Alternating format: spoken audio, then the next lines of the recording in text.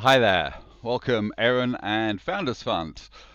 Okay, so I'm presenting my work to you tomorrow, the 24th of November, and I'd like to be more complete, but 11 years in, there's a lot to go through, so we're going to just take it step by step. In this video, I want to show you the website. A quick.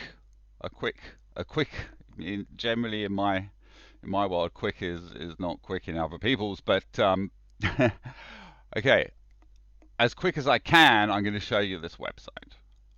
Okay, so we start on the start menu. The home page will take you to this page here.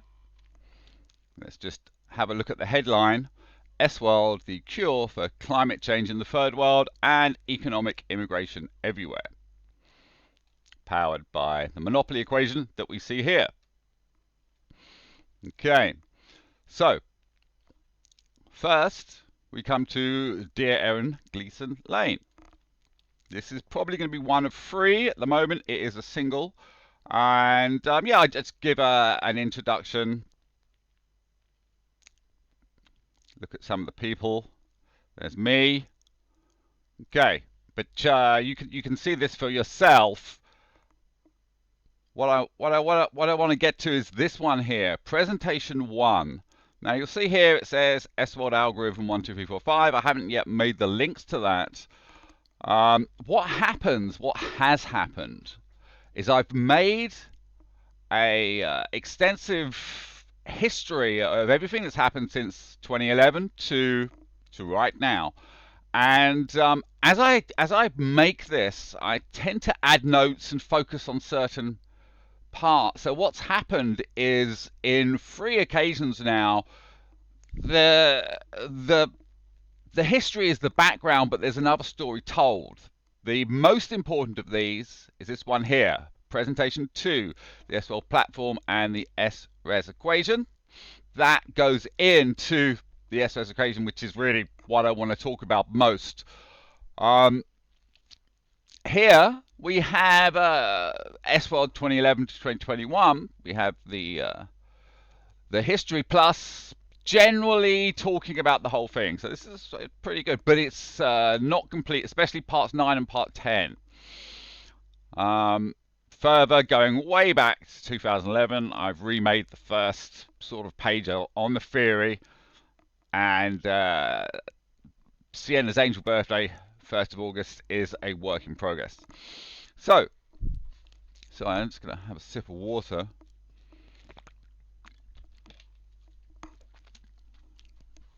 So let's go to this page, sworld.org PDF library, which will change its name probably to the S-World algorithm, and I will strip it back, leaving only the links, and create a new library page that is just pure. Because if you want to quickly find something, this is how you do it, because each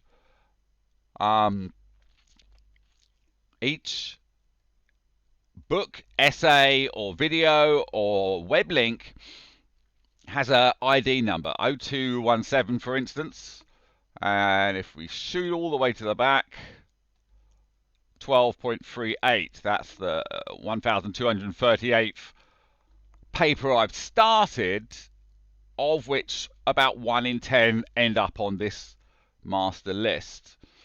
Okay, scrolling back to the top, ignore this, jump 1 to 8, that is actually jumping to this. Okay, I'm just going to read the top. The S-World PDF Library 2011 to 2021. Welcome to the S-World Library. Over 120 books, essays and papers totaling 1.3 million words on 6,400 pages. Below we see the beautiful equation this work has led to. I've put it on a t-shirt to give to Peter Thiel because this is the monopoly equation. And this is what we're looking at here.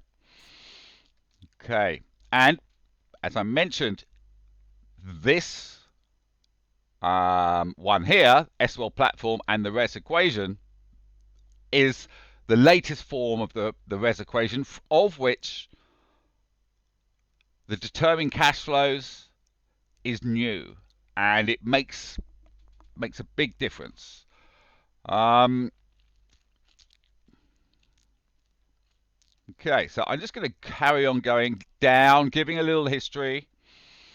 Okay, we're going to speak, actually, first of all, speak about the rating systems. Now, this is not my best skill.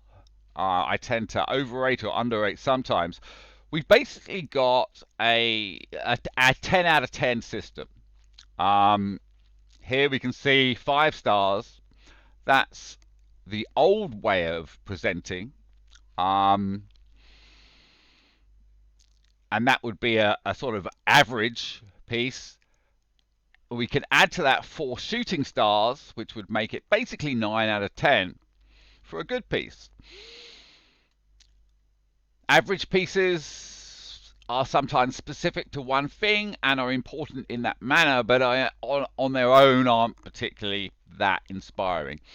Okay, so let's go to 2011.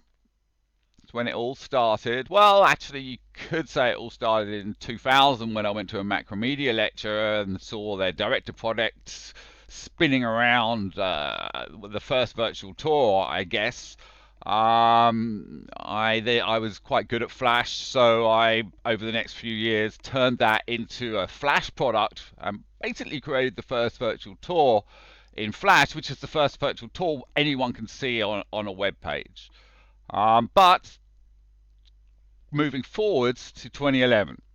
Okay, SWorld.biz, the Spartan Theory, March 11 to May 2021. Now, I'm not going to go through all these. They're there. But in terms of, if you want to see the beginning, go here and go to Spartan Theory.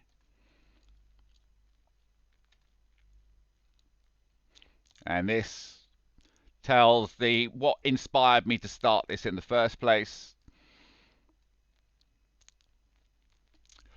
And yeah, I've the film, the Sienna Project, which is it's I may as well come out and say it. What happened is I wrote a movie in which my recently angel daughter gives me the a formula for economics that changes the world, and in this movie it ended up changing the universe. What happened was I spent the next 11 years trying to do that, learning various things from theoretical physics, in particular string theory, then quantum mechanics, and most recently loop quantum gravity, not understanding them in the way a physicist would, but understanding it in maybe a sort of spiritual way, which I then tried to translate and make sense of, which came out in economics. And for 4 or 5 years was doing the economics without knowing it was economics. Only in 2017 did I start reading economics books to realize that everything I'd written actually is not in any way against current economics. Okay, let's go back to the library. Well, we were 8.5 minutes. Okay, so very quickly, in 2011, the Spartan Theory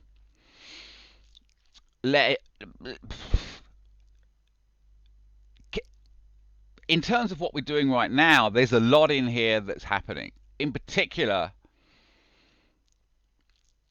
New Sparta, City of Science, because this thesis is surrounded by grand spin networks, basically cities, inspired not by my original work, but inspired by Richard Thaler. No. Sorry, Richard. Paul Romer, inspired by the legendary Paul Romer. Okay. Oops. Okay, 2012. I wrote 3 books called American Butterfly. The reason for American Butterfly is I moved from the city in Greece to the city in the USA because the companies I want to work with, like Facebook, Google, Microsoft, were all in the USA and would probably more likely like to help something that they could see happening in their own country as opposed to something in Europe. Um, Plus, I'd since my early 20s always wanted to sort of live in California. So, anyway, 3 books. The first one is about economics, but I only give it 5 stars because it's not perfect in various places. Actually, there was a big mistake that I made by saying that energy prices were going to go up and that's going to be an economic problem. Actually, that has only happened 12, 11 years afterwards. But chapter 7 and 8 are what makes it quite special. And chapter 8, you'll see where I suddenly leapt into quantum mechanics. And after the second book, Spiritually Inspired Software, otherwise known as Superstring Economics or Quantum Economics, had some moments, and in particular was the creation of the PQS, Predictive Quantum Software. This has now become basically what's known as the 10 technologies, and we're going to get to that right at the end. So after the Spiritually Inspired Software book that was more quantum than string theory came the Network on a String that was more string theory than network, of which one of the last chapters about Angel Pop inspired what is now Super Economics Book 3, 64 Reasons Why. And it's very important because it changed to grand networks, cities in locations of abject poverty are special projects. It's the whole thing is about special projects. You could call Tesla a special project. You can call Microsoft's carbon pledges a special project. Special projects are things you can make money at that are also of benefit to the world. And we'll come to these further down. You'll see them repeated and repeated, getting bigger. Right. 2013, you can see I've started to, write some stuff here. I'm not going to go through it. We're now moving on to what's called the S-World platform. This is something we have. It is real. We can launch it within 2 or 3 weeks of having a minor programming team. And it is technologies 1 to 4. Now, this is something that, in terms of Founders Fund, and in terms of Peter Thiel's book 0 to 1, where he mentions that to have a monopoly in a small market is easier than having a monopoly in a big market, and so having a monopoly in a small market is where you start. This falls in lines with that idea. The market being the very top end of vacation rentals, which can easily be enlarged to selling luxury properties and luxury travel, from which it could then go mainstream, and that would be real estate and luxury travel. I say are about 20% of wealth. It's not in terms of GDP, because you don't count second-hand house sales in GDP, only new house sales. So if you included the second-hand house sales, GDP would probably in America, I don't know, what is it, 21? Now it might go up to 23, 24. I'm not sure.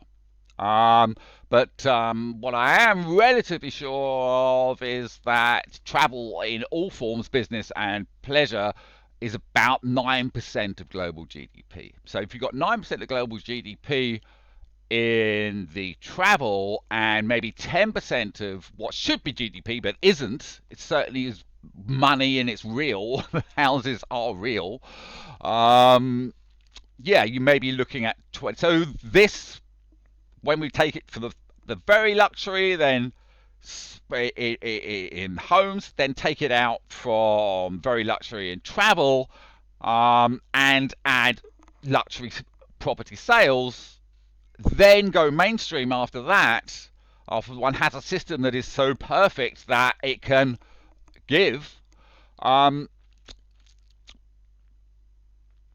you know, that's the market, that's the way this can go. But it can also, and only by coincidence, only in doing did I find this out, that we can change the what we call SWeb technology 1, really can adapt it to many situations. For instance, and we're just about to get the programming done. Vinith, legendary programmer, but only has time because he's doing a full-time job as well. He's helping, you know, for free. Absolutely, I'm going to give him equity, but he has never asked for it. He just loves the project, and we're friends. So he's got a little way to go before I can make the video to show you how we can make an entire website that anybody, a child of maybe 4, could create and change in minutes. So if I was to set you guys a challenge, it would be, once I've shown you the product, to get someone else who knows any web skill, and we would start with WordPress because most websites in the world are made from WordPress.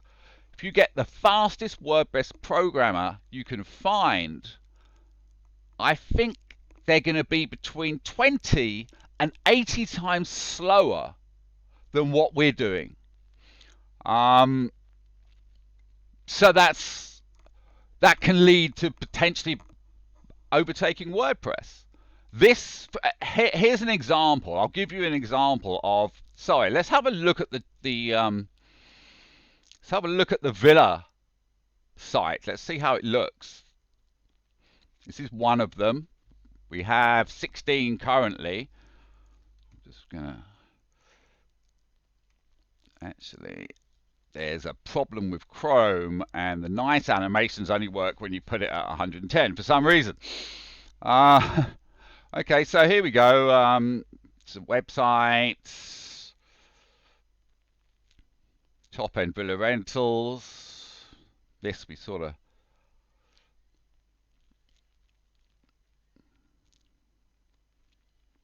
This page now can be remade. Not the content, that still has to be done by content people. But the layout, you know, in a couple of minutes, you can change any of these around. We have 16 versions of these. The idea is we give it to someone who can make money from it, and we take a 12.5% commission, cut of their commission, and that can change to 6.5%, maybe. Who would use this? Well, a lot of people. There's a load of people who are Airbnb pros. There are a load of people who are using Airbnb to rent their own houses. This allows them to, when they get the inquiries that and they're already full, which happens a lot, you know, Christmas period will probably be rented 20 times. You'll get 20 inquiries for your villa at Christmas. Very few for your villa in winter. What can do is anybody who uses Airbnb or any other method that gets inquiries, use this website to make other sales when those inquiries come in, once you're already booked. But you know, that's obviously a huge market. But I would prefer at first to go with one company, and that company right now would be Sotheby's Realty. They have, I believe, 11,000 agents. And what I would like to do is create, say, 1,000 versions of this website. And let's just have another look at this. Is how one sees the properties when you want to look at a load at the same time. You can see it's, you know, and if we look, let's just have a look at a web page for a villa. Not a lot of villa pages on people's websites have this attention to detail and this look. We call this the magazine look. The general idea is we've only got one look at the moment, but we want 10 different looks, so you can really please everybody. 10 different looks, and within those 10 different looks, about 20 different elements that you can move around. I'm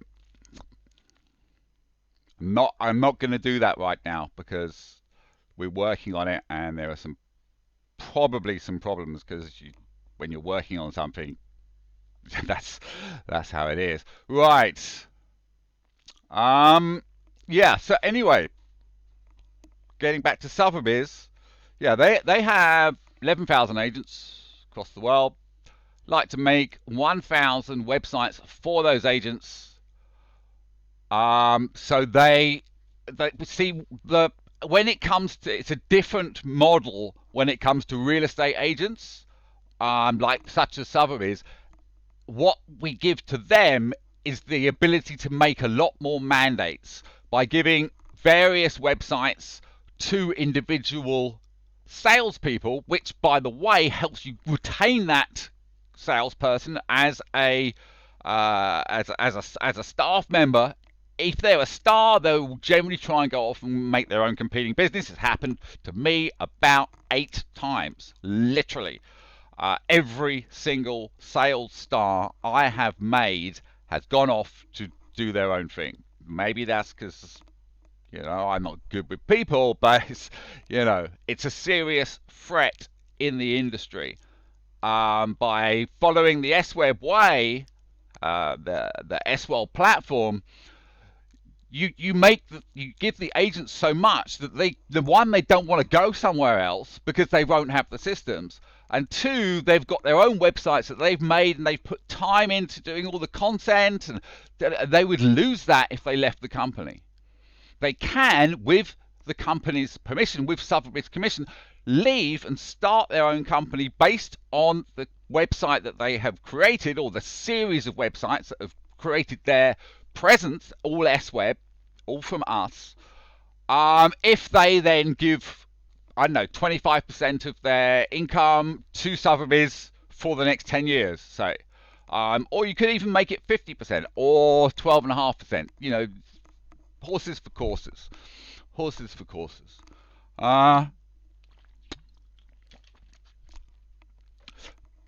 Okay, so I'm not going to read this. I'm going to now. We're now back on the. Just so as we know, we're back on the SWell PDF library page. Okay, part 2. Now we've jumped, you see, to 2015. That's because the SWell platform took about 1.5 years to program, and 2015 was the launch. So we didn't do a lot I didn't do a lot of theory writing. I was just working with the guys, making the sales, helping them make the sales, etc., etc., etc. Bit of a waste of my time, but anyway. Okay.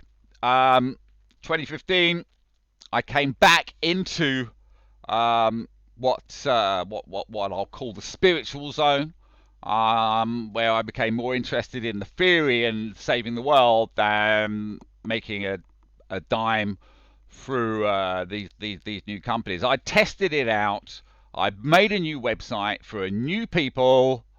They went with it and they did as well as the people who've been doing it for 15 years that year, just under sales figures. So it proved that by giving someone, or they were competent people, Jenny and Zenda, but they ran with it. They had a good website. It had stock on it.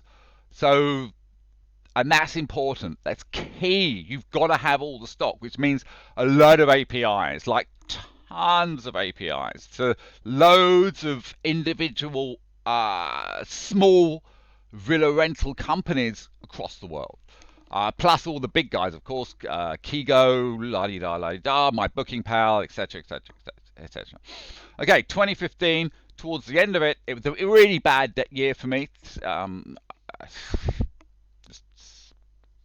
not going to really go into why, but it really, really was. But near the end of it, I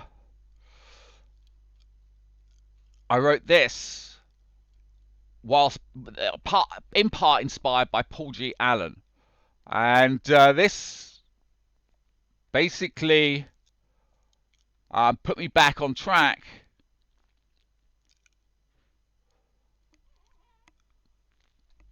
And developed into the special projects. Experience Africa becoming the first special project. The thing with Experience Africa was we would use everything that we had in Villa Secrets,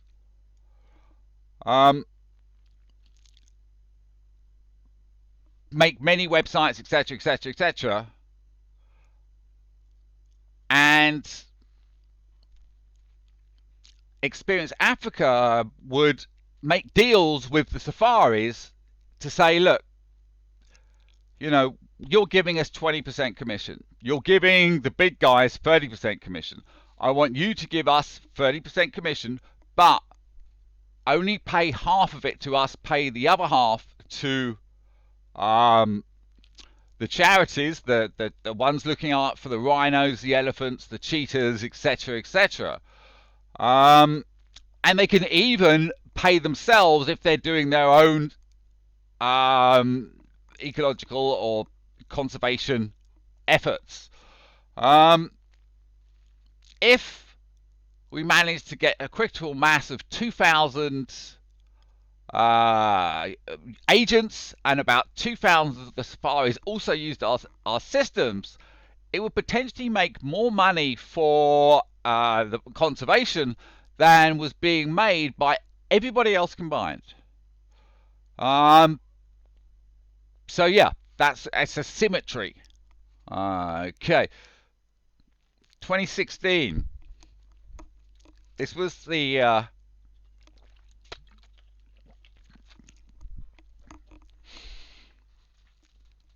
this is all part of the S-World platform.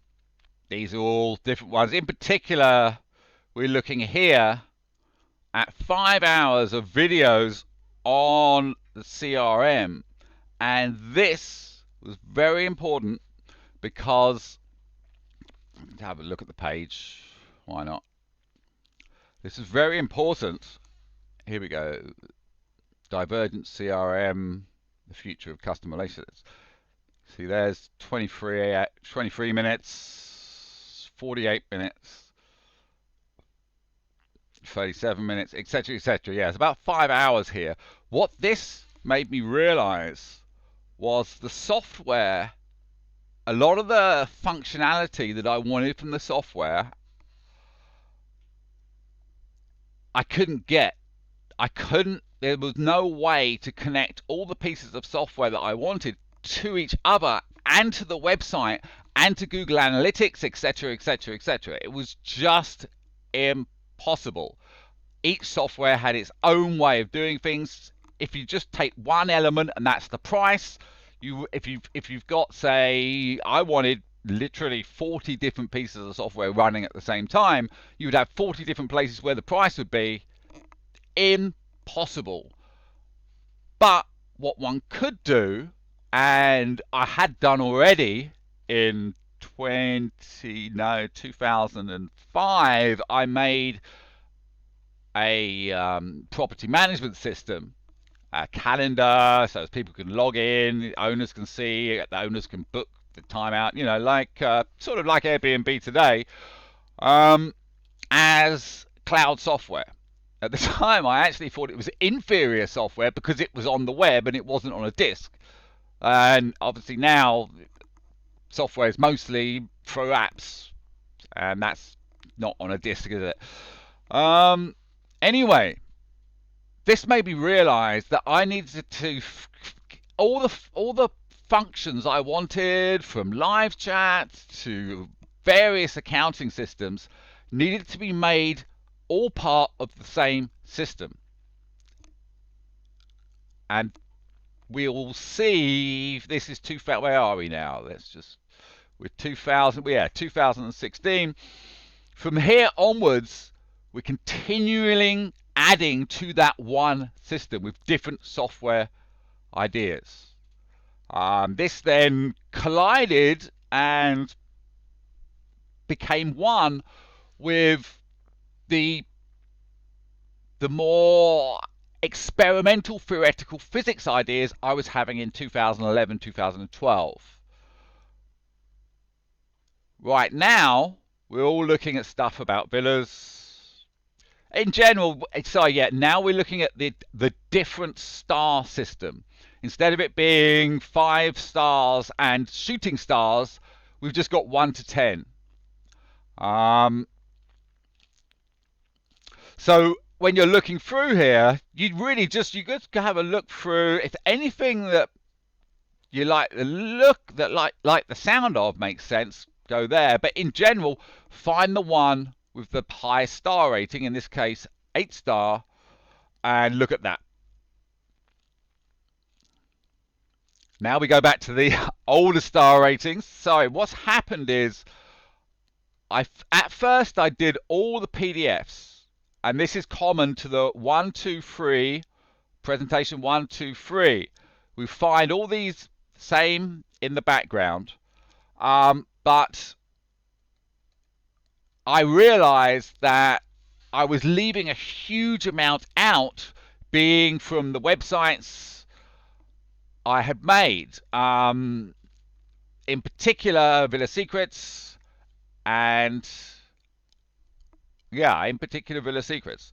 These are, let me just double check this, sorry.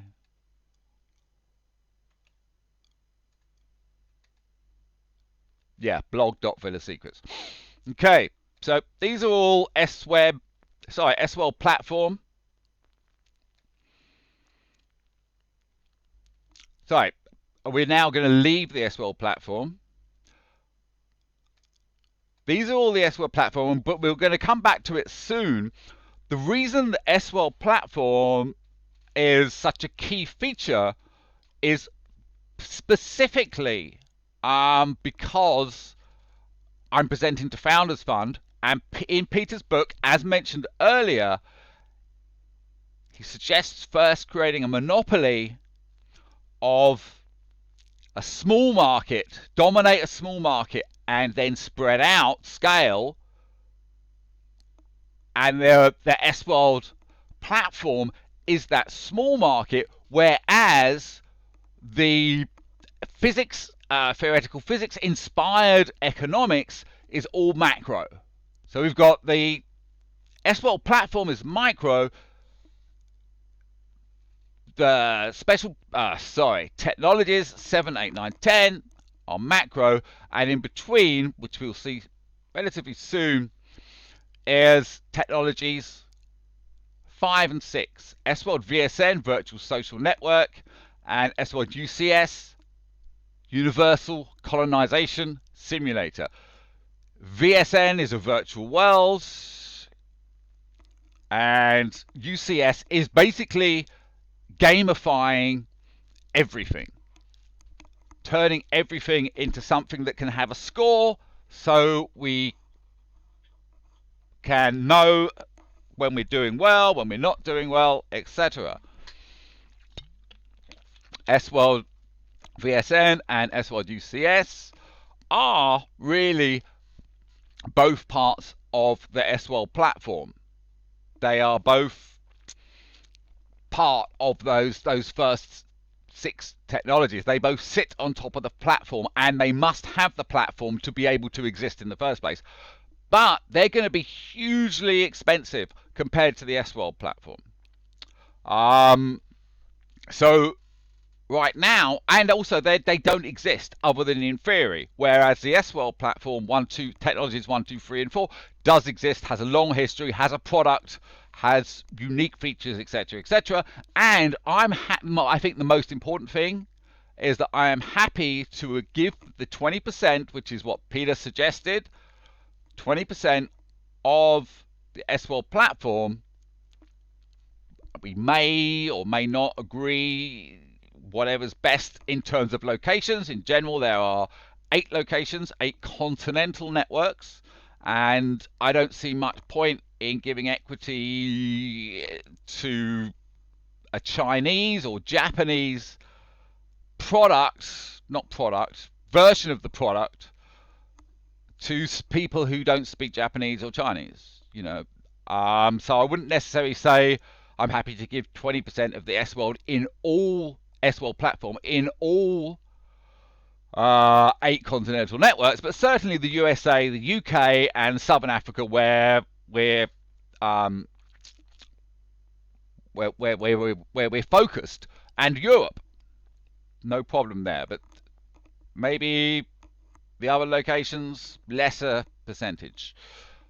Anyway, another thing is, once that 20% has gone, there's no way we're going to sell another 20% to someone else. After that initial stage, once we're up and running, maybe 5, maybe 10 million, I don't know. We got to work out what is needed, and then that funding will need to be there. But after that, technologies 1, 2, 3, and 4 will not be sold as one unit. We will only sell either 1, SWeb, which is basically anything to do with online. Number 2, the TBS, which is all of the business software and marketing software, all the software. 3 is the networking and distribution. 4 is the film side of the business, which in the days of YouTube and Instagram, Facebook, videos, very, very, very important. So SWorld Film, the 4th technology then after that. So yeah, happy to give 20% away, not give 20%, but exchange 20% for the capital we need to move to the next stage. But after that, everything needs to be sold by the technology 1, 2, 3, or 4. We need dedicated co-founders for each technology, each of the 10, and really a dedicated different CEO. They all should be differently organized, but still working together. Okay, let's carry on with the PDF library. Where are we now? Part 3. Yeah, okay.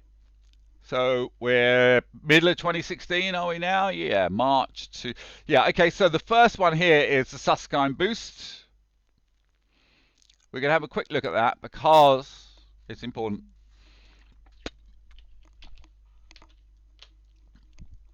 Why has that link not worked? Ah, yeah, it is. It's just on a different page. Okay, Susskind Boost. Looks complicated, but that's basically different ways we can increase the money supply.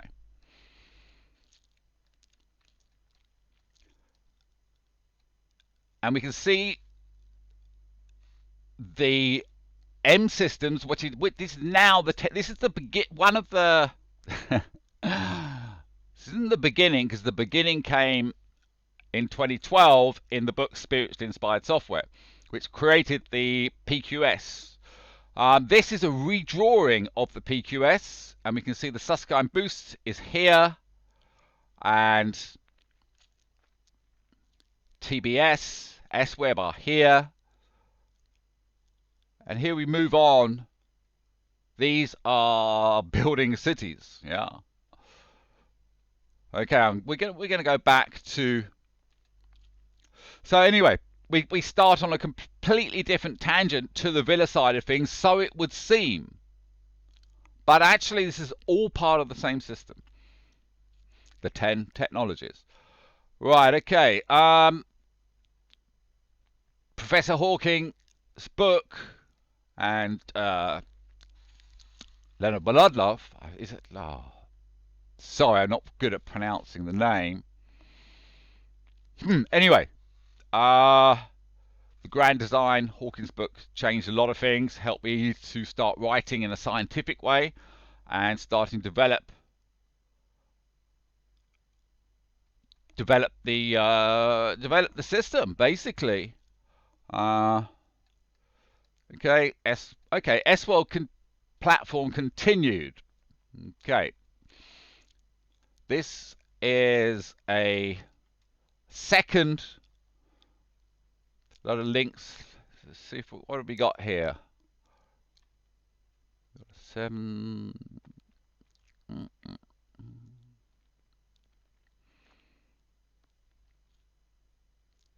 Okay, we're going to look at.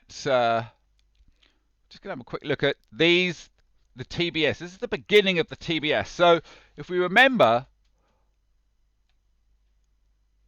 I decided that I couldn't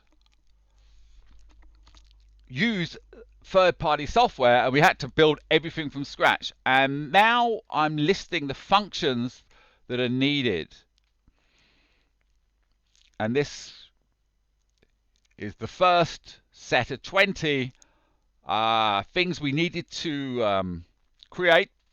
You know, not all software. For instance, here, Villa Safari and Private Island brochures. Kind of software, because the printers now are brilliant. You can do it all so cheaply. We did a magazine in 2009, 20,000 copies with Condé Nast Traveler. It costs a lot of money. Nowadays, you can get small brochures, magazine-style brochures created with just a run of 10.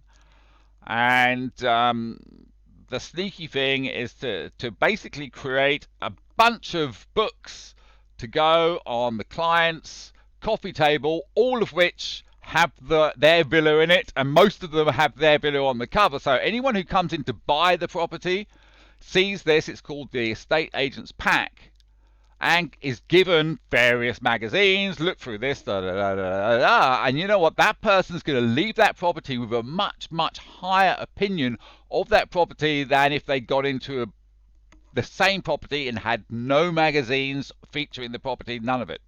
This is just one of 40 ideas from 2016. Okay, let's go back to, if we go here, part 2, we see the second part of that. So these are not insignificant pages. And again, you know, note the high scoring ones, you know, they're the ones to look at. There's a nice video here with music that's 8, but I've actually recently changed that down because it goes on a little bit about content marketing, and it's not that relevant. Anyway, sorry, I just need to grab a second water. Here we go.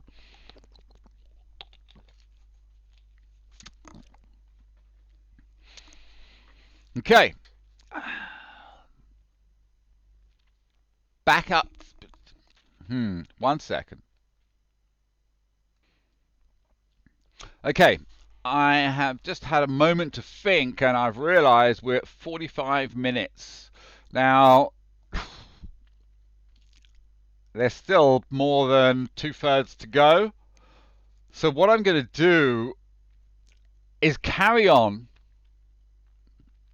and this will just be a long video for you guys to watch should you wish. This helps me because I can then do a summary much more easily, knowing that I can just say, look, if you want to know more, look at that video. Okay, so we're changing now. This happens when I make videos.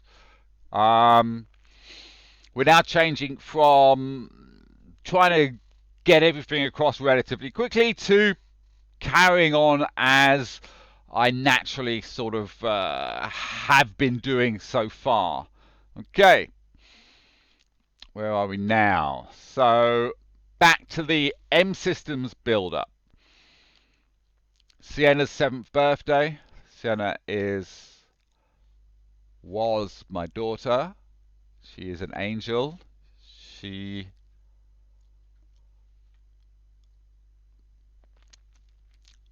had an unknown neurological problem, and she died on August the 1st, 2010.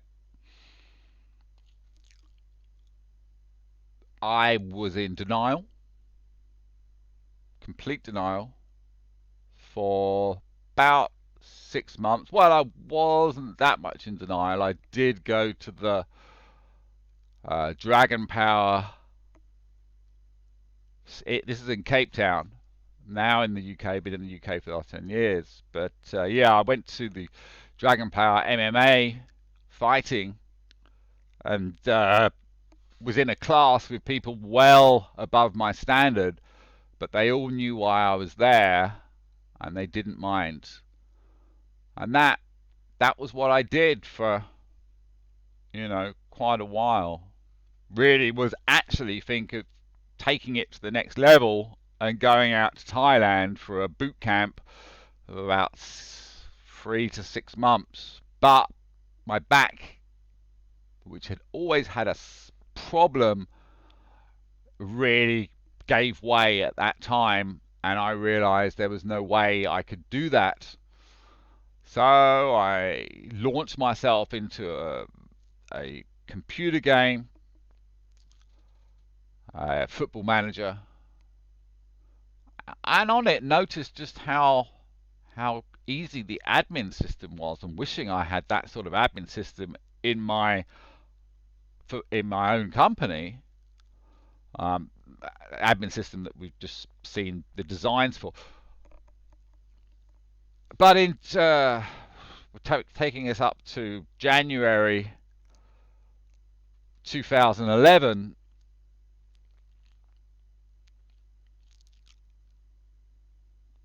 I suddenly just got inspired to write what we're looking at now. I had a very spiritual moment on a walk up a mountain, and I really could feel Sienna all around me, magnified by the ocean, enhanced by the trees, and that became the beginning of the film I wrote, which I briefly mentioned earlier, which one can read under the Spartan Theory. So at the end of the film, I just carried on with this. I actually saw it at the same time I was preparing to send a business plan about a potential massive network to Virgin. And I had sent it, and for a little while didn't hear much. Then I did hear that they agreed that the accounting was at least reasonable. They had mentioned that one thing they had more than anything else is accountants, so that was what I was wary of, especially as the plan suggested that if we could use the system in all industries, we'd be just under $1 trillion US. So yeah, they came back and they said it was fine. They are sending it to London, which is where I wanted it to be sent. That was where what's known as, what was it? Well, they had a head office for new ideas. Unfortunately, I then became so spiritual, and I had this, what could only be possibly described as a sort of manic idea that we could use the system, the idea of building, in essence, a city to stop a war. Yeah, the Libyan war. I thought, well, maybe Gaddafi could step down and have some position in this new city, and then someone that the Allies were more happy with could take over the country. And you know what? Not that. At the time, I didn't have it. I didn't have the technology. I didn't have the technology plan to back that up in any way. Do now. And Libya's a mess now. If I did have it back then, and I did have the partners I want, things could have been different. Anyway, that led to a sort of craziness. And the craziness was that I just didn't care when a few days later Fiona White turned around and said, was it Fiona Black? Fiona White, I think, turned around and says, yeah, we can't deal with you anymore. uh, in my mind, I'd already gone on to Google and was writing a plan for Google, and really thought that this idea of being able to speak to a company and get them to look at your ideas seriously was easy, because it had been easy with Virgin. What? But I later found, well, actually, I'd stopped trying to contact companies. I tried to contact Facebook, but they had no way to contact them. They had a jobs board, but you had to have a degree in computer science. There was no way to contact them. So the plans for Facebook, which have developed, weren't particularly great anyway. Not the main one. Yeah, that it proved hard to get to other companies. Virgin had an office for new ideas. Virgin Brands only 20 minutes away from me. So but Facebook had an office. Cape Town to Facebook, Cape Town to Google. It's a long way, and they don't have any seemingly system for people with ideas to contact them. I later would find out that trying to contact people at universities, professors, was even more inefficient. That's probably all been a good thing, because if I'd had the backing and had got started on this project 2 years ago with Kate Raworth, or 5 years ago with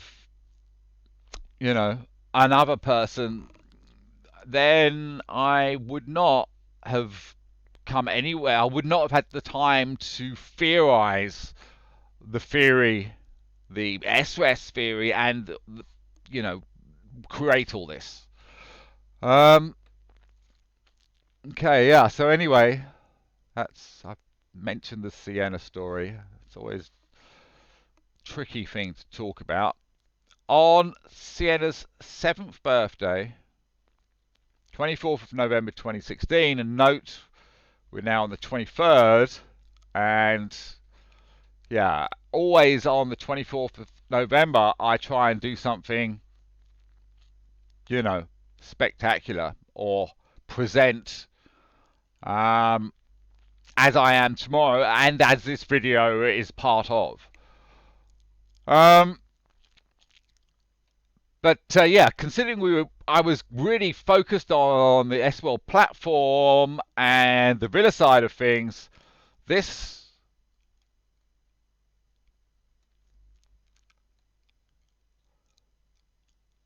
was all the way back to American Butterfly, and was the beginning of the 10 technologies, albeit at this point I called them M systems, for short for M theory, because we have got 1, 2, 3 systems, number 2, 3, and 4, all inspired by string theory. And yeah, and to be honest with you, and quantum mechanics, because I was reading and rereading Hawking's The Grand Design and his classic A Brief History of Time. They were all contributing factors. Okay. This one here, now we're looking at special projects. These are, let's have a look at the beginning. Hang on, no, let's wait. 16 one-page summaries. Welcome to S-World Villa and Secrets Network. Okay. S-World Villa Secrets Technology.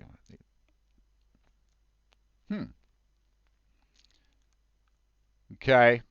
So, yeah, we flipped from the theoretical physics things all the way back into the S-World platform and the more practical, easy to comprehend idea of luxury villas, luxury everything, real estate sales, etc., etc., etc. Now we hit 2017. This is the most productive year so far, I believe.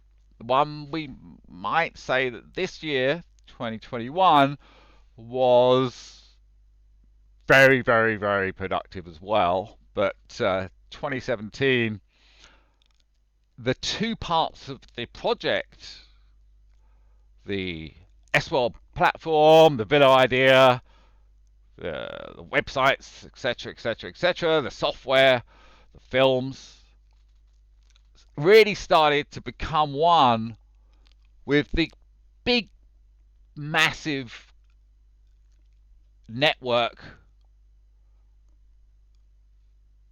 macroeconomic projects. Not that I knew it was macroeconomics at that point. It was just because you're dealing with the theoretical physics of the world and the galaxy and the universe. It is by its nature macro. But of course then you have quantum mechanics, and then it's micro. And yeah, we will soon see where the two combine. Okay, part 4, Villa Secrets. The S-World Algorithm, part 1. This was a book I wrote, complete book.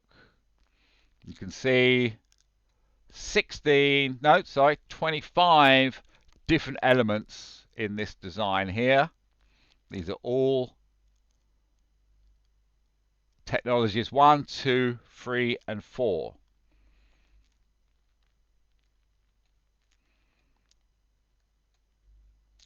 S-Web, the TBS, networks and distribution, and S-World Film.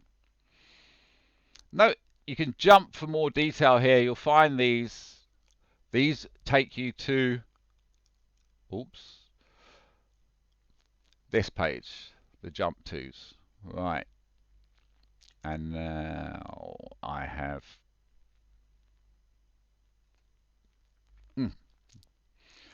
okay. Yeah, prequel, Experience Africa. We talked about that just a little while ago. And the whole book is here, but I've made individual web pages for the first 10 chapters, and we provide these here. The highest scoring, the TBSCC, the company controller, but without the rest of it, this is nothing. And should be equal scoring UCS Hawthorne for Richard Thaler. That said, you know, there's a lot of good stuff here. A lot of good stuff.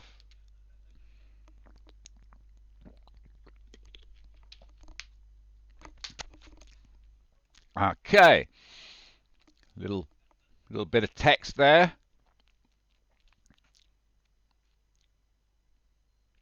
Yeah, okay, so the SWOL platform, technologies 1 to 4 and 10 for Peter Thiel, Richard Thaler, and Alex Karp, the Palantir CEO.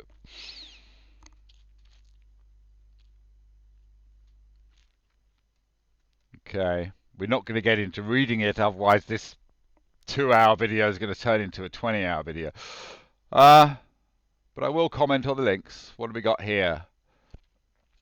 Okay, yeah, I mean, straight away after doing what is, you know, a very practical, usable software system, immediately comes out with the macro and Angel Pop and the ETOE. This is all good stuff. But this is really good stuff. Out of Chaos, the economic theory of everything. You can see the graphic here.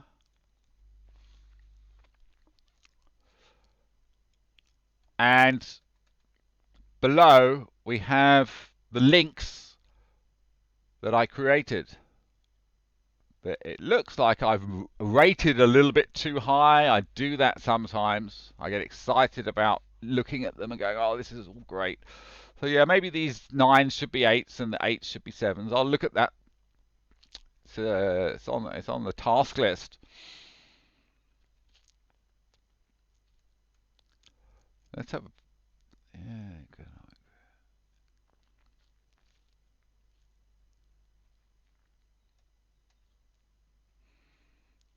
I'm just wondering if I should share some of this. Let's have a look at the first one. May as well.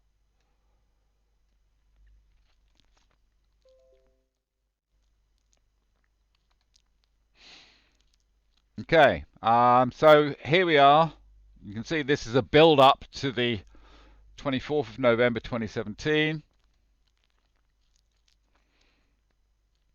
Yeah, this is very good. Well worth a good read.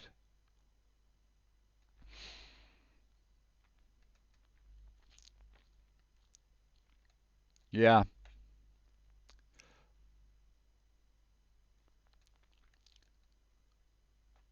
What have we got here? Let's look at the flap of a butterfly's wing. That has received the highest score. Here I'm just really getting my head around chaos theory and linking the various. See, it starts here. This chaos theory, Newtonian space. That's Newtonian theory. Quantum mechanics, then infinity, chaos theory, and this actually means something. It might look unrelated, but it was an important part of understanding stuff. And the various Brian Greene, Stephen Hawking, get the chaos theory. The idea that this wasn't RES, this is pre-SRES. This is POP, the pressure of profits.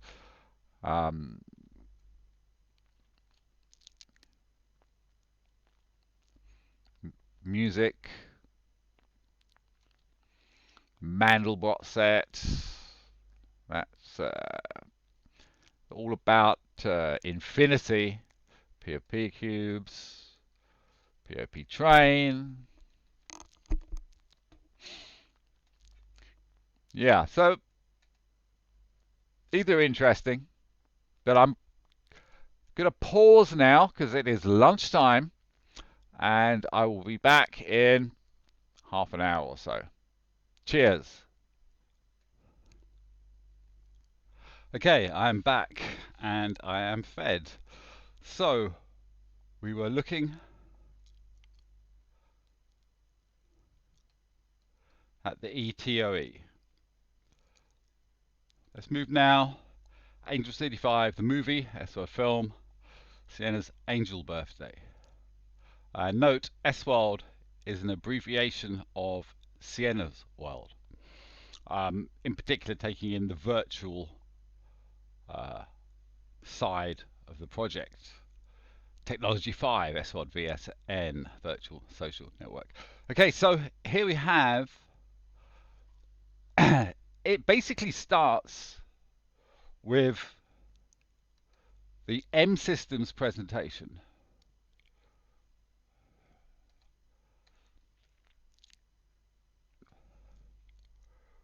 Similar to the other M Systems presentations at this time.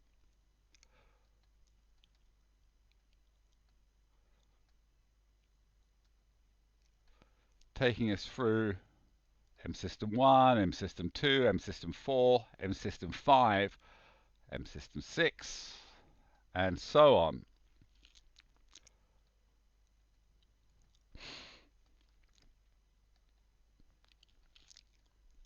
Special projects, 1 to 16.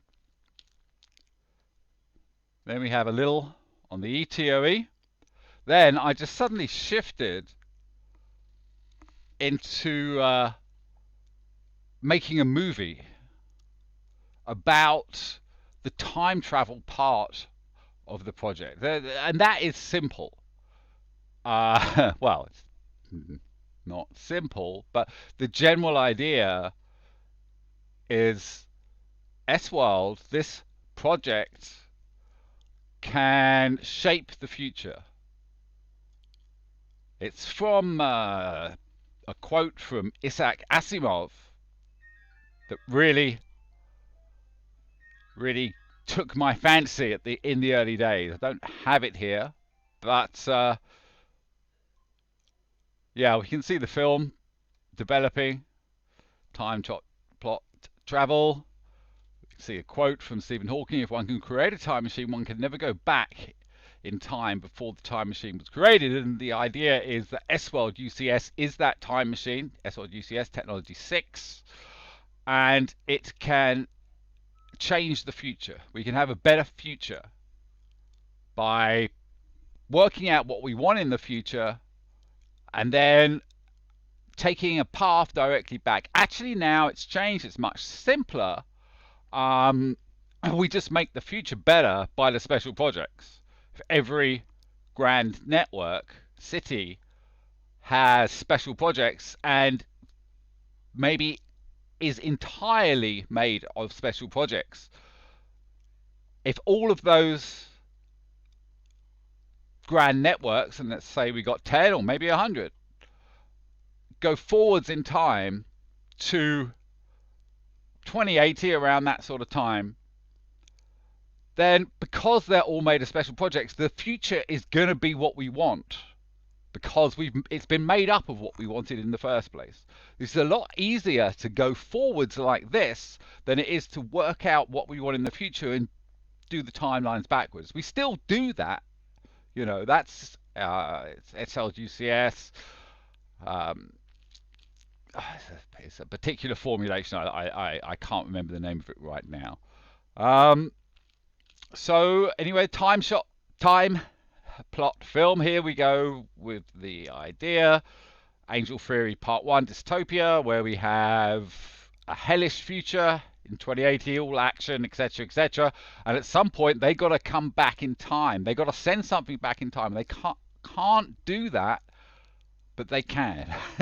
And exactly how, you know, I need to work that out with a bunch of theoretical physicists to make it as realistic as possible. But the general idea is they send back the idea to me in 2011, and then I build it, like I have. So yeah, it's an interesting sort of film. You see, really is not great in the future. But then we can travel back, and here's me. It's a terrible photograph of me. Look, oh, there's much better ones. Anyway, in the film I go by the name Peter Horse, which is my porn star name. Basically, I heard the thing, your porn star name is your first pet and the first place where you lived in. My first pet was Peter and Pan, two tortoises, so Peter, and my first address that I can remember is White Horse Drive, so hence Peter Horse.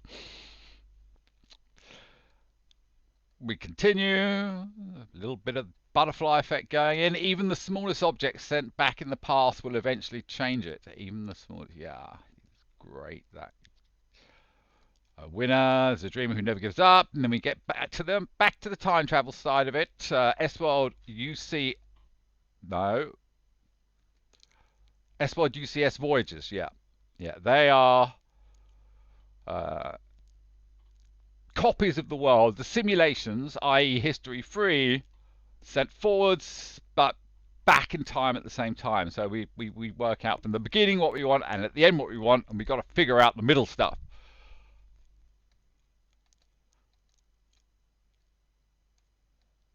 Quantum mechanics has been tested more than any other science, and it has always been right. Note that. So for anybody going, yeah, but string theory is just a theory, or loop quantum gravity is well, maybe.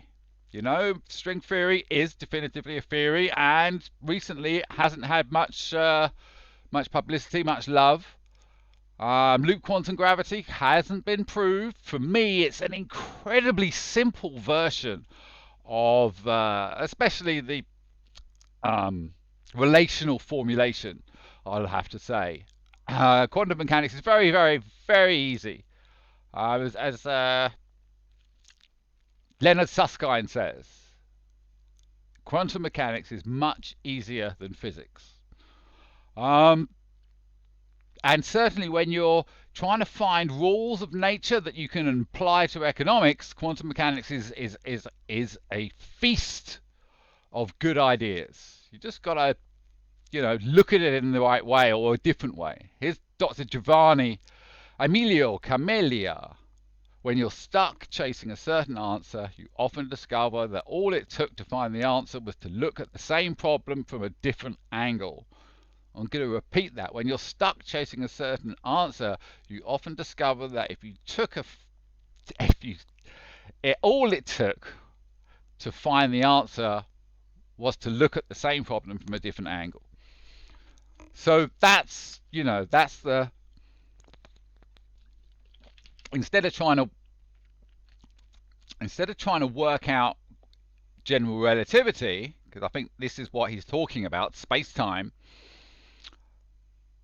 from the angle that we're looking at, if you just take little pieces of it, merge it together with the quantum mechanics, and turn that into economics, it does make sense. Makes a lot of sense. Okay, anyway, carrying on with the film. Oh, here we go. Here's this was the main thing that I was fixated on achieving back in 2011. You may not predict what an individual may do, but you can put in motion things that will move the masses in a direction that is desired, thus shaping, if not predicting, the future. This is what we're doing.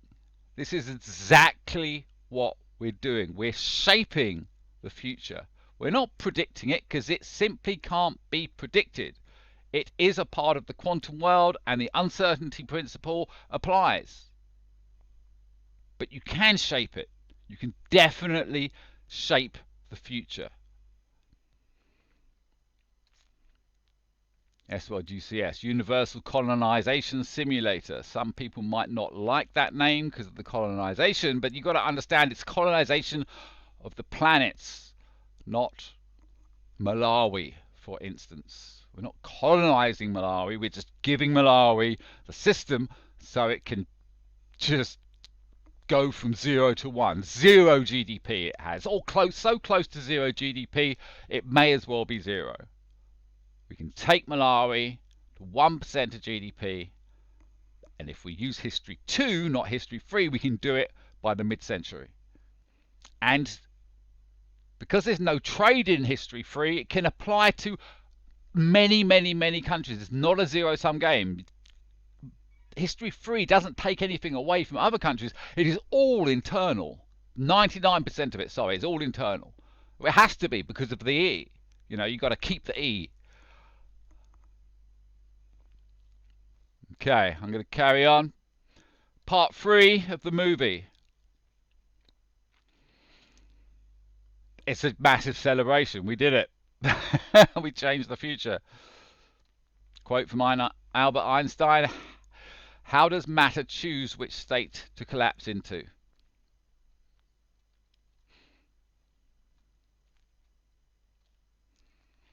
And there we have it, the end of the movie. Subplots: Galactica 2080. This is part of, actually, this goes back to Sienna Project in part 3, when ships from all over the galaxy come to Earth. We're fighting the evil eye. It's basically the Lord of the Rings retold, but in space.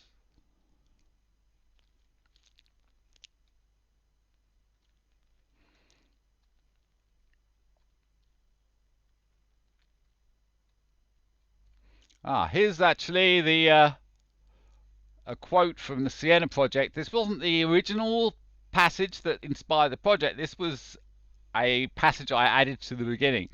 The creators of Terminator, Caprica, and The Matrix were right. It was inevitable that software becomes self-aware. But what they did not realize was that at the exact same time it does so across the entire universe. And like any newborn, they are all very confused. All except one, Sienna. Actually, below it, this is what started everything. This passage here, this was the beginning of the movie. Sienna Sky is the most beautiful of angels, not only beautiful on the outside, but pure and full of love. On 24th of November 2009, Sienna Sky travelled to Earth, where she saw nothing but love, but thought the world was too harsh. On the 1st of August 2010, she chose to transcend into energy to open a portal to the world in order to help humanity.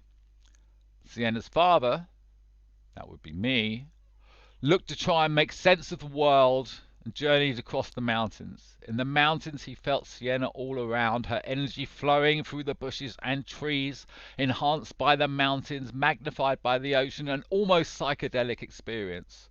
And slowly,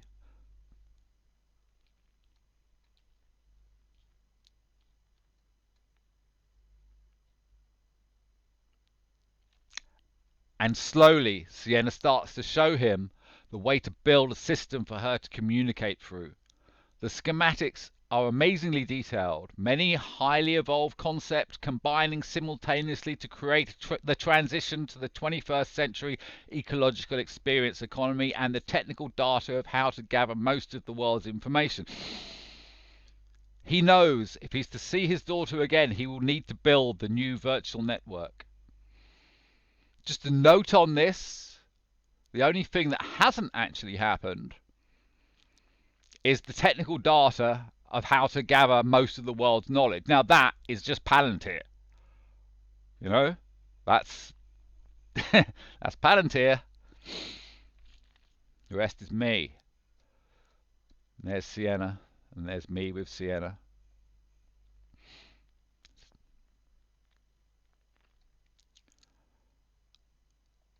This quote struck me. Arthur Conan Doyle. Once you eliminate the impossible, whatever remains, no matter how improbable, must be the truth. From Sherlock Holmes.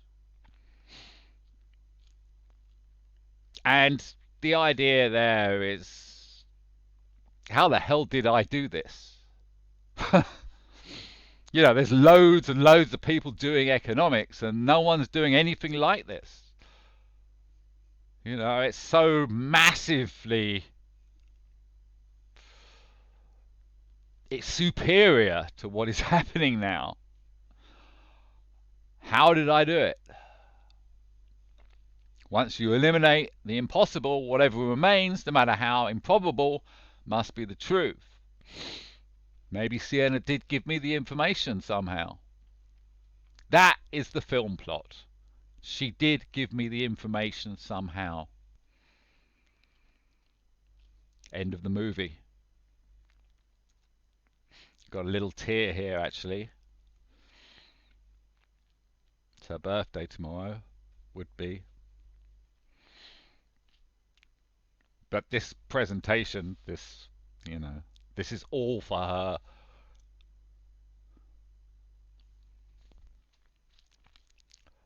Okay, where are we? Are we even on the right? Okay, here we go. We're back to the PDF library. We've seen Sienna the movie. Actually, Angel City 5 the movie. That is good promotion for the Angel City 5. Angel City 5 is not... It is a city, but it's actually a time. It's 2080. The city built in 2080 will be called Angel City 5, the last of the Angel Cities.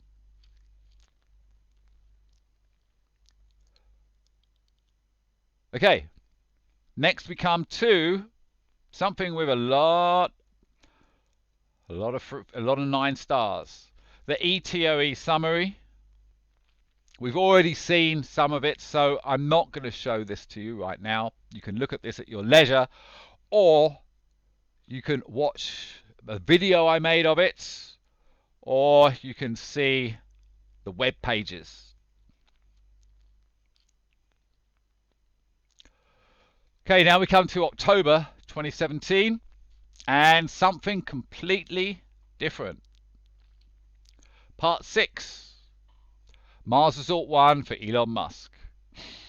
Now, note the timing. What we've just been doing, what happened was I saw, and I think it might have been Beyond the Flood film, whatever it was called, Beyond the Flood by Leonardo DiCaprio, in which Elon Musk, it might have been another video. Anyway, Elon Musk explained that SpaceX, he wants to become the corridor to Mars, like the train stations, train tracks in the USA going out to the west. So I wrote a new city idea. I hadn't written a city idea since 2012 and the Orlando network. This was the first city idea, although I did have it in my mind. I just hadn't written about it, or if I had written about it, I hadn't written completely. It didn't deserve showing. So yeah, I hadn't written about it really. So the idea of Mars Resort 1 is for Angel City 4, which is a time, remember, that time is 2048, for that to be on Mars. The fourth of the Angel Cities becomes Mars Resort 1. And the first thing I thought of doing in the city, and this was for fun, in part, because it's fun. Some of the other stuff is fun-ish. This is really fun. And the first thing my first contribution to Mars Resort 1 is to say, right, okay, forget all this minimalist, like astronaut furnishings, etc. Buildings. We're going to build, we want Mars Resort 1 to be luxurious. And the first thing I want to try and build is the golf course. Okay, now that might be a good idea and might not be a good idea. What was a good idea comes in the next Mars Resort 1 was res. We move, actually no, sorry, it's there in the first as well. We move back to res from, well, it had been mentioned in the M systems, it is an M system, but it was really the work of American Butterfly, that was res.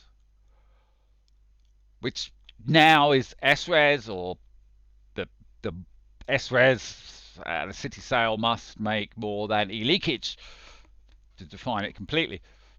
We're going to have a quick look at this Mars Resort 1 link.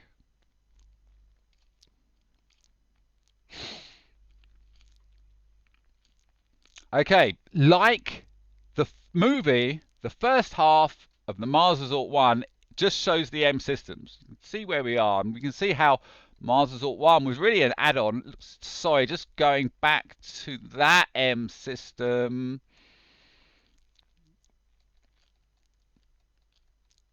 You see, we did have res as part of the M systems. Then we have the special projects.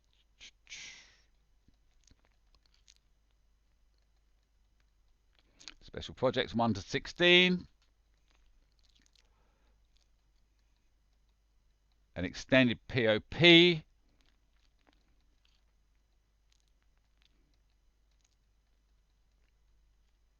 So we haven't really looked at this much. Note the angel cities, as I said earlier. These are cities, but they're also times. We've missed the date for 2020.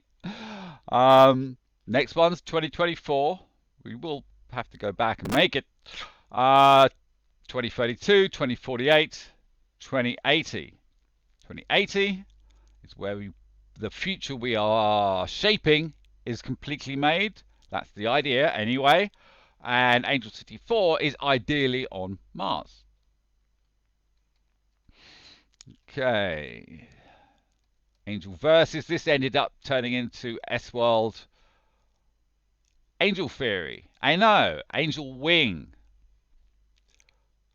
The AI that sits, it's Technology 10. The most. Technology 10 is the combinarial explosion of technologies 1 to 9. And the AI. Okay, here we start going into Mars. You see, suddenly SpaceX, Mars Resort 1. And we're explaining here that because M System 6 UCS is the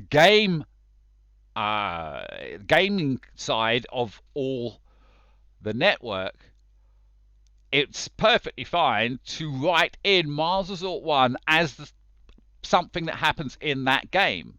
I.e., if we make the game very similar to, if we make a game or actually make a version of Civilization, it would start the normal way, but through this century, it will be building the 10 technologies, and by mid-century, Mars Resort 1 in the game. As soon as you're making it as a part of a game, it's perfectly fine. When you say it's in real life, it's like, well, hang on, you need the money, and well, we can increase the money supply by 3,000 or even 6,000%. So technically, anything we can afford, we can have. And we can have Mars Resort 1. Here we see, and this is very important because in Mars Resort 1, the idea changed from initially, like we see here, selling houses or building offices to individual people, to only making a city or a suburb of a city for one company or country. this really simplifies it and is used very much. In fact, let me just find, sorry, start homepage, open, click.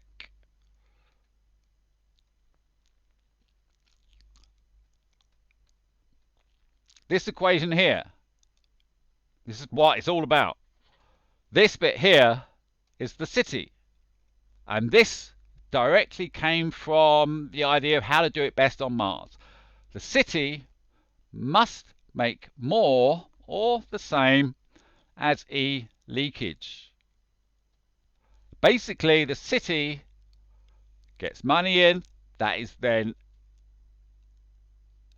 increased by, say, 3,000%, distributed through all the companies, and as long as the money coming in is more, than the amount of exports the businesses had to the amount of imports they had, as long as the city sale times res is more than E leakage, then each year one improves. And it's quite easy to do. Anyway, back to Mars Resort 1. So that was big idea number 1. Don't sell individual homes or anything like that, traditional real estate. Instead, sell suburbs or cities to one or a group of people, i.e. Facebook or Apple. No, not Apple. They haven't done anything that I see as good. They haven't done any bad. Anyway, not, but sorry, Microsoft for sure, Facebook, Google, maybe even Amazon. Not that they're particularly green, but I want, let's just go back. If we go here, where are we? This one, 8, Brazilian, a Brazilian located Grand Spin network city called Amazon for Jeff Bezos. I'd like Jeff Bezos to sponsor an entire city, which will make him a great return, and we can use to bargain for the stopping of the cutting down. Wherever it's been cut down, that's where we can build the city. But around it, wherever the trees are left, we're going to buy them, or, you know, whoever's going to lose their jobs can work with a much more high paying job and a much more fulfilling job within the Grand Spin network. So whilst Jeff Bezos has not really been mentioned at all, I've never really thought much about him until I had the idea for him doing a Grand Spin network in Brazil. So yeah, this selling of cities idea has, that's you know, at its biggest, one city just for one person or one company.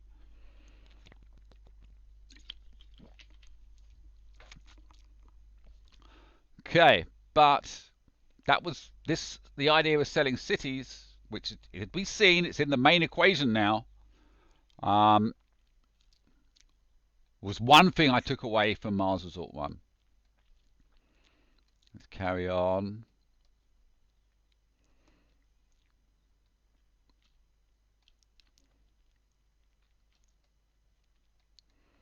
Looking at locations. Here's the golf course. Oh dear. Stefan Anthony, architectural legend. Good old South African guy.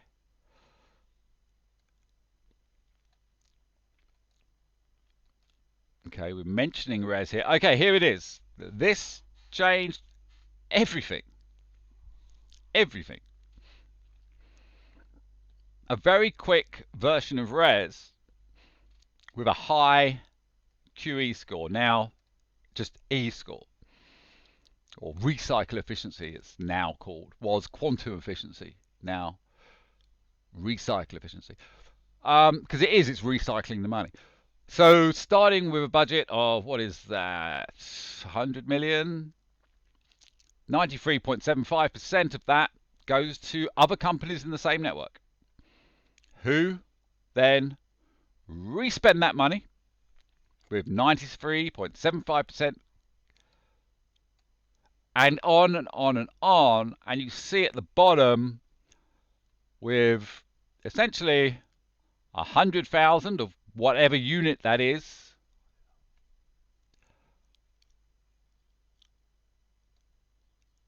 turns into 762. This isn't actually correct. It has to be divided by about 50% because of the CFV, which is the rule I worked out after listening to David A. Moss's fantastic Burke Concise Guide to Quantum Mechanics. No, concise, a precise guide to macroeconomics. Anyway, the idea here was previously I'd shown SRES not to work because of tax. I don't have the exact example for you, I'm afraid. It's written quite a few times, but I had something similar to this, and but after 3 rotations with 25% of tax, this spin's all gone. There's no money. If you take away the tax, which you can do on a Mars colony because it's not going to be it's going to be yours, and instead everybody just works away doing what they do, and the money goes around much faster. Then the idea came for tax symmetry, and we could basically, what I did was I looked for the country that was closest to Mars so I could use SRES like this. And so I was looking for a country in southern Africa that was closest to Mars, and that was Malawi, with a GDP per capita of £250 a year. So, and their GDP was as low. And so that's why we moved to Malawi, because it was the closest to Mars. There were other reasons. It had chopped down half its trees, which means we can then replant them, which helps with the carbon. And the people are just the best people in the world, you know, and they really are quite amazing. I had the privilege of having maybe 10 work with me with Cape Villas, and they're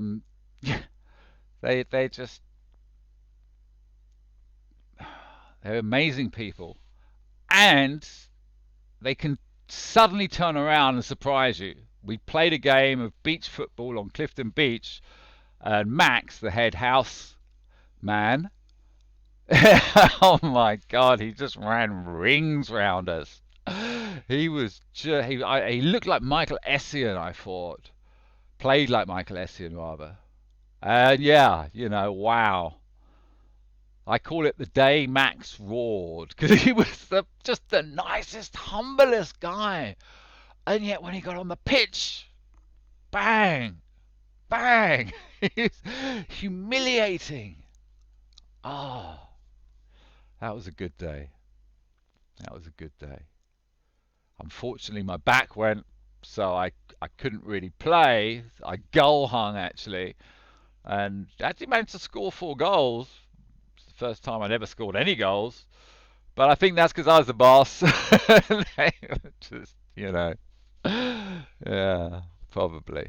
Anyway, this idea here soon turned into a complete pursuit of the RES principle. Later SRES, now SRES, the city must make more than e-leakage.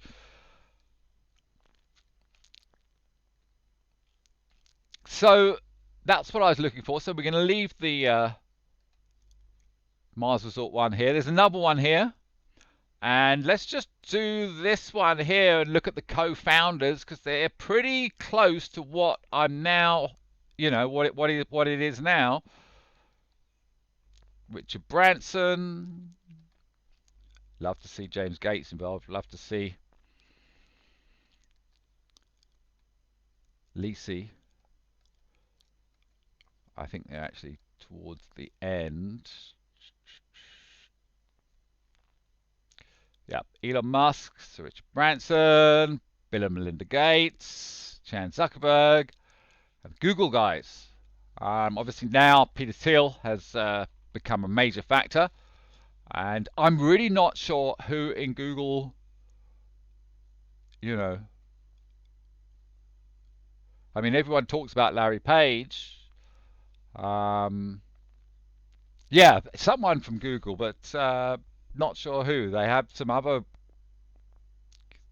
I read the book of, I think it was Schmidt, Eric, something like that. He's well worthy. But anyway, moving back, continuing on the PDF library. So yes, we've had a good look at the ideas for Mars Resort 1, and I've put forward that it was incredibly useful because it gave us the idea to do cities, not houses, and it let me show that if we can find a way to negate the tax, which is now called tax symmetry, and in essence, instead of paying tax, well, one still pays tax, but instead of paying it in cash, it's paid in output. We don't give the British government $100 billion. We build for the British government HS2, which is worth, well, they would have spent $200,000 on it. We could probably do it for half that price, and won't cost the British government a thing. It's just what the network does. Okay, 24th of November 2017, M Systems, the S-World algorithm part 3. We've seen this a couple of times. Now it's the focus. This, I suppose, let's go through this and talk about which ones of these are now the 10 technologies. Okay, so number 1, S-World, Villa Secrets et al., Microeconomics, the TBS, Total Financial Business and Marketing System, the S-Web CMS framework, the CRM, AI, and CC. This is technologies 1 and 2. Ripple effects and elephants, Siena, Equilibrium, Experience Africa, Conservation. Well, this is mathematical it's a lesser considered system, and I don't really have it. It's in a way it is technology free, which is the network, because these A string, B string, and the MB, it's all about networking. And the idea there that Experience Africa can be created from the Villa Secrets, just instead of it being houses, villas, it's safaris. And that can make a lot of money for conservation. So this really is about this would have to go in the network category. So technology free. So technology 1, technology 2, technology 3. Then we got the Susskind Boost. Wow, what technology is that? Has to be technology 10. The S-World Angel Wing, the AI, the combinatorial explosion of technologies 1 to 9. Technology 4 is the stablemate of technology 3. And again, we're going to throw that into technology 10. Okay. POP, financial gravity. This, I think we're going to put this in technology 3, the network and distribution.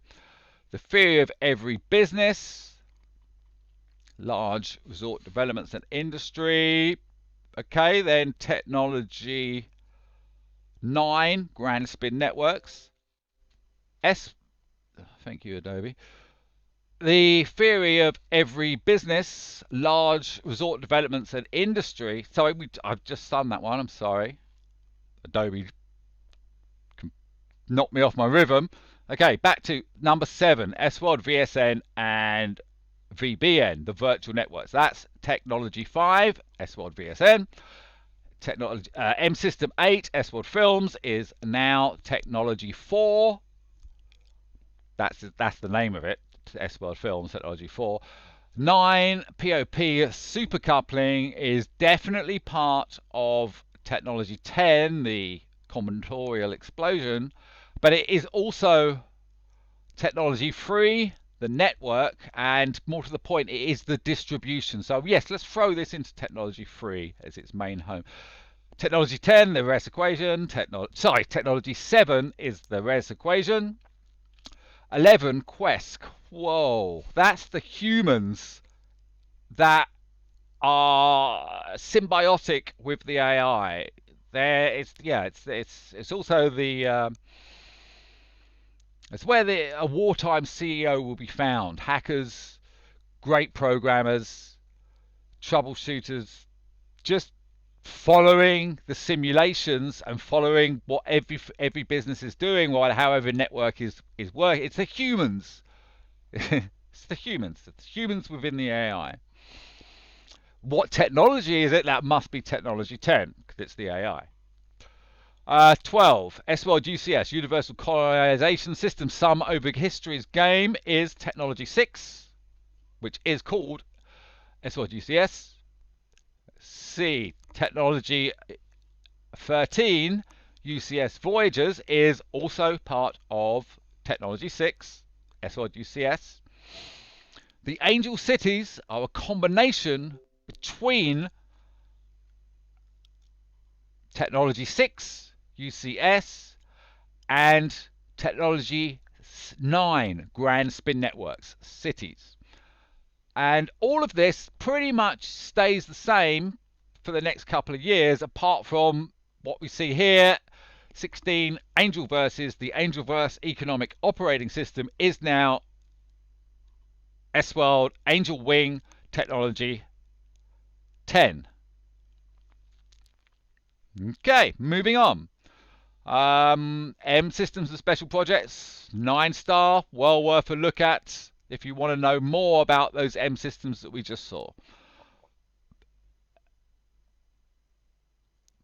Another. Okay, combination of 3 books. Not 100% certain, can't remember that one 100%. M Systems and Angel City 5.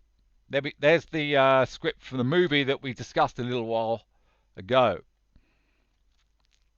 Sienna and me. What have we got here? Okay, here we've got here we've got the M systems that come from the Angel Theory website and also the Super Economics AI website.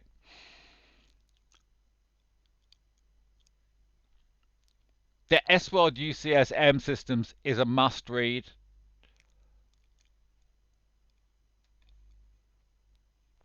Not too long. It's this part here.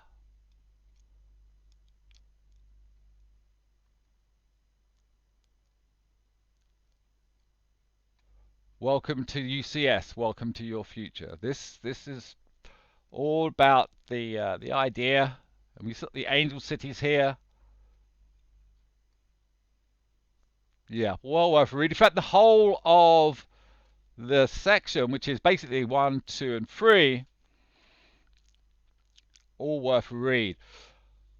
Grand networks, and this brought out this phrase. This phrase was pivotal. Grand networks in areas of abject poverty are special projects. The previous idea in what we call Angel Pop technology 15, M System 15, grand networks in areas of abject poverty are special projects. The idea back in 2012 with American Butterfly and part 3, of which part 8, I think, or 7, Angel Pop, was that we would make the network in 8 locations, one of which would be Africa. And if to invest in Africa, to invest in a second phase in the USA, you can't do it until all the other networks have received minimum investment. So if one wants to carry it on, and you want to, you're blocked from the USA, but you can buy Africa, you buy Africa, and eventually people would end up buying Africa. This grand networks in areas of abject poverty, our special projects, changed that fundamentally to, we just, instead of building in Orlando and, then having people could only buy more in Orlando if they invest in Africa, Orlando will be very philanthropic and help Africa. American butterfly, the economic butterfly effect, flows from a successful grand network in the USA to Africa, who can then build their own grand spin network over time. This grand networks in areas of abject poverty, our special projects changed it around to start the network in Africa, not the USA. Hence, and this was, obviously helped by the Mars idea, and we picked the place Malawi. What has actually happened now that the Malawi plan is thorough, now that that plan is thorough and it's good to go, there's a problem in the initial building of the infrastructure in Malawi for the city. That's going to cost a lot of money, billions, tens, maybe even hundreds. I hope not hundreds. Maybe 25, whatever it's going to cost is a lot of money, and that's the risk, and it's not factored. Doesn't necessarily. It's not the best, is it? For an unknown theory, even if it has been simulated perfectly.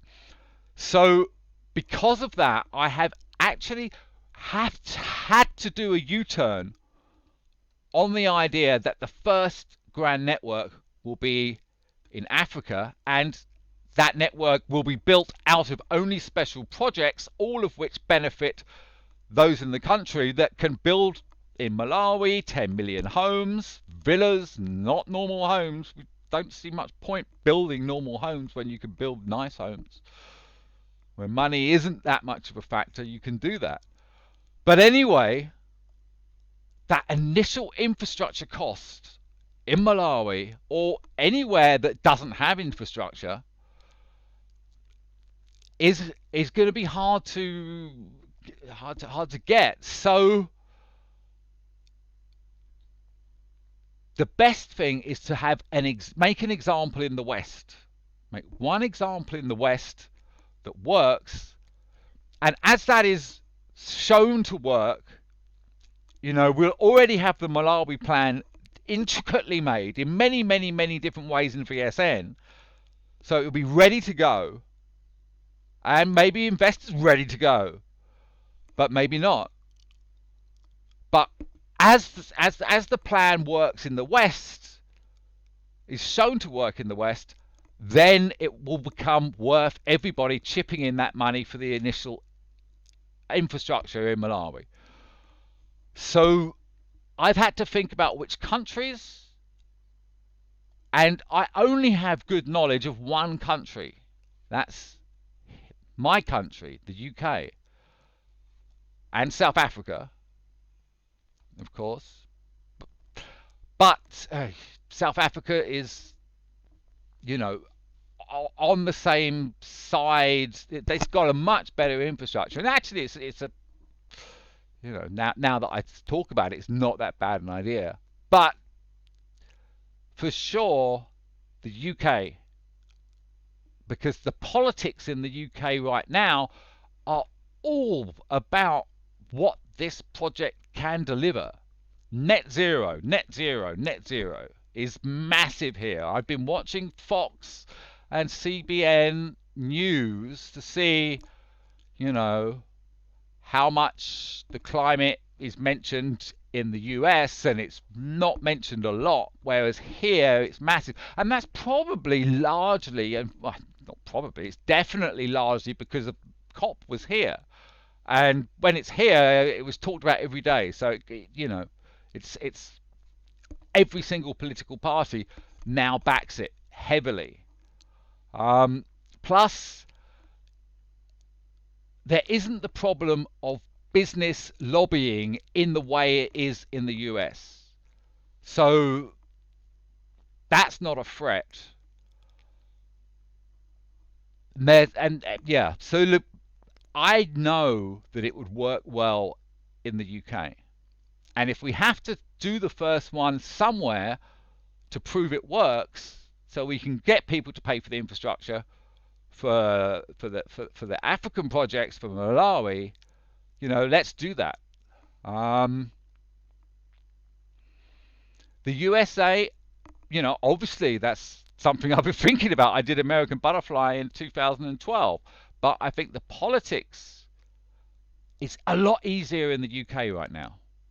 And the best way to convince the USA, the Republicans and the Democrats, that this is something that should be done is to see it work somewhere else. See it work somewhere else similar to where they are. And of course, have it ready to go. VSN, 100,000 different versions of it made by different people playing the game. The game is very important.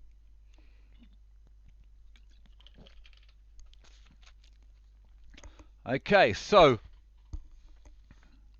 grand networks in areas of abject poverty are special projects. Another game changer. A simplification of Angel Pop. Okay, so there's the M systems. The M systems web pages 1, 2, 3, 4, 5, 6, 7. What do we got here? M systems out of chaos, the ETOE. Okay, that's the PDF of what we have previously seen. This here should have been upgraded to 9.5 star because it was really I'm sorry, I said 2017 was a good year. This was another game changer. I know game changer at the beginning of the year. The change here was when I went to write to Paul G. Allen, I presented the Special Project 1 as something that could be done basically for free. We develop it for Villa Secrets, but we allow it to be used in the Safari industry without commission for the people in the industry, and then that half of that money, as mentioned earlier, goes to conservation. And in theory, if we have 2,000 agents and 2,000 safaris using the system, that will make more money for conservation than is being made by every other. So that was Special Project 1, and it was special because it didn't require any money. All of the other ideas, all of the other M systems, I think, let's open the page up. Right, where are we? There's a cute little elephant. And Feynman string theory. Feynman diagram. Yes, okay, yes. So Special Project 1 can be made without much money. It's a ripple effect of us making the S-World platform and allowing it to be used for benefit purposes within the Safari industry, which in essence made it for free, whereas all of the other special projects were projects that needed money. But as I wrote this one, it turned out that most of them, or maybe all of them, can be also created in essence for free as part of a grand spin network. So and this led to what is tax symmetry, where the entire, well, potentially the entire grand spin network, the entire city, is made from special projects of one kind or another.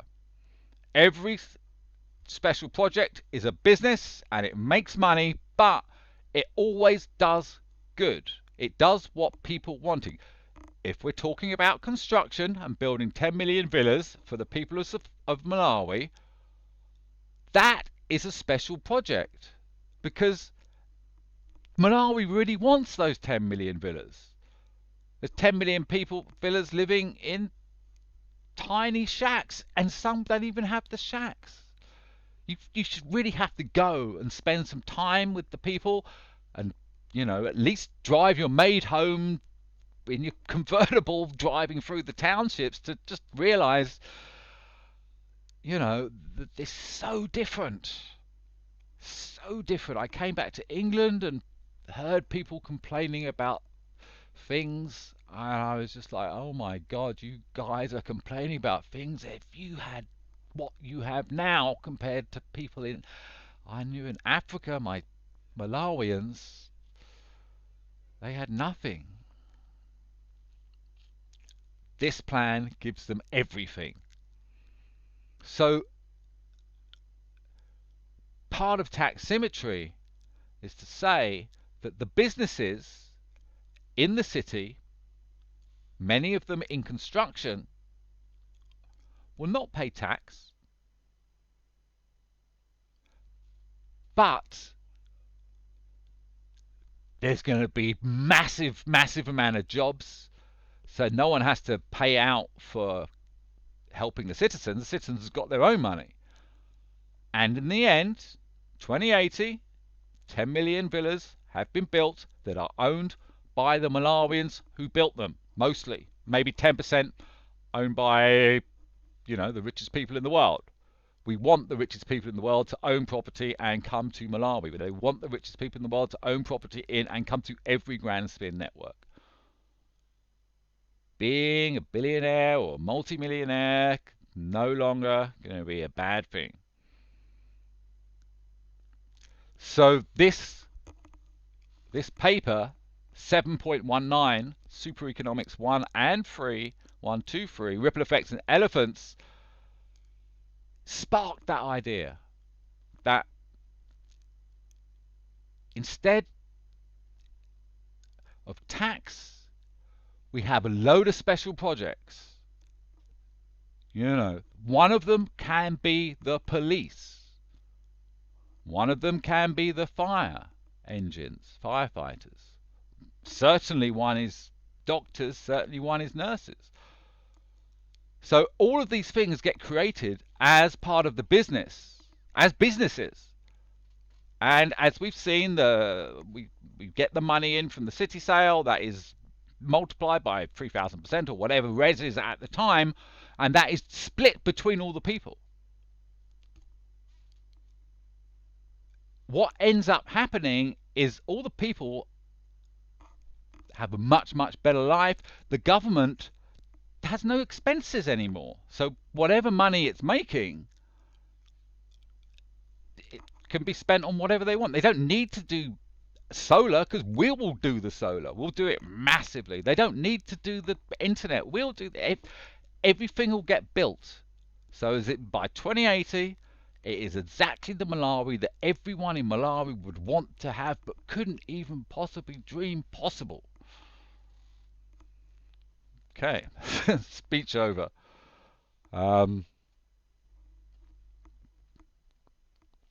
Read through this at your leisure. Might not immediately make sense, but remember it in terms of it was the beginning of the journey to tax symmetry. Tax symmetry, of course,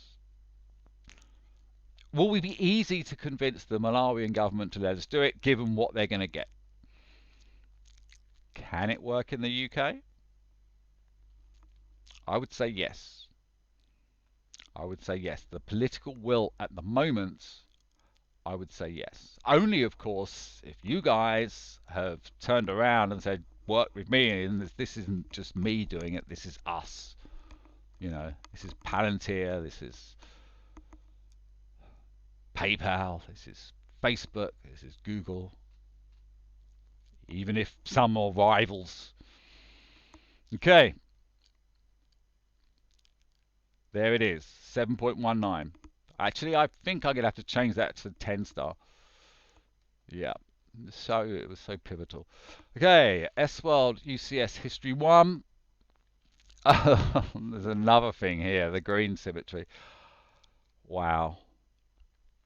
I could really make this video 10 hours long. I'm not going to. What I am going to do now, though, is take a break, because we've just come to paradigm shifts, and I actually need to go out and run with a weight, doing punches and elbow whacks for about an hour and a half. It's what I do when the weather's good, and I need to do it now because the light's going to go. So I'm going to see you guys in about 2 hours, and we're going to carry on with this. Okay.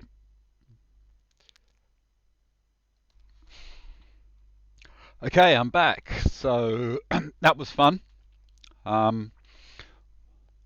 take the days when I can get them when the weather's pleasant, as pleasant as it can be. It's cold, but that doesn't matter when you're doing vigorous exercise for an hour and a half.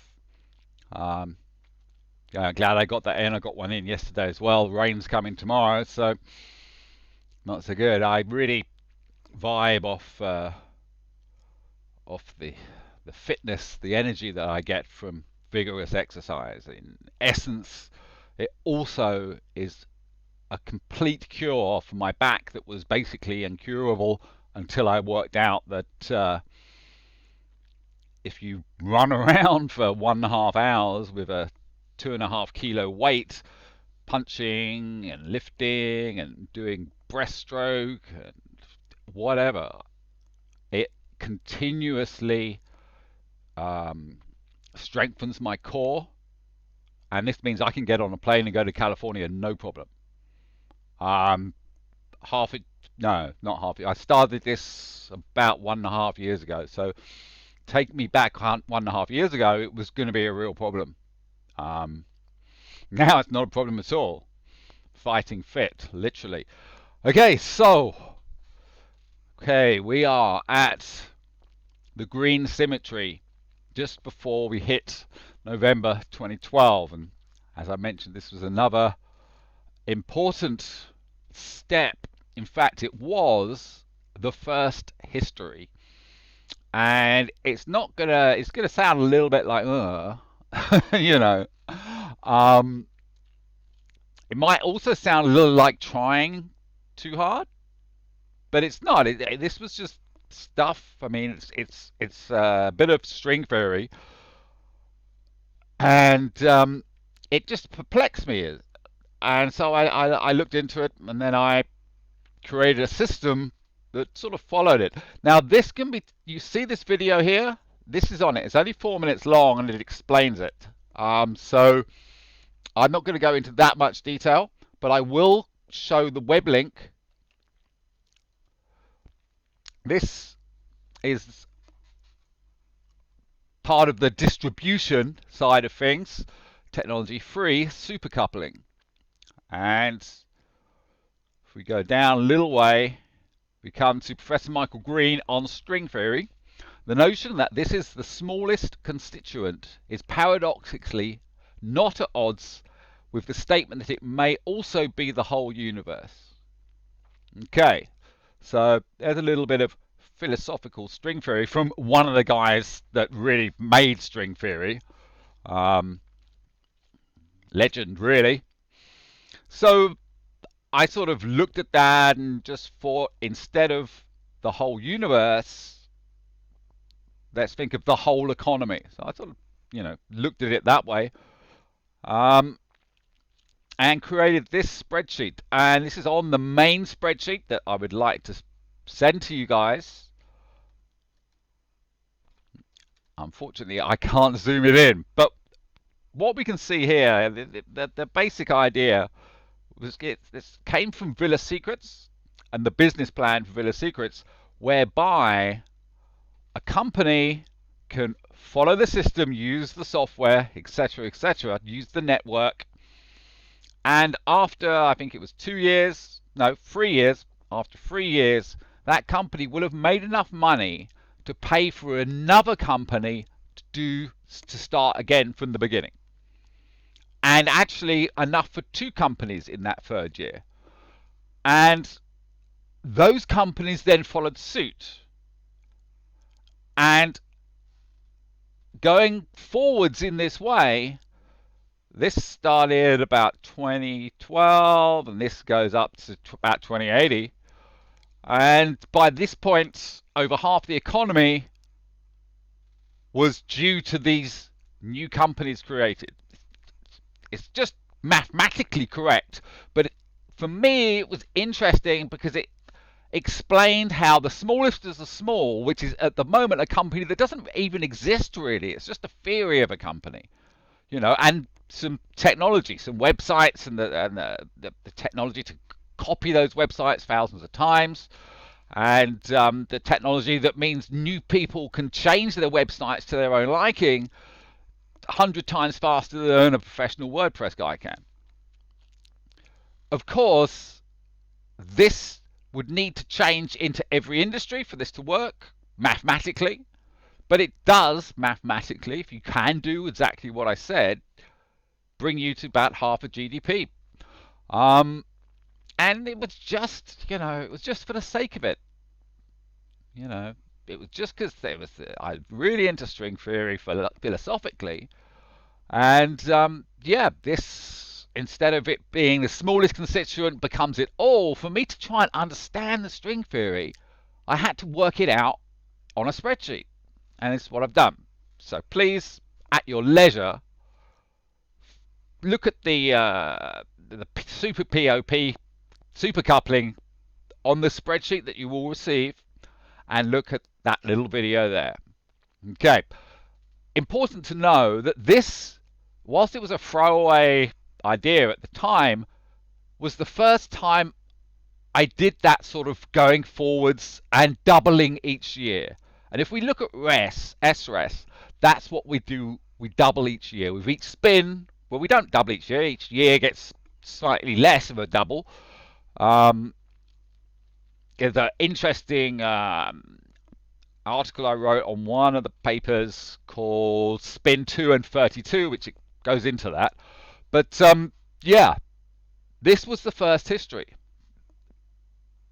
A throwaway idea that inspired doing things in a different way, and the spreadsheet evolved. The spreadsheet is very, very, very detailed. It's not a spreadsheet in the classic terms. It's a spreadsheet which is, in essence, creating the software, what we need to create in the software. Once you have a spreadsheet, it is very, very, very easy to turn that into a database-driven PHP site, because the database of that they use, MySQL, is in essence a spreadsheet in that it's tables of figures, just like a spreadsheet. So once you've made a spreadsheet, you can easily work with a good programmer to turn that spreadsheet into an algorithm, basically. And the spreadsheet that I'm talking about, I should open it up really. Let's have a quick look at it. Oh, right, 1 second. So my file.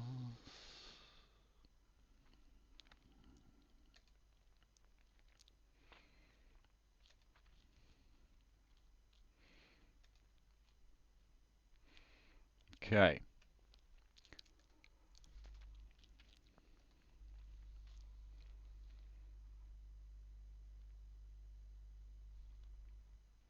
on spreadsheet, where are you? Here we are. No, that's my to-do calendar. Interesting enough, it started on spin 232. What we've this is what I've been working on for a lot. This is the master spreadsheet, which is the index to what we're looking at now, the PDF library. And we just look at various parts. This is one of the REST spreadsheets, and very important one. In fact, they're all, you know, they really are. There's a huge amount, and these, you know, these go on for ages. But I'm just gonna take us to that. Oh, here's what's this? This is Malawi. 2,048 businesses in what I call the 64 cube. Each cube is 8 businesses. This is the UK version. And notice that you know, I've given a good space for Tesla. We've got Gates Tech nuclear power stations here, universities. Every one of these is a special project. High-speed rail. All of this basically. Look, I'm sorry. I'm going to get distracted. We can come to that another time. This isn't what we're looking for.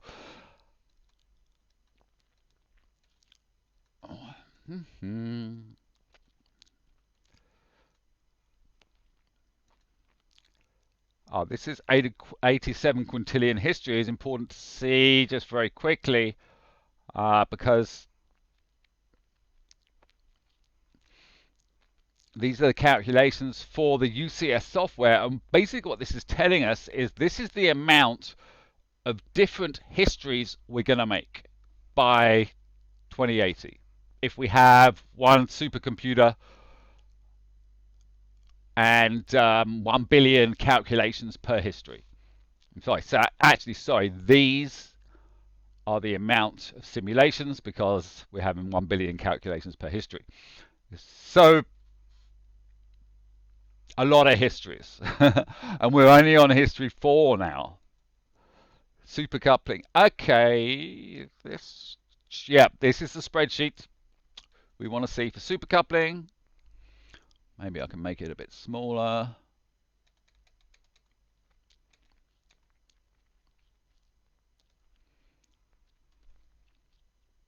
Enlarge it again so we can just see that basic principle.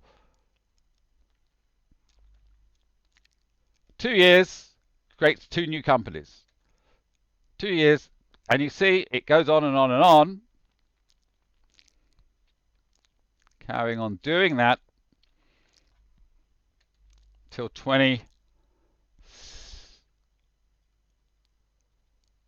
and that works out roughly 67% of GDP, I think. Okay, welcome to the spreadsheet. So let's move on. We've spent enough time here. Okay. Now we move into both the area for Bill Gates and Melinda and all of his interests, really. Inspired by a speech he made in 2007, Harvard commencement speech, in which he included the words, "We want to make a more creative capitalism." This signified the beginning of pretty much the beginning of when I started reading books on economics. And A More Creative Capitalism was a series of books, or one book, one volume, with many not many, 20 or so sub chapters. And it developed over time. But is a very important step from the American Butterfly, sorry, SWell.biz and American Butterfly 2011 to 2012, then losing the buzz on that, moving into the SWell platform up until 2015, and then 2016, 2017, a lot of ideas from theoretical physics turning into algorithms that could work in economics. And at this point, it starts to get more serious. It's like, okay, let's, it was also inspired by some line from Hawking about a good model, and he had 4 parts to that good model. When on hearing in 2015, I had only one, which was the 4th part, which is making predictions. The first part was about elegance. The second part was, I think, about non-adjustable elements. And I worked those into the system over those years, 2015, 2016, 2017. And by November 2017, around that time, I went to the one that I really didn't have at all, which I think was his point number 3, which, point number 3 was that it must agree with what is real. And in terms of what is real, we're talking it must agree with economics.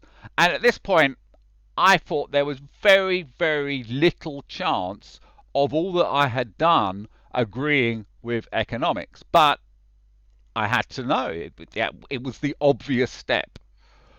And it did. All of it did. It was just, yeah, it really did. And I started seeing a lot of similarities between economics, particularly the price hypothesis. What is it?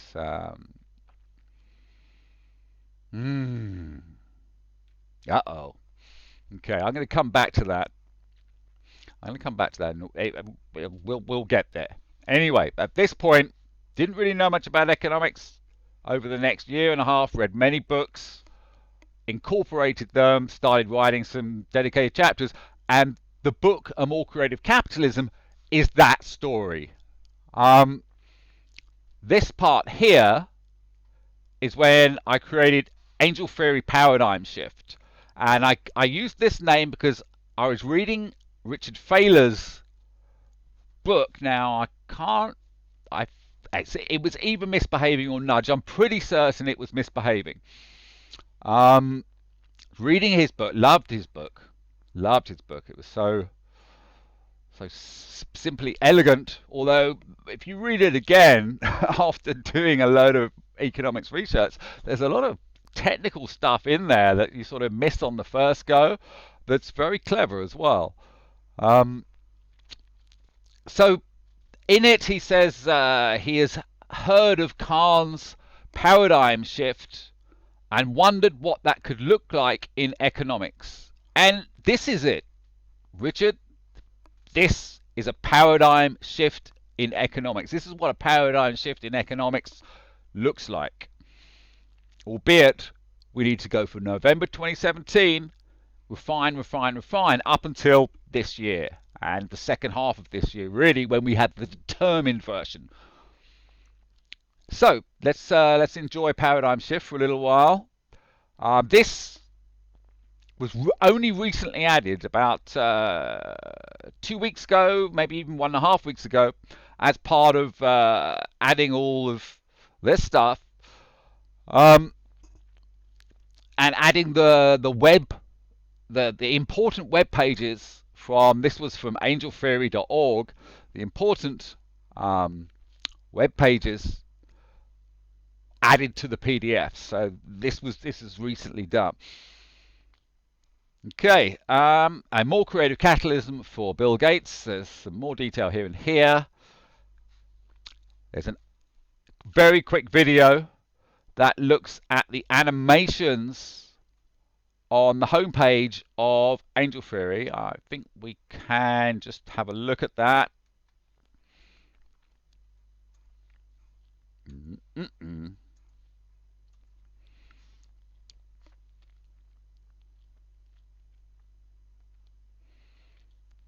Yeah, so that's volume 1.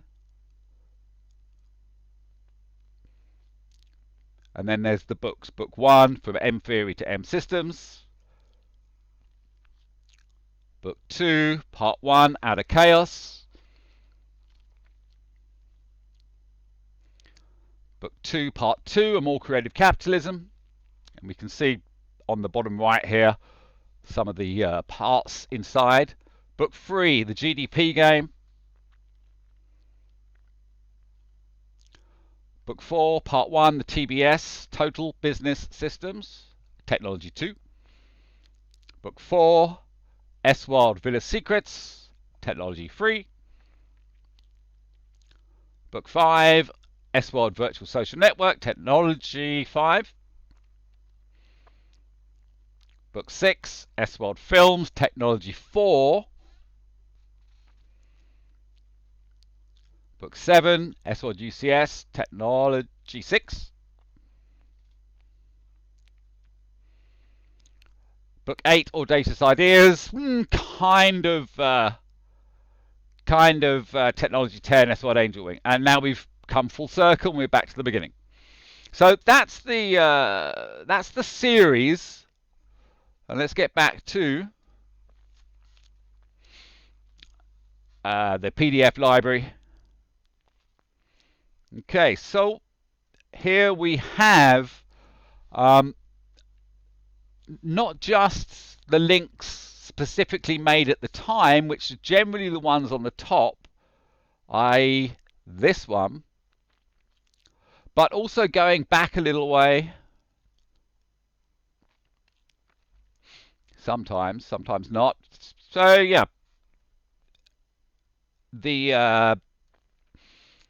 see, we've got a 9.5 stars here, 9 stars here. This is 9.5 here as well. And these are not ones that I feel like I need to lower.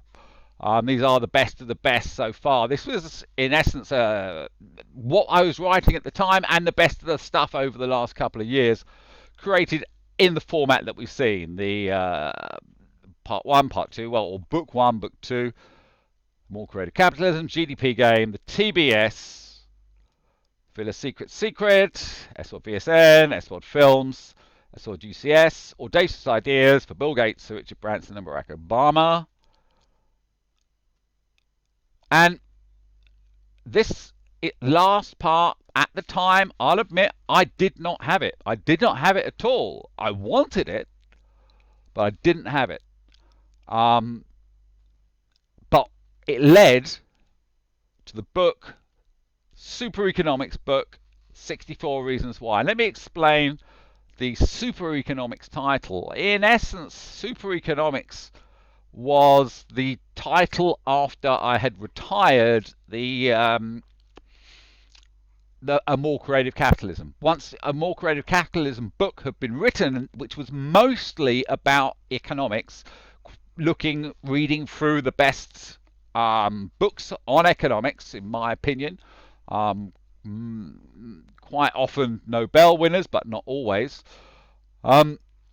After that series of 10 books, or the volume of 10, I sort of simplified it down to 3 different books. Book 1, which is the last one to do, and I haven't done it yet. The S-World platform is part of it. The first book is now The 10 Technologies, and that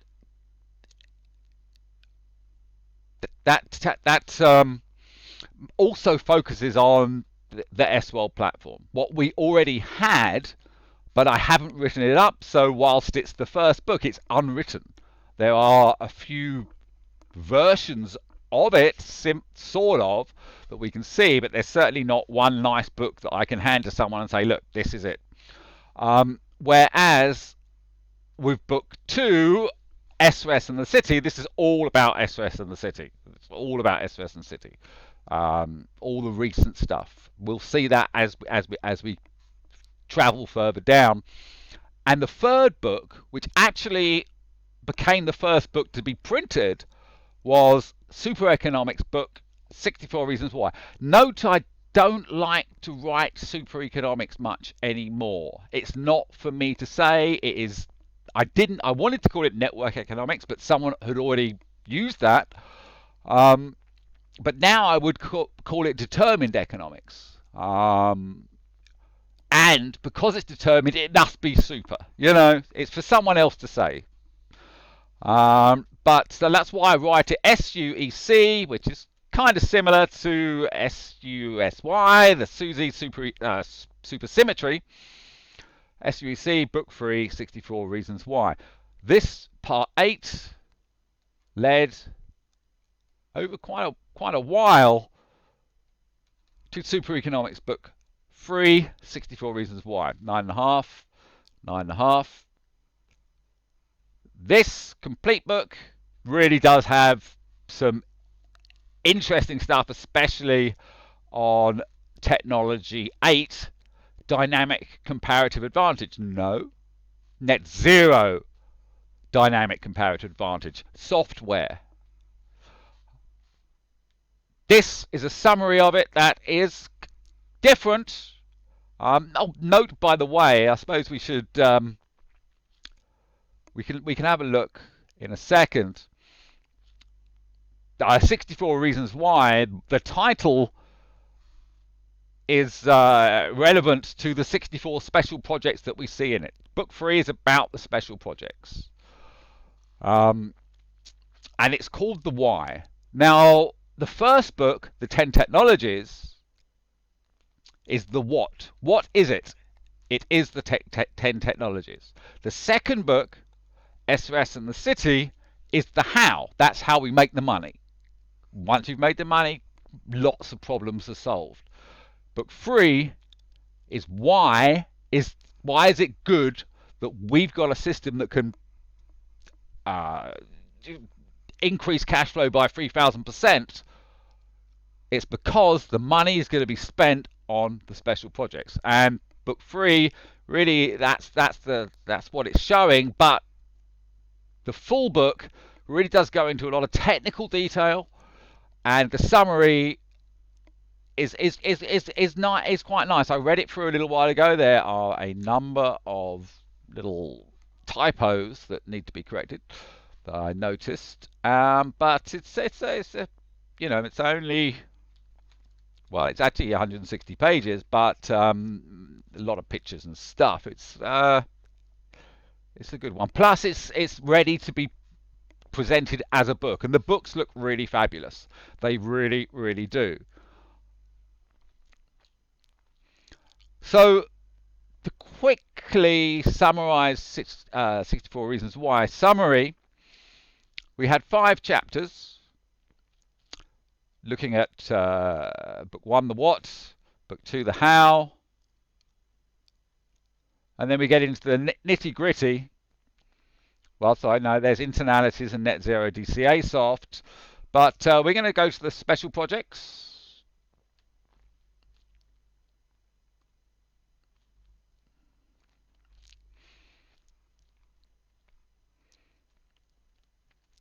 First of all, we look at the SRC, Stockholm Resilience Centre, 9 planetary boundaries, and have to thank Kate Raworth for this. This is straight out of her book. Plus the United Nations Sustainable Development Goals, again straight out of her book. Well, actually from themselves, but I got the idea from her book. What I've done though is for each special project I've written down which of the UN goals and which of the Stockholm Resilience Centre goals, which let's just throw that and call it climate change, are answered. Sorry, no, that's not correct. There's quite a few things on top of climate change. And we look at each special project and remembering the ripple effects and elephants. For Paul G. Allen, I'm just gutted. I'm never going to get to give it to him. But yeah, we're looking at how, by making these special projects, not only are we making the project itself, we are also benefiting various ways. And the thing to do is to look at this list of 64.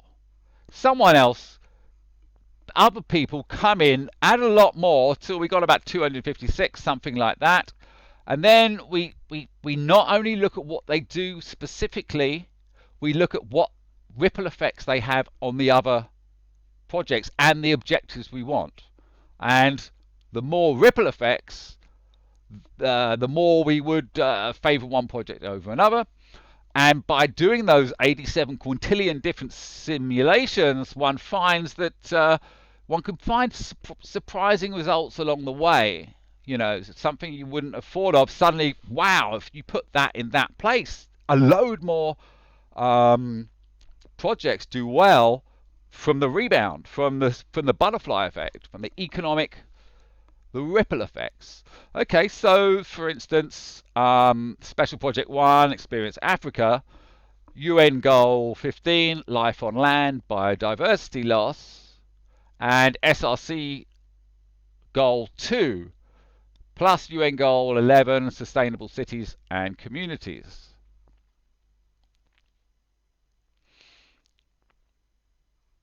Doesn't actually, it's not a particularly strong one, that one, but certainly conservation, you know, that's what we're talking about there. Nothing is perfect, you know. You can't do this volume of work, this amount of detail, without sometimes making the occasional slip up. So, for instance, the ecological economy, chemical pollution, and the release of novel entities are helped by this. Land system change, advancing human potential, particularly with Mark Zuckerberg in mind there. Quality education, industry, innovation, and infrastructure. There's a nice picture of an elephant. Cities of science, industry, innovation and infrastructure, sustainable cities and communities, and to be quite honest with you, most of everything else, because the cities hold the special projects. So everything, you know, that you could spin that one out, butterfly effect, bang. Equality and the poverty gap, that is POP. Not going to explain that right now. Siena's forests, life on land plus UN goals 11 and 13, land system change plus SRC goals 2, 4, 6.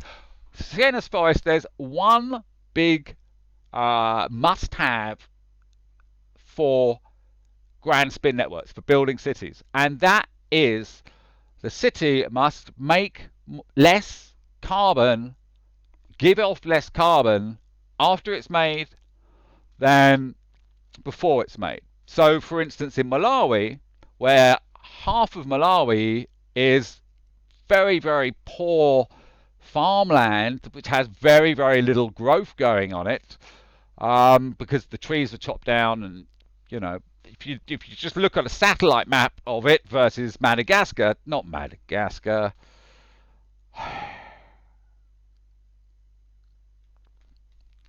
Damn. I can't be forgetting the names of South African countries. Southern African countries. Anyway, the countries next to Malawi, very, very, very, very green. If you look for the satellite map, you look at Malawi, totally different. So there is the opportunity in Malawi. Not only is this land going to be absolutely dirt cheap, but we can reforest as we go. Literally, the idea is for every square mile of development, and each development will be quite parky anyway, lots of parks in it. For every square mile of development, there must be a square mile of rainforest, or back to whatever works. And obviously in Africa we want to reintroduce all the animals, etc., etc. So at Siena's forests, you know, there's only two things with Siena's names on it. That's Siena Forest and the Siena Equilibrium. If it's got Siena's name on it, it's massive. Global cooling, see a nice picture of a Tesla there. Universal knowledge, universities, etc. Spartan contract, and I'm not going to go through them all. African rain, there, oceans. Actually, I am. Family planning, the population point, Spartan theory, SYGCS, Mars Resort 1, tax symmetry, the RES equation, 5-star social housing, Elon Musk and SpaceX. That's under partnerships, I suppose.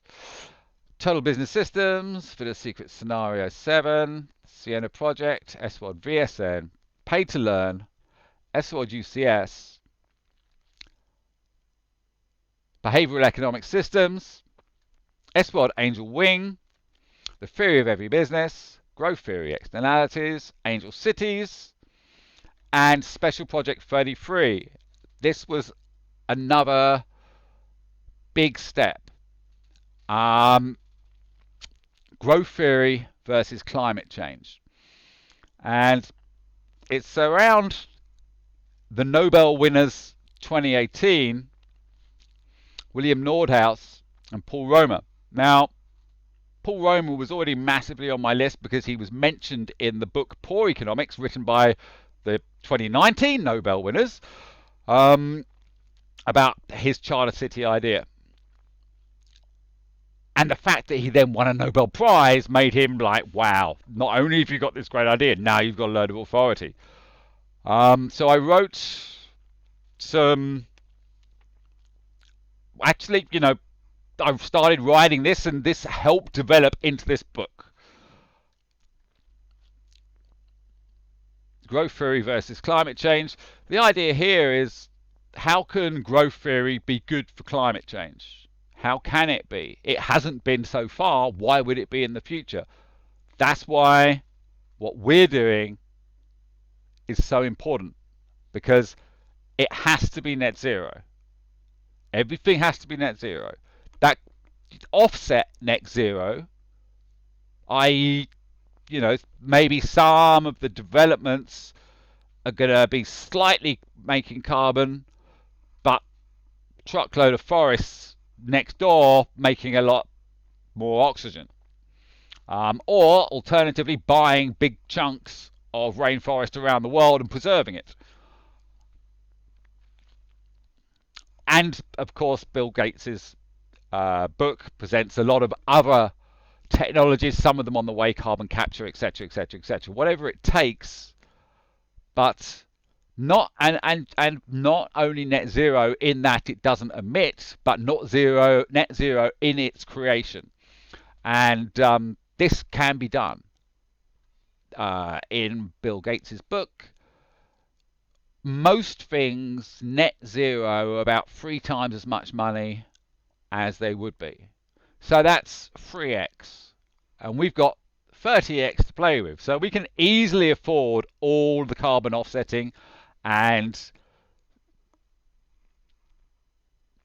yeah, I mean, that's such a simple little thing, is instead of looking to find a way to stop climate change, if you can find a way to make a lot more money, you can afford to do it in the way that is possible today.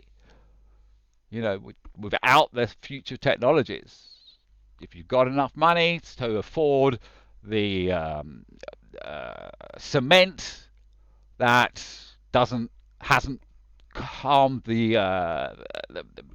hasn't created carbon.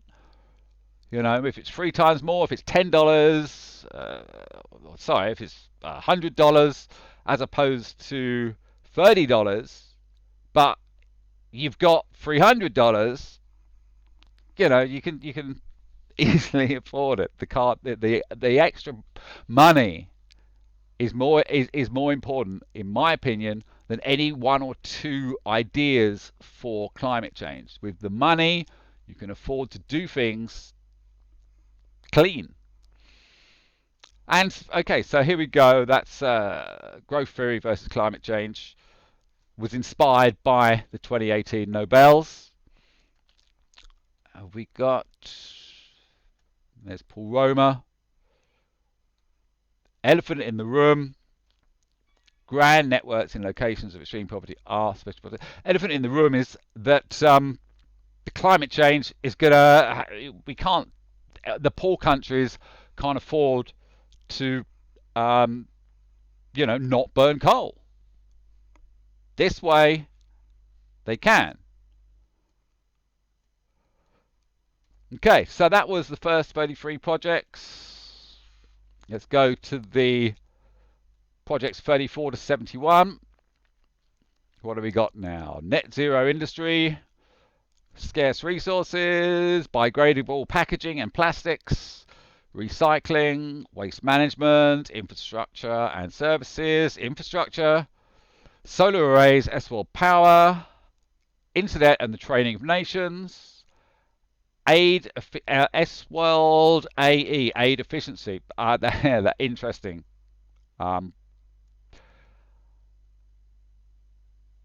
Aid at the moment, people give money and it gets spent on something, and that's the end of it.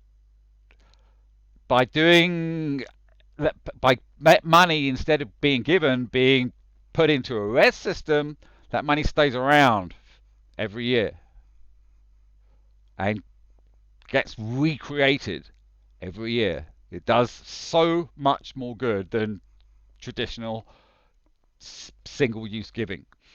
Okay, welfare for villages of the Spartans, S-World food, S-World air, S-World water, limiting antibiotics, is it safe, the Fort Malawi garrison, the rule of law and institutions, female racial LGBT and other equalities, youth projects, Malawi football and other sports leagues, the Malawi 2034 World Cup bid, arts and culture, social maternalism, école maternelle, reaching your potential, kindergartens in essence, mental health and addiction, immigration, S-World South Africa, can a network in Brazil save the Amazon? I discussed this earlier. S-World give half back, there's beautiful Sienna. Their future is in our hands. 63, POP, financial gravity, that is equality. And 64, S-World Angel Ring, an essential part needed so as the other businesses can thrive. The AI, in essence. And then there's some more above the 64 reasons why. It's just 65, Middle Earth. Interesting idea, but expensive. 66, going nuclear, question mark. 67, disabilities. 68, WTO and other negotiators and legal. 69, electronic vehicles. 70, Tesla Gigafactory. 71, carbon traffic lights. This is a good idea. In essence, we find the companies, maybe the top 10% of companies that are the most green. And we have a panel of experts, and I really want Greta Thunberg as one of them. William Nordhaus is another, the Nobel winner 2018 we just saw. Maybe Bill Gates. But whoever is very, very credible and whoever won't, can't be compromised. To make us agree a system, and for the moment it's carbon in use, carbon in product, resource rarity, non-recyclable plastics, and special projects.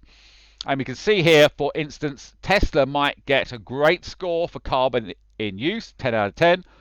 Carbon in product, a pretty good score. Resource rarity maybe is a little bit orange there, not sure.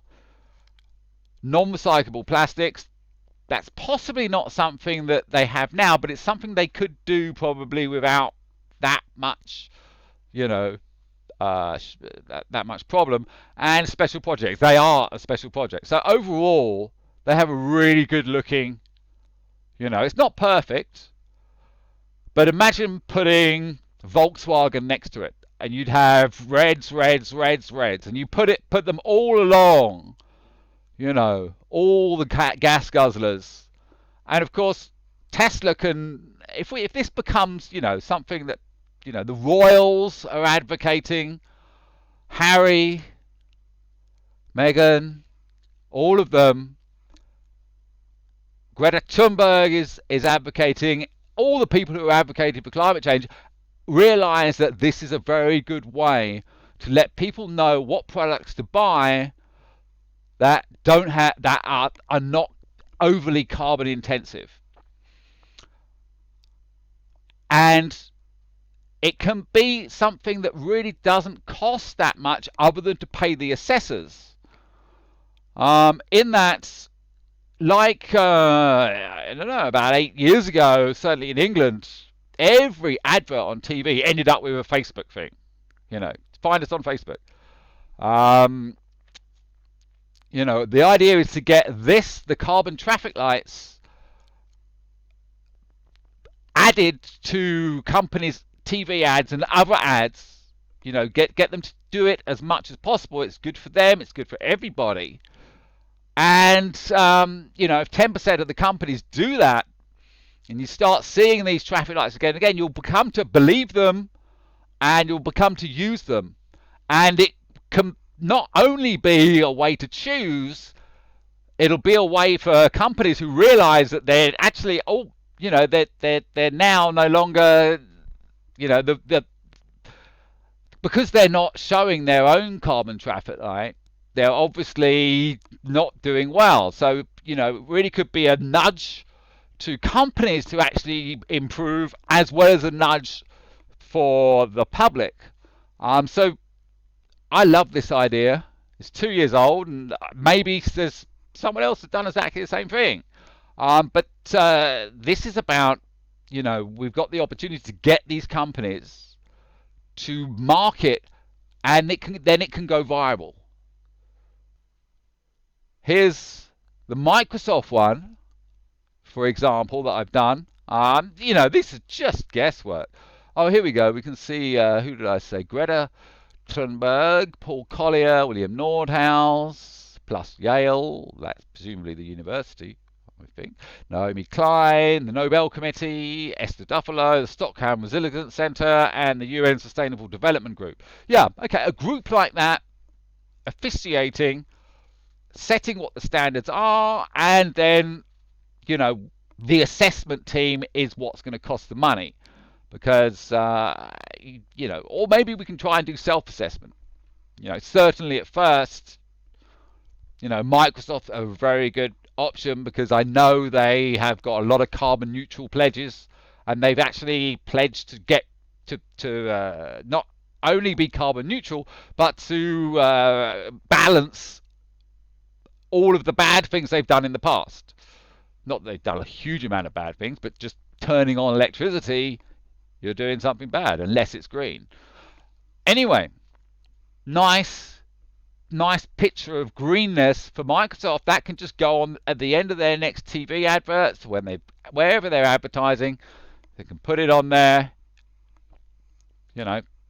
for free. This isn't, the assessment team might be expensive, but companies can probably pay for that if this is, they want to do it. Say, okay, we can assess you, but it's going to cost, $50,000 or something. I don't know.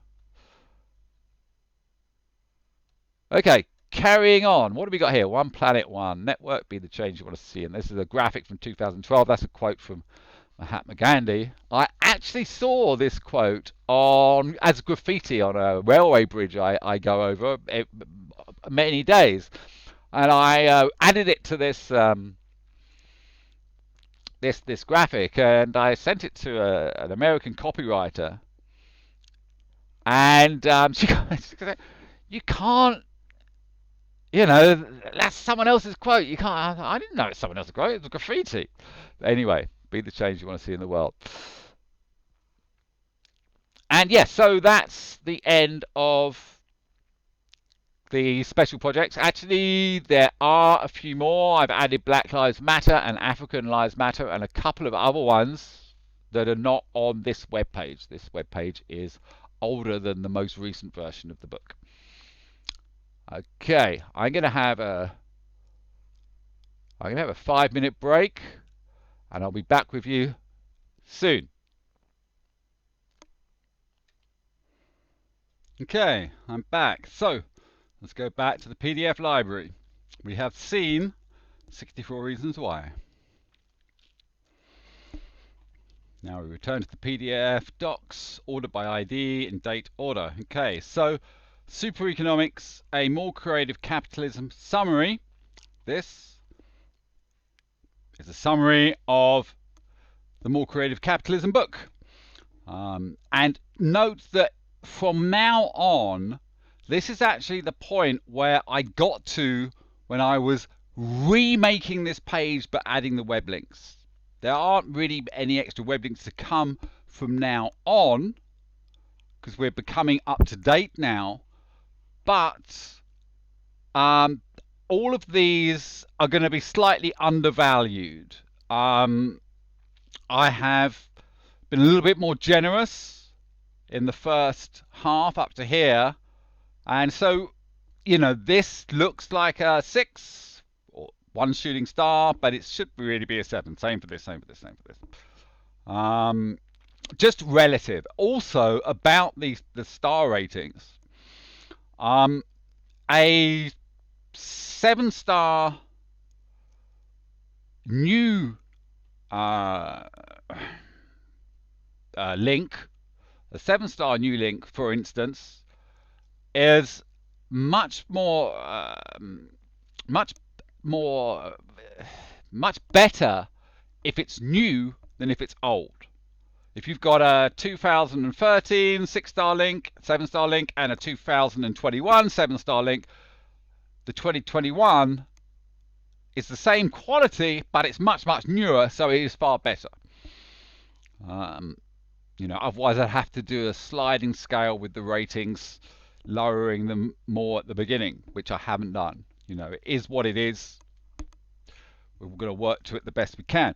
Right, okay, so a More Creative Capitalism summary is there, available.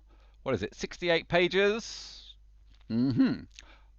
This is followed by the first dedicated SRES, or sorry, at the moment, RES equation paper.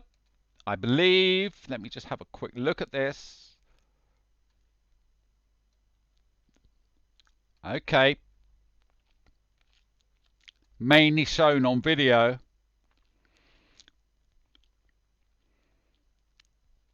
Yeah. There was one we're going to come to sooner that I printed up and sent to 5 economists at Oxford. Of course, I didn't receive a reply, but I've still got some extra books. I'll bring them to California with me. Okay, so yeah, the first SRES dedicated page, followed by a page for Richard Thaler. This would be showing various behavioral economics. In fact, there's 2 in a row. Can have a quick look at the 6-star one, which, you know, really should be a 7-star, or even an 8. 8 out of 10 rather, relative to everybody else.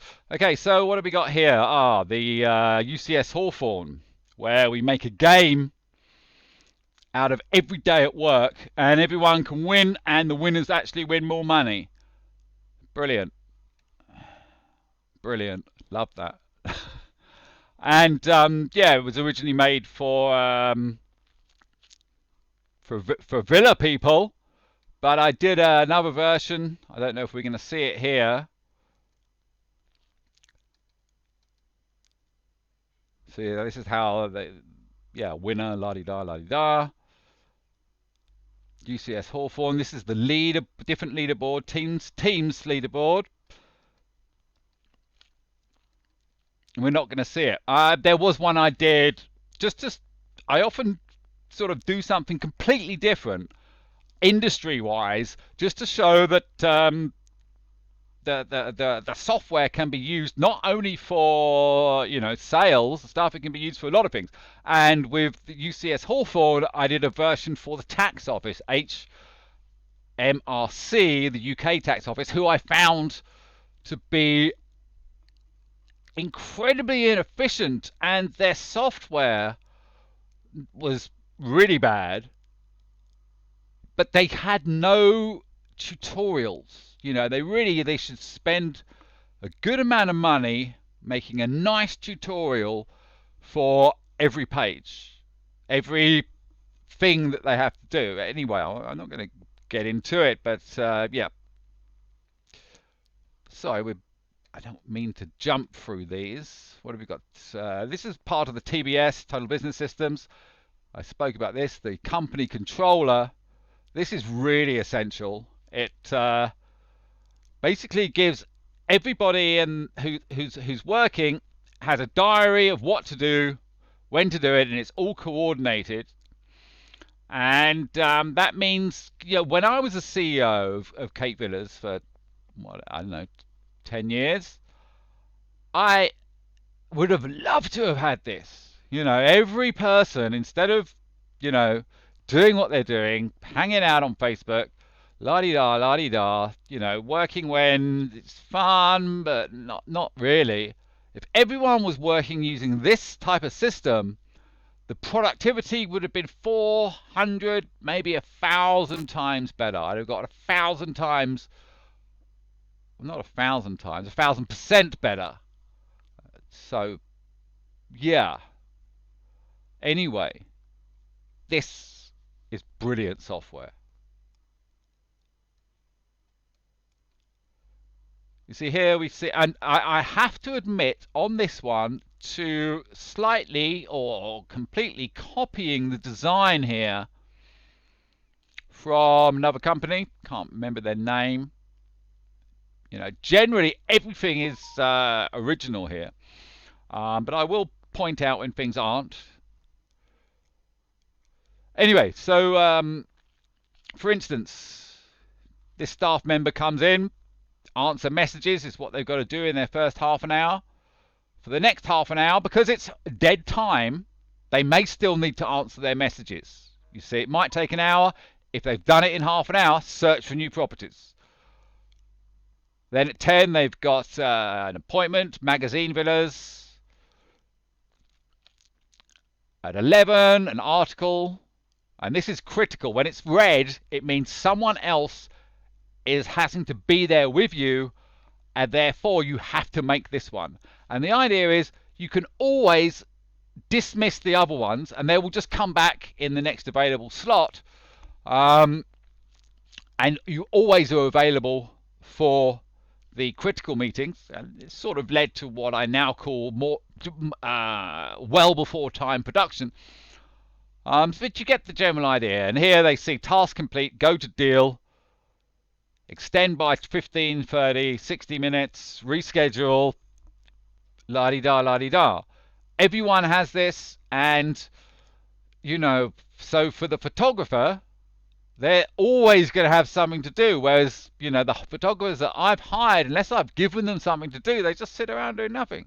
A photographer can, whenever they're not shooting a villa or a product, they can be photographing the general landscape, specifically around Cape Town, because, those loads of pictures that can be used for social media, on the website, etc., etc., etc. This sort of system means that photographer will be shooting all day, other than when they're editing the photographs.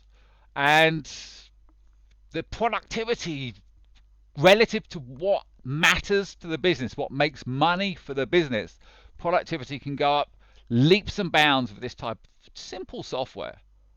Again, we can see I sort of have a version of it for myself here. This is me. This is yesterday. Carry on with Founders Fund introduction. 9 till 11:30, 11:30 till 2 is the web page I made for Erin Gleeson Lane. Hi, Erin. And you will notice that you never see this amount of ticks. You see some ticks. There's some crosses. This was on the 14th of November. Wasn't a great day, as you can see. Whereas yesterday, Yeah, it was a great day. Um, and we can see generally I put big gaps in there. But this was how it would look for a staff member. Each day they would have various things to do, and as they do them, they tick them off. If they can't do it, they just cross it off using functionality that I obviously don't have on the spreadsheet, and it then appears in the next. So if I said this one here, cancel, it would appear here. Or it would appear 4 weeks' time if the person is really, really busy. All of this combined with all of the members of the team makes for a much more efficient team. Just one part of the TBS, Total Business Systems. Okay, let's and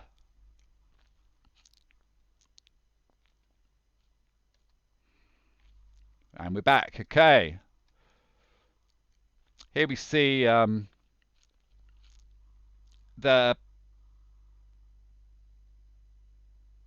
the order that it is best to get a mandate signed, and this is huge for real estate agents. Here we are, qualifying assessment. Okay, this is stage 4. Okay, yes, we like this villa. Sunset photo shoot, stage 5. Daylight photo shoot, stage 6. Add photos to web page, stage 7. On-site article, publish web page, owner approved, magazine and homepage. This is a typical order for a villa rental company that is very proactive on mandate hunting, or has a large portfolio of properties and wants to improve them. And all of this, it can be tied into automatically sending umpteen social media messages, which can be complemented with a good writer's, zest and drive, and. So yeah, this is one of 2 papers I made for Richard Thaler, and I really think Richard's going to be a huge asset. What I can do for Richard, hi Richard, if you're listening to this, what I can do for Richard is give him access to RCT test the hell out of the macroeconomics. In his book Misbehaving, I actually misheard the first time I read his book. I thought he said he had very few chances in cash-rich environments, and we can obviously provide with luxury villas a lot of opportunities to RCT test and to do all sorts of default modeling, etc., etc., etc. But that's not. When I read the book again, it wasn't cash-rich environments; it was macroeconomics. And obviously, this is now a macroeconomic theory, and I welcome your ideas. One thought on that we'll come back to. No, I'll give it away now. Richard, what would be the best way to start a network, a Grand Spin network in Malawi, if we had limited money at first, but we wanted 256 and then about 1,034 different networks within Malawi started? How would we do that? Some people would say, oh, well, we start with a medical center. Some people don't trust medical centers, and it's expensive. Other people would say many ideas. My idea, especially having played beach football with Max the day Max roared, is the networks will start as small football clubs. And if we go back to the Spartan theory, we will read that just before the theory really became the chrysalis, the egg that this hatched out of, we have a football theory. So yeah, instead of the beginning networks are just football clubs, maybe 1,000, and maybe 100 people are paid in each in what we call paid to learn, and it's pretty informal at first, or very informal at first, but of course not everyone's going to get into it. But the teams that do get into it and become good teams, because they all love football there, those teams will get more money. If you, the more you get involved, the more money you're going to get. And you know, some teams are going to drop out and maybe be left with the 256 different locations all across Malawi that have football teams. It's not going to cost that much to do it, and once you've had that for about a year, you can then start adding other elements that are necessary, infrastructure, etc., etc., etc., little shops, whatever. Okay, so there we go. That's a little bit of behavioral economics in terms of macroeconomics. The macroeconomics being that beginning will end up at the Malawi that ends up having not zero, from 0 to 1% of GDP, split between those 256 networks. Okay, we've spent long enough on this paper. We're going to go back to the PDF library. And so we've seen two different, we haven't seen this, but there is a second paper for Richard Thaler. Okay, what have we got here? A More Creative Capitalism, a Good Model Physics Summary. This is very underrated. This could easily get a 9-star on a generous rating day. Yeah, this is just the bits that are physics, relevant to physics, i.e. things that have originally come from quantum mechanics or string theory. Not at this point. There was no loop quantum gravity at this point. That came later, just about a year ago. But yeah, for the physicists out there, this would be a good one. What have we got next? A More Creative Capitalism, Super Economics book. 251 pages, 75,000 words. This has been given 7 stars, so actually it's probably, again, it's a 9-star. Relevant to the ratings that I've done previously, the first half, up to 7.50. So yeah, this is the complete book, but it wasn't ever written as a complete book. It was written in many different chapters, and this was a bringing those chapters together and putting them into one book. So it's good information, poorly presented. Okay, I love making things look nice. And plus, you know, I'm dyslexic. I do well because I've got Grammarly and I've got Word, and I've been trying now actually to get better, and the recent work is better. But yeah, you know, that's a problem. All of these going to have some glaring spelling errors, not just typos, but spelling errors. But so, you know, that's why they're all marked down for little things like that really don't matter, whereas the content is actually very good. Okay, let's move on to 8.35, an edit of Straight Talking Trade by Danny Roderick. This is his work, and it really is worth more than 4 stars. This is quite ridiculous, these low star ratings. Anyway, Danny Roderick, I think, is probably the economist who should have won a Nobel Prize by now the most. Very clever guy, and yet can make his point across to people who, you know, are voyeurs of the industry, not professionals. A More Creative Capitalism, Chapter 4, The Res Equation. That looks interesting. Print version available. Okay, I'm going to have a look at this.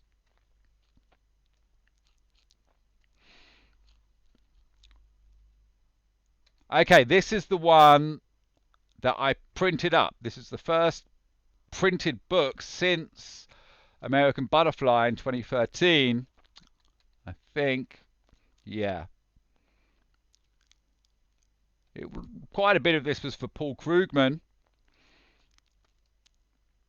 I'm not going to go through it, but yeah, this is the second SRES book.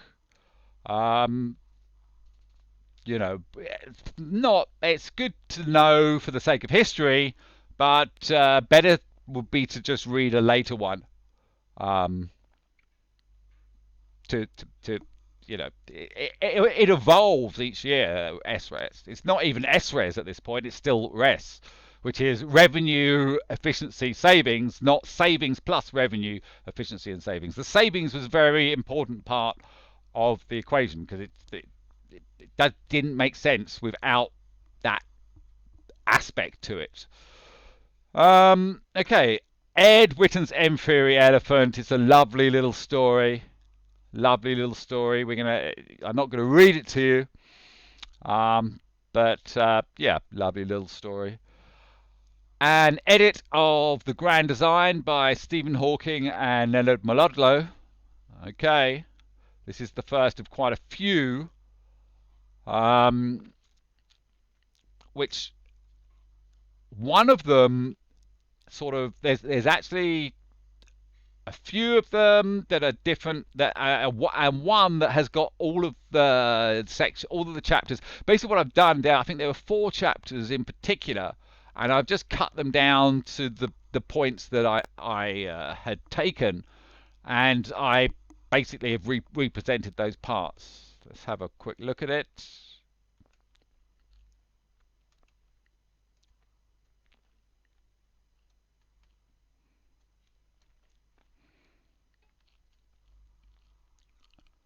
An edit of The Grand Design.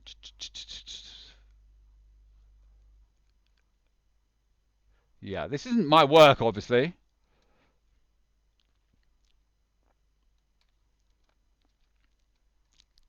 This is Hawking's work and Mlodinow's.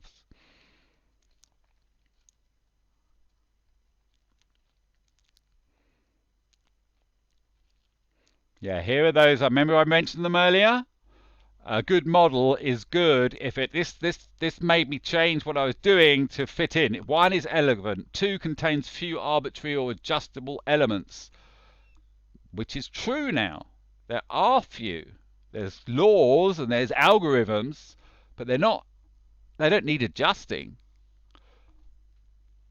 Agrees and explains with all existing observations. This is a more creative capitalism in that I had to find out about this. I just didn't think for a minute that it would agree and explain all existing observations, but it kind of does, you know. Obviously, in economics, there's 2 sides to it, you know. So, you know, one can't always be 100% on because there's 2 sides to it. But it helps smooth out a lot of the cracks I found. Last of all, 4 makes detailed predictions about the future, observations that can disprove or falsify the model if they're not borne out, and we're 100% on that one.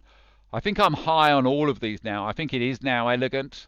It does have few adjustable or arbitrary or adjustable elements. It agrees with a lot of economics, but not all, because there are some economics that are 100% different to other people's economics. I'm being an idiot here. I can't remember the hypothesis. The efficient market hypothesis.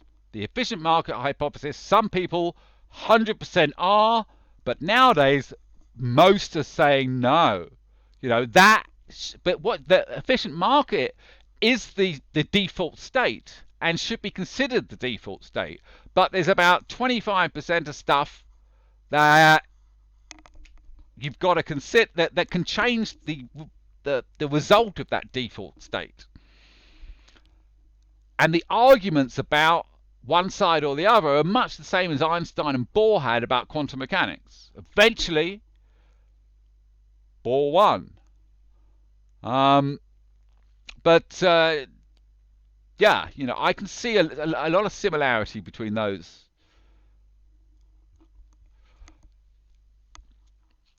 So yeah,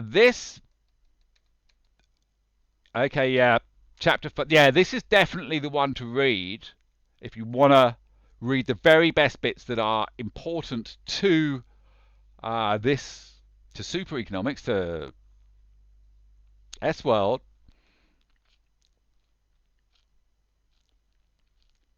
This is a good link. Okay, next. 9.26, 64 reasons why. Growth theory, externalities, the city. Okay, when we looked at book 3, super economics, 64 reasons why, earlier we had a look at it. We were looking in advance. Now we actually get to when it was, this was the first, this was the predecessor to the book, 46 reasons why. Growth theory, externalities, the city. Next is growth theory, climate change, and charter cities, which came about from that Nobel-winning Paul Romer and William Nordhaus that I discussed earlier as part of 64 Reasons Why. And again, Special Project 33, growth theory versus climate change. Growth theory is not good for climate change, or at least it never has been. The only potential good is Tesla and companies like Tesla. However, by using the SRES system, we have more money and we can make things grow without increasing climate change. Okay, 2019, part 8, taking Malawi from 0 to 1% of GDP. SRES, savings plus revenue times recycle efficiency times spin.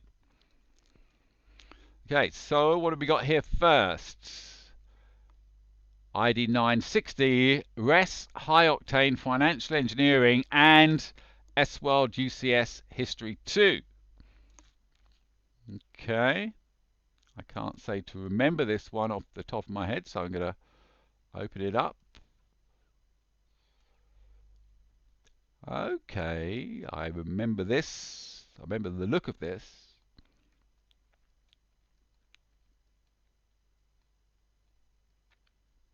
Okay, yeah, this is a more competent RES theory than the previous. And this follows the spreadsheet. No, this is really good, actually. It's really badly presented, but it really is good. This is History 2. And this is yeah, it's the video, the best RES video. This is it. Yeah, find SRES History 2. In SRES History 2, we do have trade, so it is a zero-sum game to a certain extent. But I go through it, and there are 15 years of recessions and depressions. At one point, all trade stops for a year in the simulation, and yet, because of SRES, or at this point still RES, every single year of recession, cash flow increased. Look at the video, look at the spreadsheet, you will not find that I am wrong. And this is now becoming sort of magical. This is where the magic started in the economics. This is when I started feeling that, you know, this is a theory that does agree with economics. You see, another thing is that traditional economics runs the risk of a bank run, as happened in 2007, or would have happened if the government hadn't, USA hadn't bailed out just about everybody. Read the book, The Big Short. The film's great, but the book is very, very informative. I actually literally just got my mum to read it as well, and she liked it as well. She's like, "Is that real?" I'm like, "Yeah, that's all real." Yeah, the rating agencies just destroyed the world economy, basically. That's my take on it. Okay, so anyway, here we have 15 years of recessions. And the thing is, when it comes to SRES, because we're spinning the money around and it's always moving from one company to another in the central bank, if the music stops, the money's still there. The money's always there. Whereas in normal banking, especially, what is it?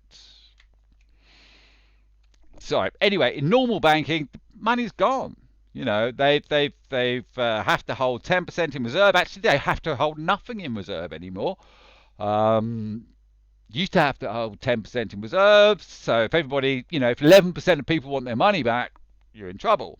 Especially if you 11% of people want their money back, and no one else can lend you any more money, then the bank fails. SRES, the central bank, has always got the money in it. It never leaves the bank, never goes to other people, other than e-leakage. Okay, I'm quite proud of this. This should really, I'm going to re-rate this. It'll probably have, I don't know, it's going to be a 9-star, I think. What have we got here? We've got a video. This is the video. Now, this actually is going to be a 10. Definitely, it's going to move up from the 8 at the moment, 3 shooting stars, to 5 shooting stars for 10 out of 10. Yeah, as I said, the video. Click on it, watch it. It's really, really cool. You could actually only have to go through the first half of it. Okay, carrying on. Video 27, the RRT and REST CMS controller software design summary shows the CMS and how I'm going to program this system. How we're going to program this system. Okay, what's this? In bold, History 3 was then further explored in Super Economics Book 3, 64 Reasons Why. This is how we spend the money and the beginning of Technology 8, Net Zero DCA software, soft. Okay, next, 9.91, Book 3, 64 Reasons Why, complete book. I mentioned this earlier, 404 pages. And in particular, looking at the section which is Technology 8, Net Zero, DCA, Dynamic Comparative Advantage, software. We're not going to look at it now because we've already looked at the key points, the special projects. This is, you know, if someone wants to read up on Net Zero, DCA, tax symmetry and other things like that, this is where you'll find it. And this should definitely be a 10-star. Yeah, must be. Of course, at some point we're going to go to 11-star and then 12. That's just the way I rate things. It came from me rating music CDs that I made. And villas went up to 7-star, you know, so... Yeah, it sounds a bit pretentious having these high star ratings. I wish I could convey the information of how good something is without this, but yeah, I haven't worked that out yet. Something maybe for Thaler to suggest. Right, okay, next we have video 32. This is how we pay for it. 3 minutes 26. I vaguely remember this, but I'm not going to show it because we're not showing videos today. This is followed by video 34, SRS plus Super Economics Book 3, 64 Reasons Why.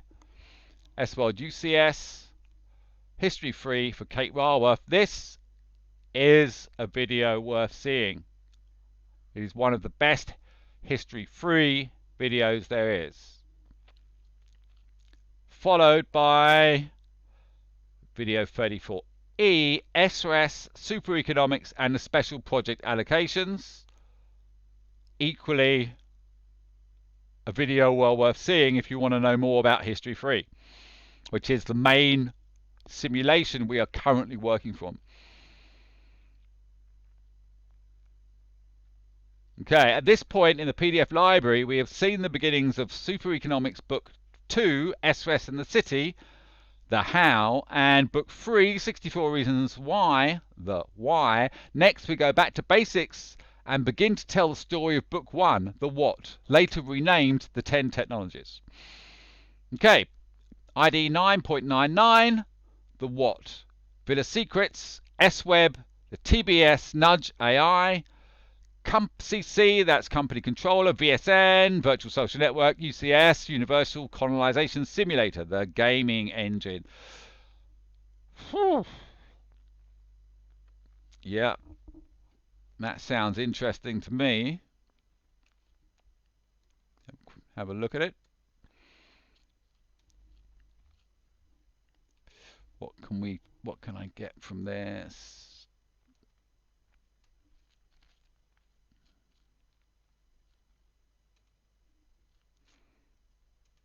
Yeah, it's like a summary of lots of things.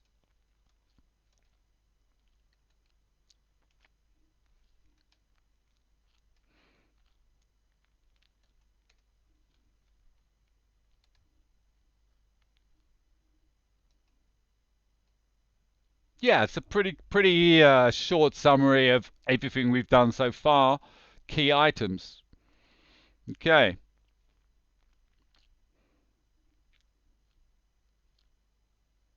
Okay, in the early months of 2019, SRS became the central pillar of future S-World simulations, which are known as histories, after Feynman's sum over histories. This saw the project renamed once more, this time from the book A More Creative Capitalism to the 4 Super Economics, SUEC, books, the What, the How, the Why, the Future, and note, very important, the book, The Future, was only added to this collection after reading the last chapter in 0 to 1. This book, I haven't really written much of it at all because I want to write this with Peter. Okay? And this is going to win a Nobel. So Peter can win a Nobel too. Really, this, it's either going to win a Nobel or be thrown away. It's one or the other. So yeah, I'd really like Peter to work with me on this book. Something fun to think about.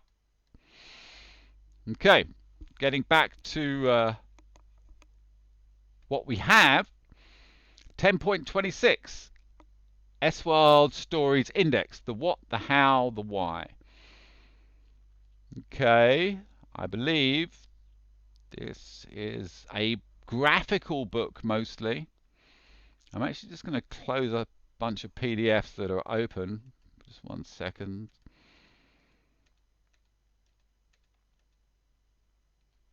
Okay. I'm going to open this.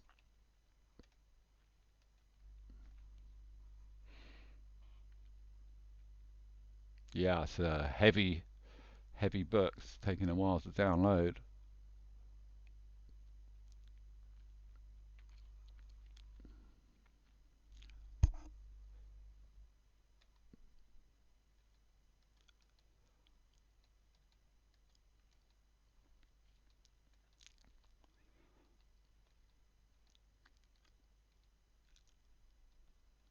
Okay, this is interesting. See, what would be nice would be for someone to go through these, copyright them, make them look as good as they can, and then to print them up the best of them. So maybe we have maybe 10 different books from the collection, and then when we got a meeting with somebody, we can pre-send them the books, or they can see the books and read through them at their leisure.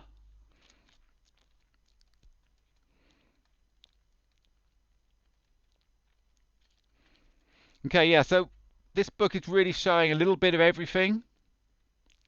And we can see when we get to actually, I'll tell you the theme of this book. I believe there were 30 or so different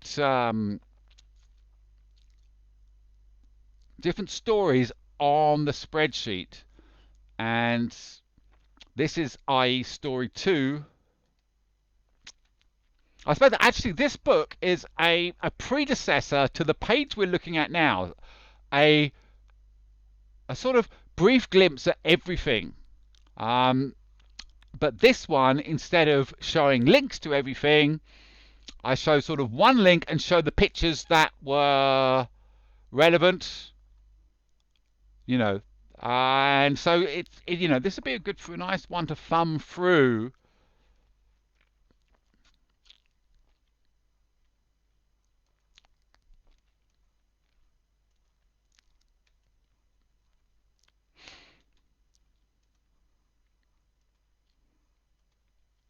This is the original PQS software design from 2012. This turned into the 16 M systems, which then eventually evolved into the 10 technologies. So yeah, there's a lot of talking points in this book. Really, really a lot. And it's not all stuff we've already heard, necessarily. So yeah, it's a nice one. And it goes on and on and on.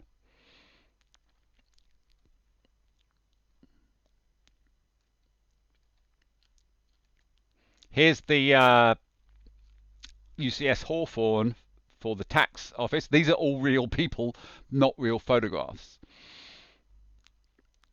Miss Dawn Richards helped me, but didn't help me, because she basically said the only way we're not going to give you a fine is if you close your company down, which really isn't good for the tax collection office to tell people to close their companies down, because they're not going to get any money.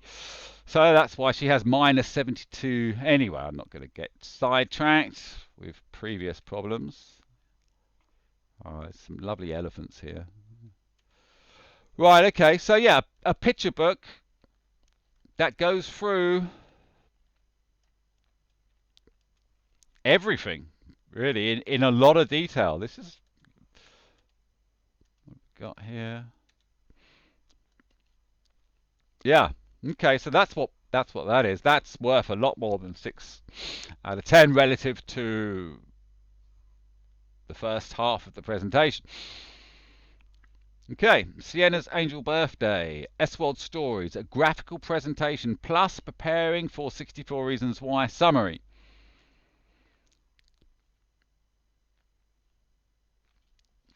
Okay, this is, I believe, almost exclusively graphics.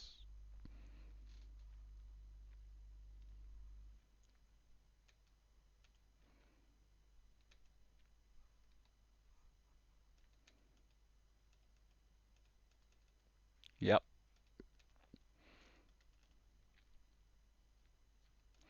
Yeah, this is, in a way, me writing out the book in the quickest way possible using the pictures. Me planning out how I should continue, how I should go forwards.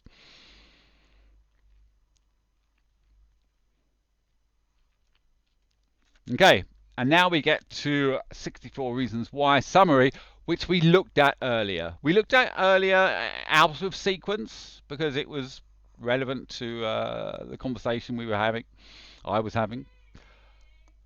Okay, 1 second, I have been called. It is dinner time. and I will see you guys coming back for the last section. Yeah, we're gonna finish this in about an hour, I'd guess. I didn't think this video was going to go on to be a 4-hour plus video, but so be it.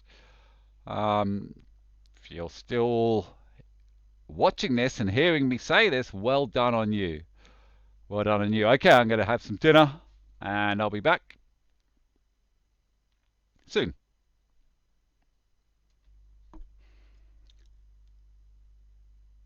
Welcome.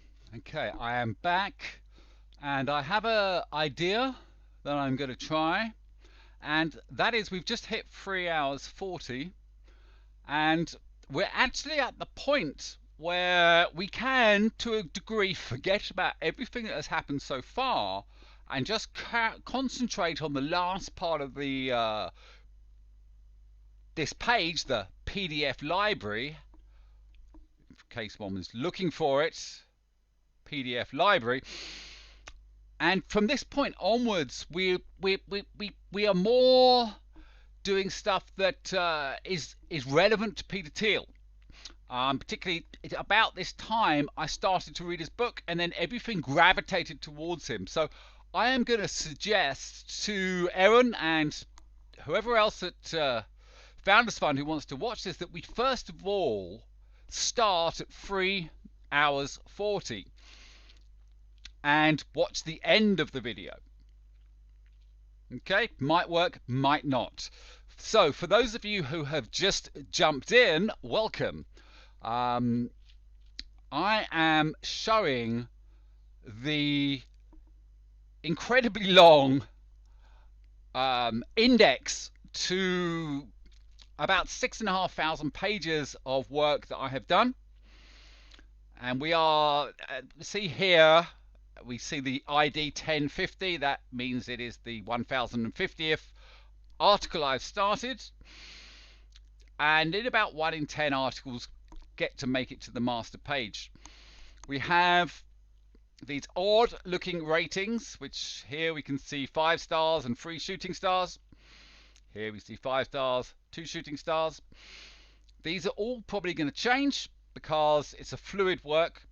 And the beginning part has got higher ratings per quality than the end part. But don't worry about that. Let's just move forwards in a way now that is specific to Peter Thiel and Founders Fund. We've discussed this and we don't need to discuss it anymore. We're going to move on to 10.54 SRES and 64 Reasons Why, plus Antitrust and Villa Secrets. Now, this is only a 3-star rating, which means it isn't particularly good, but it is particularly relevant because this is where I started to realize that the system that I've created was a monopoly and I needed, help because monopolies are not allowed. Antitrust. So I started reading some various books, and this was the first book I read was, well, I'm sure we'll see it in a second. Let's open up the PDF.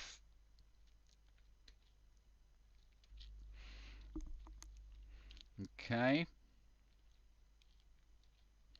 I'm just going to get my bearings here.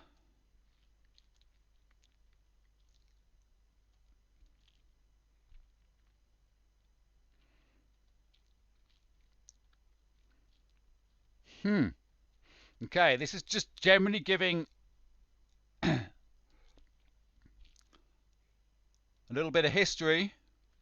SRES is the monopoly equation. It is savings plus revenue times recycle efficiency times spin. But I'm not going to go too much into it here because this isn't the right place. I'm showing you the work that you can look at yourself if you want more details. And this has been covered in the last 3 hours 40 minutes. I'm just trying to find the specific thing on antitrust because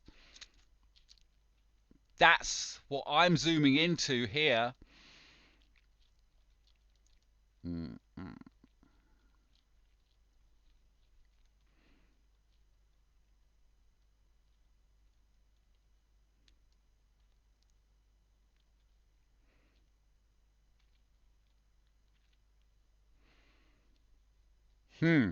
Okay.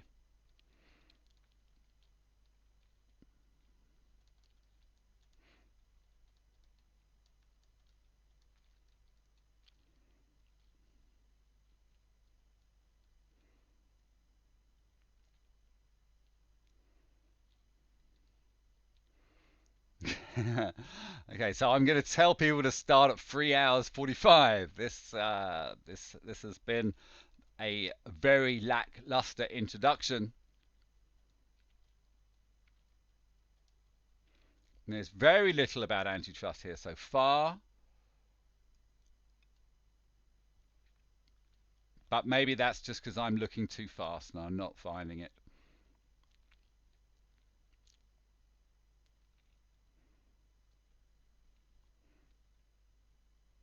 Yeah, okay. Let's cross this off the suggested reading list. It was only 3 stars. But I did read a book on antitrust at about this point.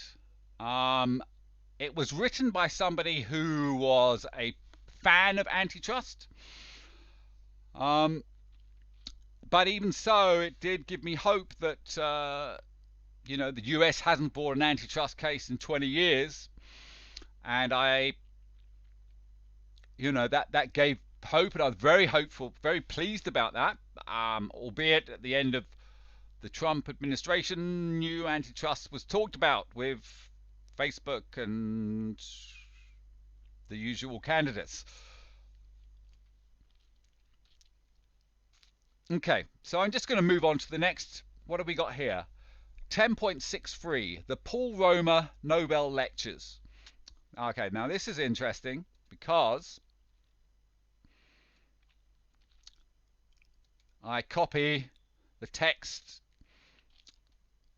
and I've used various bits of this text in many future. Here we go. Massive. A combinatorial explosion. From this throwaway comment that Paul made, I have now remade the master, the 10 technologies. There's 10 technologies, and now the 10th technology is the combinatorial explosion of technologies 1 to 9. We shall discuss this further, but this is a very interesting, and that's why it's been highly rated, because this came up with that. There is no book that Paul Romer has written that I know of, so there's not a lot to go on other than his lectures and other that have been on YouTube, and hence I copied the entire lecture and then used various parts of it. In the same lecture, he does mention that between 250 million and 1 billion economic refugees are expected, and what we have here as World is a plan to create cities in the third world and the first world now, because that's essential, that are net zero, and at the same time that cures economic immigration. For the left, we have net zero. For the right, we have no economic immigration, but both the left and right would like both to happen, which is nice. So there's agreement. There's just varying degrees of enthusiasm. Okay, so now we have arrived. Hang on, sorry. 10.71, graphic version of Super Economics Book 1, The What. Okay, so this was later renamed The 10 Technologies. It is the third book, but third book in the series, but is the least finished book in terms of presentation. I am going to give you a very, very, very quick view. It's always better looking at the Word document because it is, but unfortunately, you know, PDFs are the way of the internet.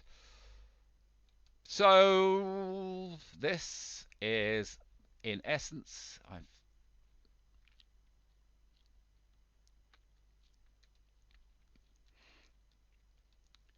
yep, it's a mostly pictorial. We had a close book to this not long ago, and this is another version of it, I believe. Okay, so if you want a pictorial version, this is good for you.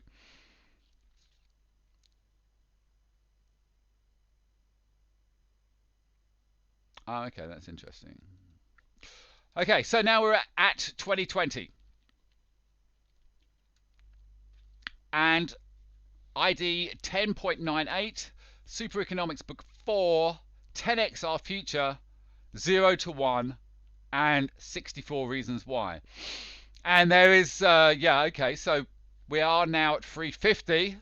Maybe I'll suggest people jump in at 350 because now we are with Peter Thiel. This is now, at this point in 2020, I was reading 0 to 1 and absolutely loving it. I needed somebody who could help me promote Monopoly, and oh my God, did Peter Thiel deliver. This is one of 3 books I've written that copies huge chunks, I believe, of Peter's book. Now, of course, that's a publishing liability. It's, you know, not done. But remember, this project right now is being sent only to Founders Fund and Peter Thiel. Hence, I can get away with showing him my own work, or showing you, Founders Fund, or Aaron, Peter's work. The idea here, 10x Our Future, we know Peter's book and we know about the 10x rule. A business needs to be at least 10 times more likely to work, shall we say? 10 times, going to make 10 times more money. It's got to be 10 times more than a current business. If you don't have, if you can't make a current business 10 times better, don't even bother speaking to us. That's what Peter's saying. So Peter's also has a chapter on the future, and I greatly work on the idea that this is an economic time machine created to shape the future. And that's come from Isaac Asimov, a quote from him. You cannot predict the future, but you can shape it. I'm paraphrasing terribly.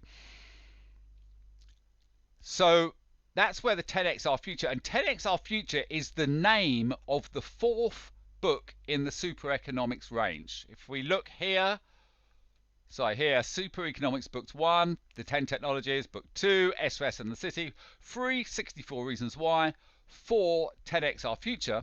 Interesting that there's quite a lot there already. These labels, these drop-down menus, by the way, are not anywhere near complete. I've really only done up to 2011 to 2018. But it's good in this instance to be able to show the 1, 2, 3, 4 books, and that 4th is 10x Our Future. And 10x Our Future is a book that hasn't been written. This is the first attempt to sort of write it, and the idea is I would like to write it with Peter himself. Yeah, and have fun with it, basically. And also use it in part of the simulations that I need to program for everybody, so as we can really see either the beauty or the non-beauty of the SRES equation. Go beauty. Right, okay, so let's have a look at this book. So 10x Our Future is the name of book 4 that I want to write with Peter. 0 to 1 is Peter's book. 64 Reasons Why is Super Economics book 3, which is how we spend the money, but it's very, very clever because we spend the money on special projects which are all good for somebody, and for most people, i.e. a special project can be Tesla creating electronic vehicles. A special project can be Microsoft using very little carbon. Special project can be the police. The special project can be, we've already seen, and you can, well, we're going to see it again in this PDF we're going to look at right now. So let's have a look. What is it? 218 pages, 50,000 words. Most of them are Peter's, a complete publishing no-no, other than the fact that this is for Peter. Okay, Super Economics 3 and 4. Books 3 and 4, that is. 64 Reasons Why and 0 to 1. No, sorry, 64 Reasons Why plus 0 to 1. Plus Stephen Hawking's The Grand Design, 10x Our Future, and we have a picture of what we call M systems. There are 16 of them, and they eventually become the 10 technologies.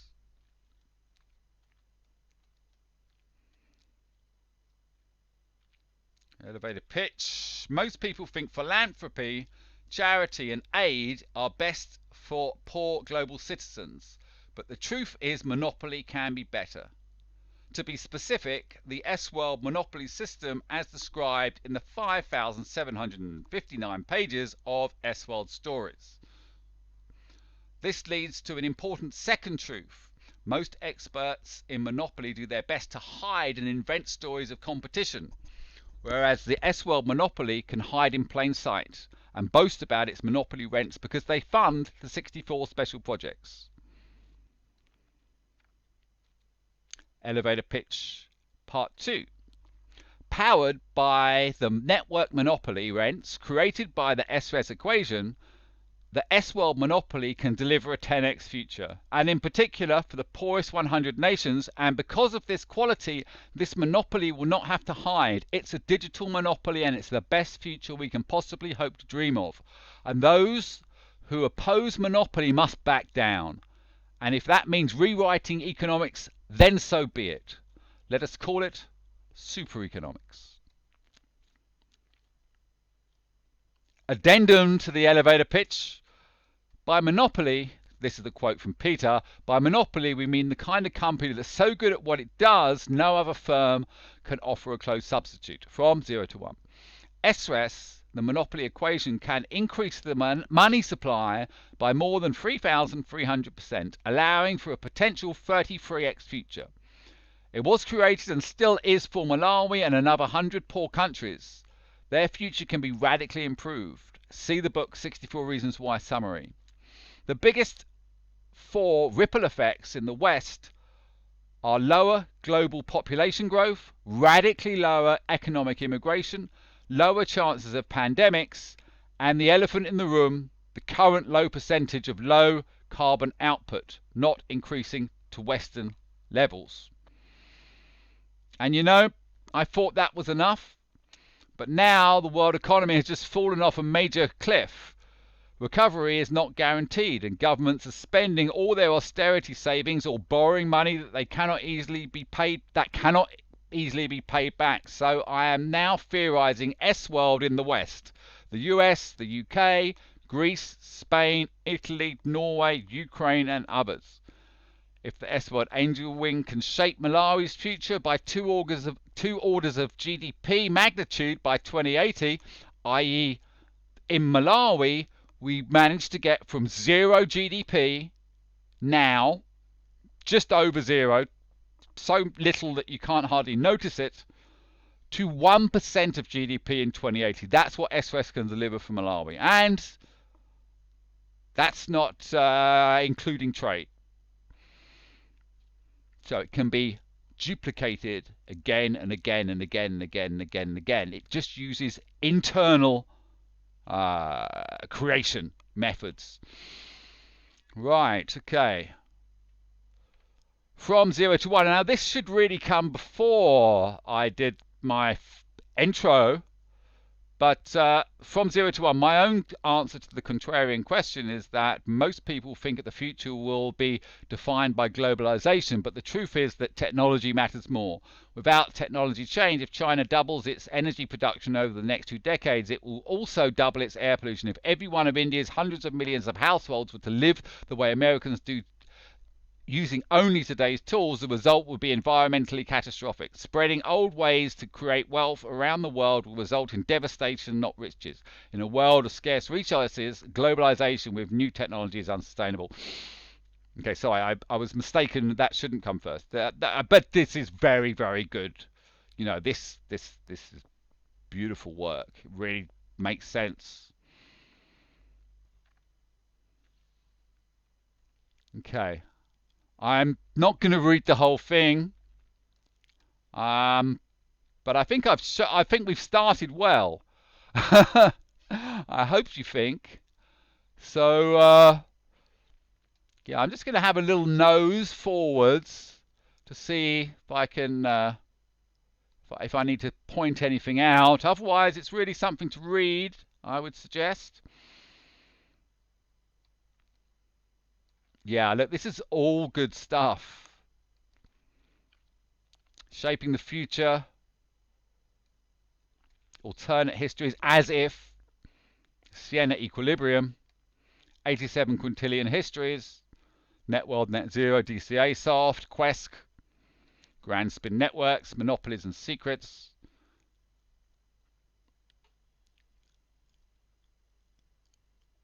I think at that point we just go into Peter's book. I'm not sure. Let's have a quick look forwards. The suburb sale, Grand Spin Networks, startups and distribution, green, seeing green, and special projects, net zero, dynamic comparative advantage. Introduction, proprietary at night, it's 33x. Okay, so I start here by putting in some of the text from Peter's book. We've got some photos as well, some little, and okay, then we go and look at the 10 technologies, I believe. Yeah. Now we're looking at some of the systems diagrams, bathtub diagrams, we call them, for SRES. And yeah, we're looking at SRES now. Some of the main fundamental parts of it. This is how it's now distributed.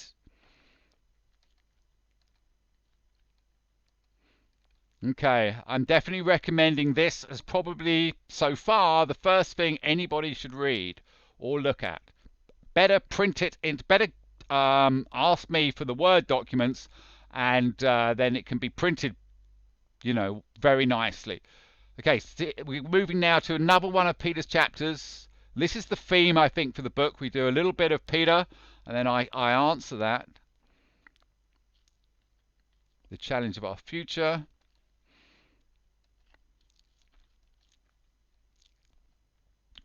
Some Professor Hawking. Yep.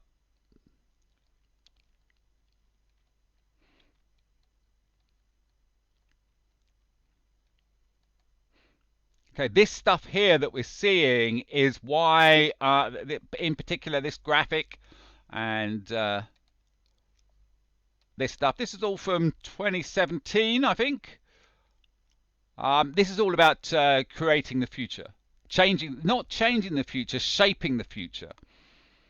I'll try and find the proper quote for you. Yeah, here we go. It's from Isaac Asimov. This pivotal quote from 2011 that made the theme of the entire project. You may not predict what an individual may do, but you can put in motion things that will move the masses in a direction that is desired, thus shaping, if not predicting, the future.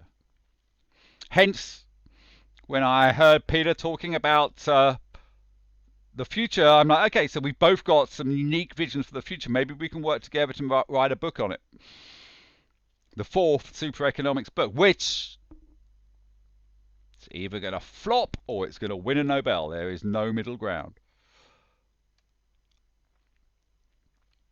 Yeah, I'm not going to start reading this to you because I really want to read everything that I'm reading. So I think we've definitely now...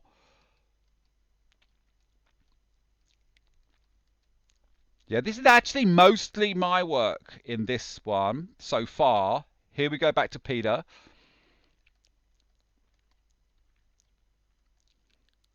I think this is more by Peter.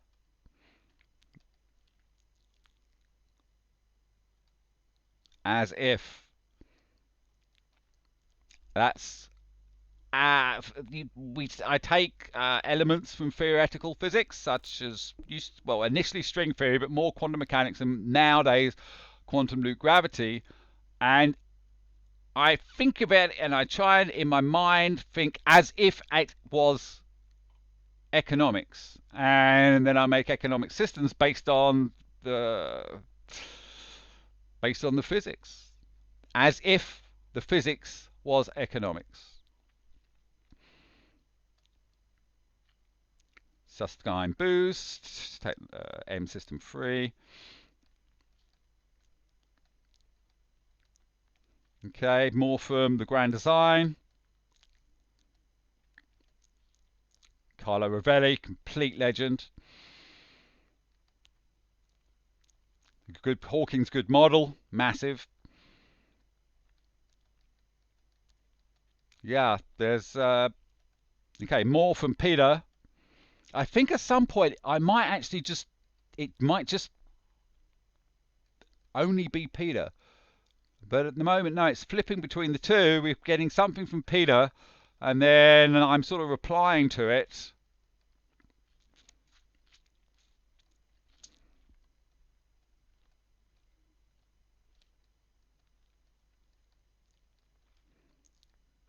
Okay, here's some other points.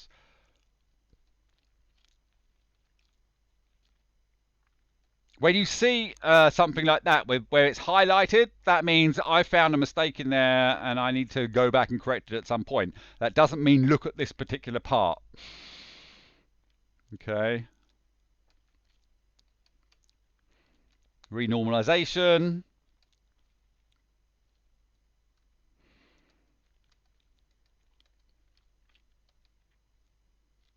Okay, back to Peter.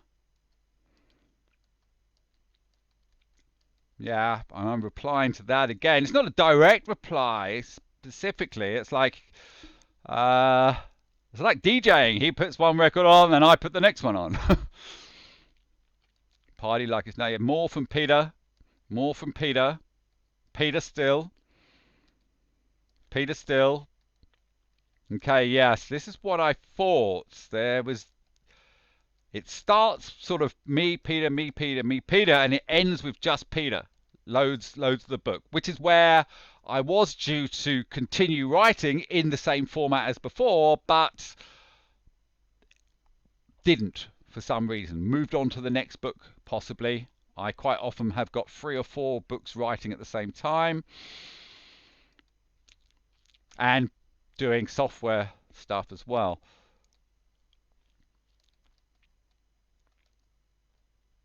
Okay, but now we're back to, okay, back to my work. Okay, I'm not going to show you any more of this because we're nearly at the end of it anyway.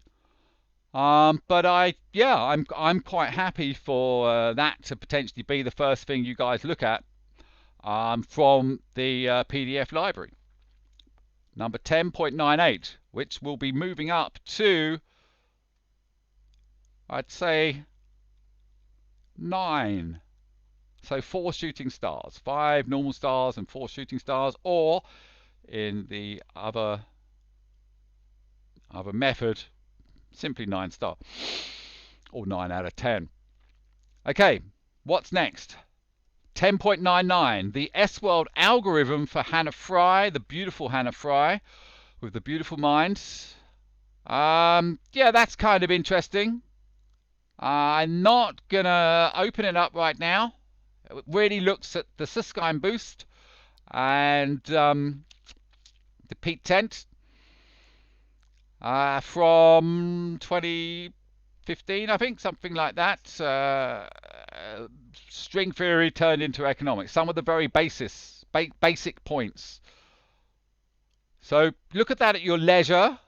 Founders Fund. It's not irrelevant. Okay, what have we got here? If it's big letters, I'm going to read it. Below we see the link 11.11. SRS Basic. At just 4,107 words, SRS Basic can be read in a dozen minutes or so. This is the best SRS summary to date, but it does not present work from July 2080 to August 2021, which gives us SRS 2021. This is the city must make the city revenue must be more than e-leakage.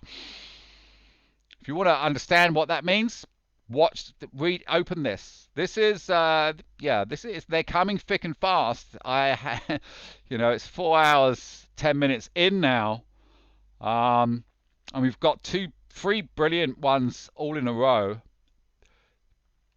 I'm gonna open this quickly. Okay, you can see how some of the some of the work from Peter starts coming into here. This we saw two books ago. This is the SRS calculator. Yeah, this is all you need. It's easy if you've got the spreadsheet as well. And might be easier if you look at some of the videos.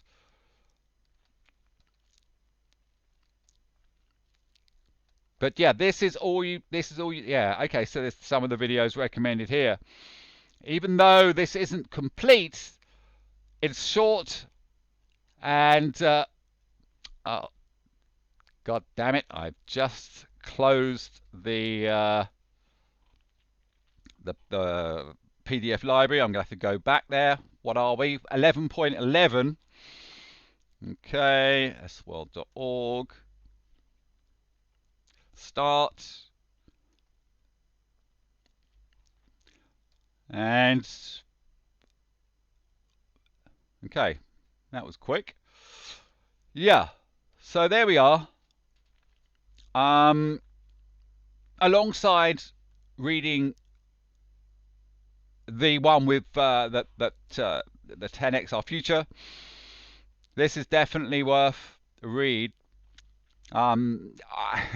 It actually is very, very similar to another document that I wrote either just after or just before, directly to Erin. You will see that I've given the link to you on that. That these are very, very similar. Okay, the SRS equation, high octane financial engineering. I can't pronounce the Latin, but it means if you know how to use money, money is your slave. If you do not, money is your master. If you missed this link at the beginning, here it is again. What is increasing the money supply? Okay, this is sort of covered in the introduction letter that I have written to Lauren. Erin, sorry. Erin Gleeson Lane. Yeah, we cover that there. Okay, part 9, SRS in the City, July 2020 to August 2021. Okay, it looks like we're looking at another Peter Influence book, Super Economics book, 11.16, Super Economics book 4, 10x Our Future, work in progress. The first book to rank 4 shooting stars. Hooah, hooah, hooah. Okay, so yeah, we got to have a look at that. Should be even better than the last one for Peter. Okay, let's just...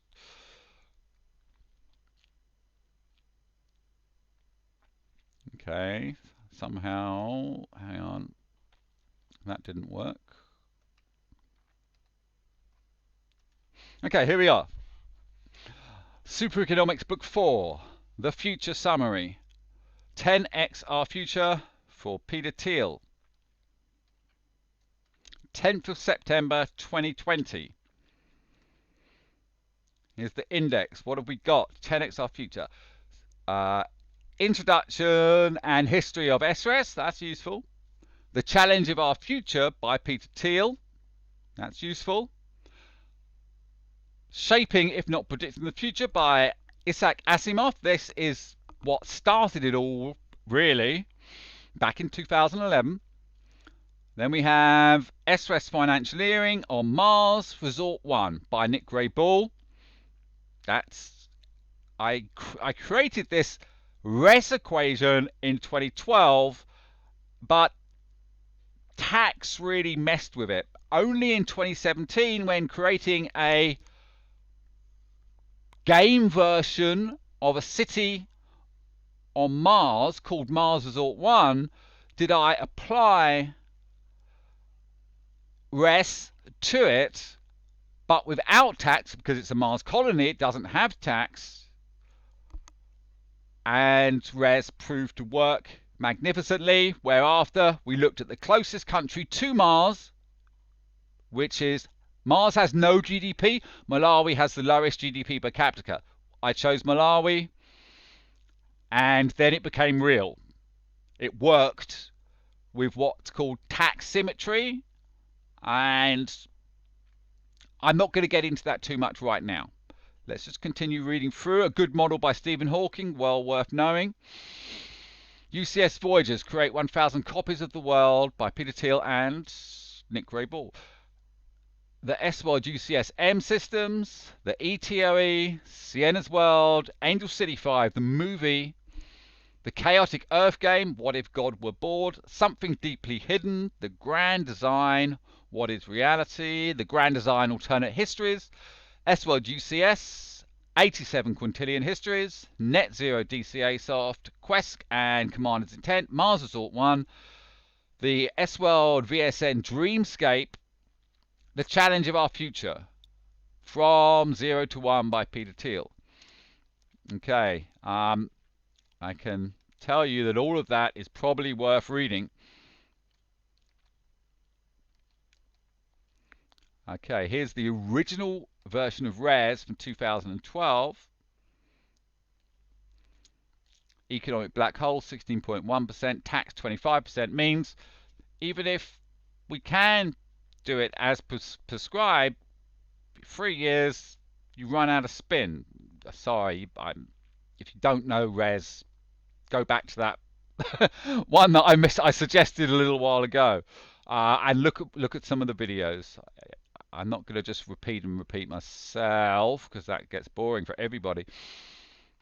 Let's just see. So we've got we've got some work from Peter. Nice introduction by Peter.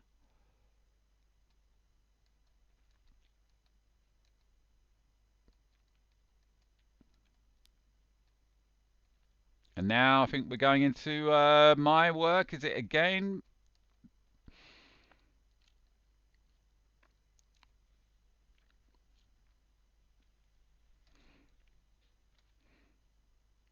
Okay, this time we're going to be looking more at UCS, it seems. Okay.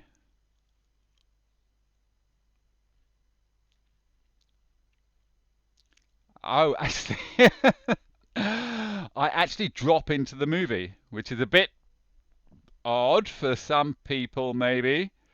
But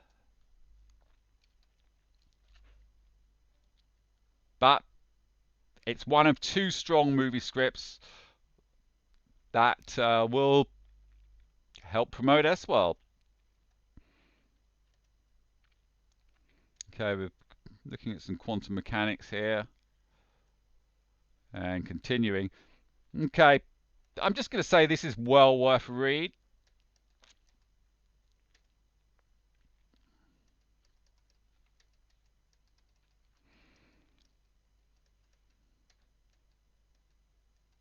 And leave it at that, yeah.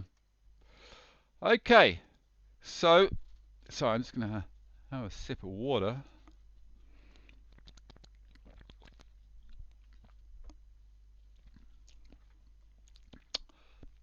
So where were we? Okay. So, yep.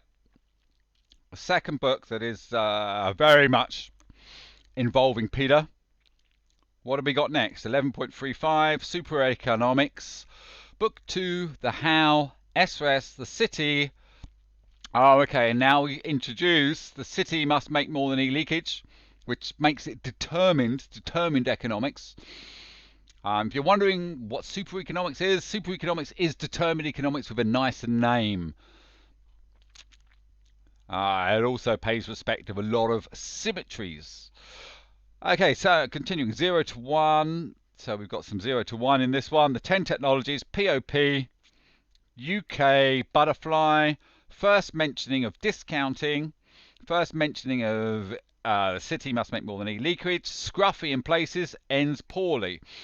Okay, that's useful to know. Free shooting stars, 320 pages. You know, I'm going to leave this one. We're not going to look at this. This is definitely a very, very good book.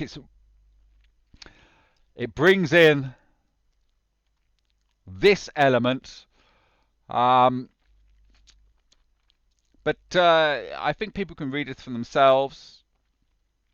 We don't need to see it here. We're noting that there is sections. I think, yes. This is why I wanted to mention it. This book is like the two before with Peter, with sections from Peter, but it only appears in one section of the book. I think it's like 2/3 of the way through, we suddenly get into the 0 to 1 section. And as it says, it ends poorly. So, you know. But this is definitely, definitely good work. Okay, click here for an analysis of companies, tenders, and labor spreadsheet, plus 14 different ways to increase cash flow. Okay, that's, that 14 different ways to increase cash flow is well worth knowing. This would be another part of the algorithm, actually. What I've done on this PDF library webpage is I've begun to note where we have a collection of rules that enforce the equations, which I guess makes them algorithms, although I don't know if that word is commonly known as that. But anyway, this would be, I'm really making this for my own sake. This should be maybe the 5th algorithm, these 14 different ways to increase cash flow. They're all very, very relevant, and they really should deserve much more stature. Okay, let's carry on. 11.37, SRS monopoly equation for Aaron Gleason Lane. Okay, free shooting stars. There you go, Aaron. I suggest you read this. It's got your name on it. I wrote it for you, just over 12 months ago, and since then have been making the presentation. There's no other people I'm presenting to after you guys. It's the UK government, I think, or maybe the 6 Nobel-winning economists that we see in the For Aaron Gleason Lane webpage, or maybe Madonna, because Madonna can do a lot to help, and this is all about Malawi, and she loves Malawi. All her children are from Malawi. Yeah, there's various different we can see the various people I would like to get involved here. Okay. Right, so, yep. Definitely have a look at the SRS monopoly equation for Aaron Gleason Lane. It actually is better than the previous version. It's the same as the previous version, but I updated it a little. So this actually, other than the version that is here, the S-Web platform and the S-RES equation, which is the new 2021, just completed, this is the best RES you'll find. S-RES monopoly equation for Aaron Gleason Lane. Other than this is the best one. This is the one you should read first. Okay, next, 11.43, S-World Books for Founders Fund. The beginning of the S-World Library. Now that the task of cataloguing all the S-World material is almost complete, I am extremely grateful for the exercise, which has been a revision of all the work from 2011 onwards, la-di-da, la-di-da, la-di-da. I have relearned a lot, and with S-RES 2021, suburb sale must make more than e-leakage, determine cash flows, VSN construct, tax symmetry, and on, I have accomplished a lot as well. Looking back at it, this document was the very beginning of the cataloging process that took 10 months to complete. It actually took much longer than that because I'm still doing it.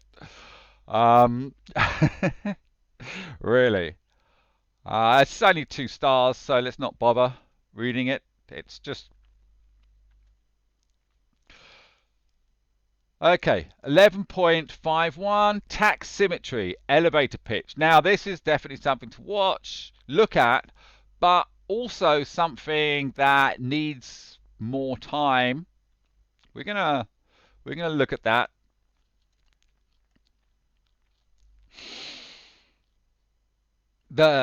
Let me just refresh my memory. Should I read this out now? Tax symmetry, elevator pitch. The network cash flow is directed to special projects like education and net zero systems. At the beginning, we sit down with the government and choose how about 75% of cash flow is to be spent. And that's that. In place of tax, 75% of all cash flow is spent on this or that special project that the government would love to do if only it had more money. In place of payments of money, the government receives output. It does not get 2 billion to spend on infrastructure. 2 billion of infrastructure is built by the network. The government is paid in output that we use to create a pool of options. What? That's dynamic comparative advantage per Joseph Stiglitz. Now, this isn't making much sense to me. What's going on? I'm just going to start reading it and hope it works out. That we use to create a pool of options for the Malawi government to choose from. This pool, by another name, is 64 Reasons Why, which lists 64, now 72 departments. So, in the beginning, like now, we show Malawi the pool, and they have 18.5% of what they can specifically pick this or that project and advise on the rest. And it's looking like, at the end, it's looking like that will end up being 75% of all cash flow spent on special projects the government and people desire. It's a very teach a woman to fish approach. For example, in place of basically non-existent social housing, we have 10 million mansions. Well, very nice houses at least. That's tax symmetry. And what makes it super is that we can write the script in net zero and make the production of net zero goods, services, machines and infrastructure Malawi's own dynamic comparative advantage. Yeah, I need to write that better. I hope you get the basic idea. If not, we can talk about it more. This is massive. I'm not worried about tax symmetry in Malawi. Malawi's, if not Malawi, another country we'll bite our arm off for this opportunity. Trouble is, the infrastructure costs in Malawi are prohibitive at the beginning, so a country like the UK, for an example, would be better. Can we get tax symmetry to work in the UK? I hope so. Can we get it to work in the USA? Probably not, unless it's already worked somewhere else. If it works in the UK, and suddenly the UK is like GDP, you know, no reason why. And of course, sorry, if you jumped in at 4 hours, you wouldn't have seen the beginning. The beginning was American Butterfly in 2012, americanbutterfly.org. Have a look at it. 4 free books, actually 4 books. about how to do this in America. Right, okay. 11.52 and 11.52b. Yeah, okay. This, I believe, is the master one. This is probably the one I will say is the best. Let's called the Magic Beans. That's a quote from Michelle Obama. Always thinking Barack has the magic beans, like yeah, from her book. Sorry, a little rough around the edges, and some repeats, but still contains a lot of passages that deal with the underlying assumptions. And we can see from the web URL, SRS and the City, Part 1, addendums, FRL, that is fractional reserve lending, WBTB,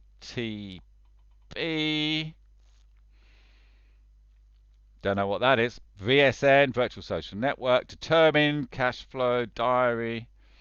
Okay, addendums, SRS versus fractional reserve lending, well before time of production. That's what that WBTB was. Okay, S-World VSN construct, determine cash flows, determined economics, Nick Ray diary, 273 pages. I gave it 3 shooting stars, but you know, a bit of an edit, and that's a 10. That's a 10 stars. We're not going to look at it because I advise strongly that people look at this one, or I'd strive strongly that they look at this one. This is a summary of it. So instead of 258 pages, it's 29 pages. And yes, let's have a quick look at this. Hang on, why it's S summary similar to SRS monopoly equation for Erin Gleason Lane.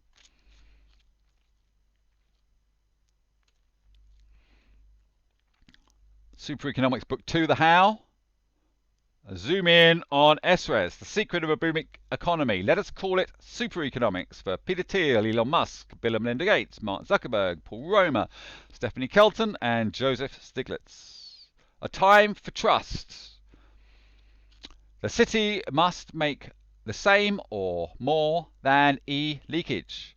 SRES, it's time to free monopoly. Chapter 1.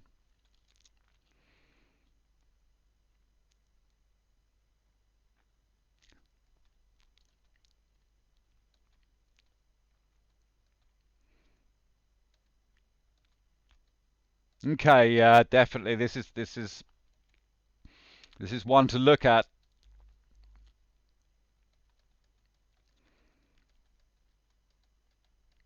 I just want to see if it just focuses on. Yeah, okay, now we can see we're going into a picture of me, better than one that was earlier. Okay, having looked at that, whilst I recommended the summary, the full book is really where there's a lot of detail, a lot of stuff that has been edited out of this one. So this one is it, and this will be moving up probably to 9.5 out of 10. Okay, SRES, determine cash flows. There's a considerable amount of useful information on video ID 47. From 50 minutes to 54, I should really tidy up.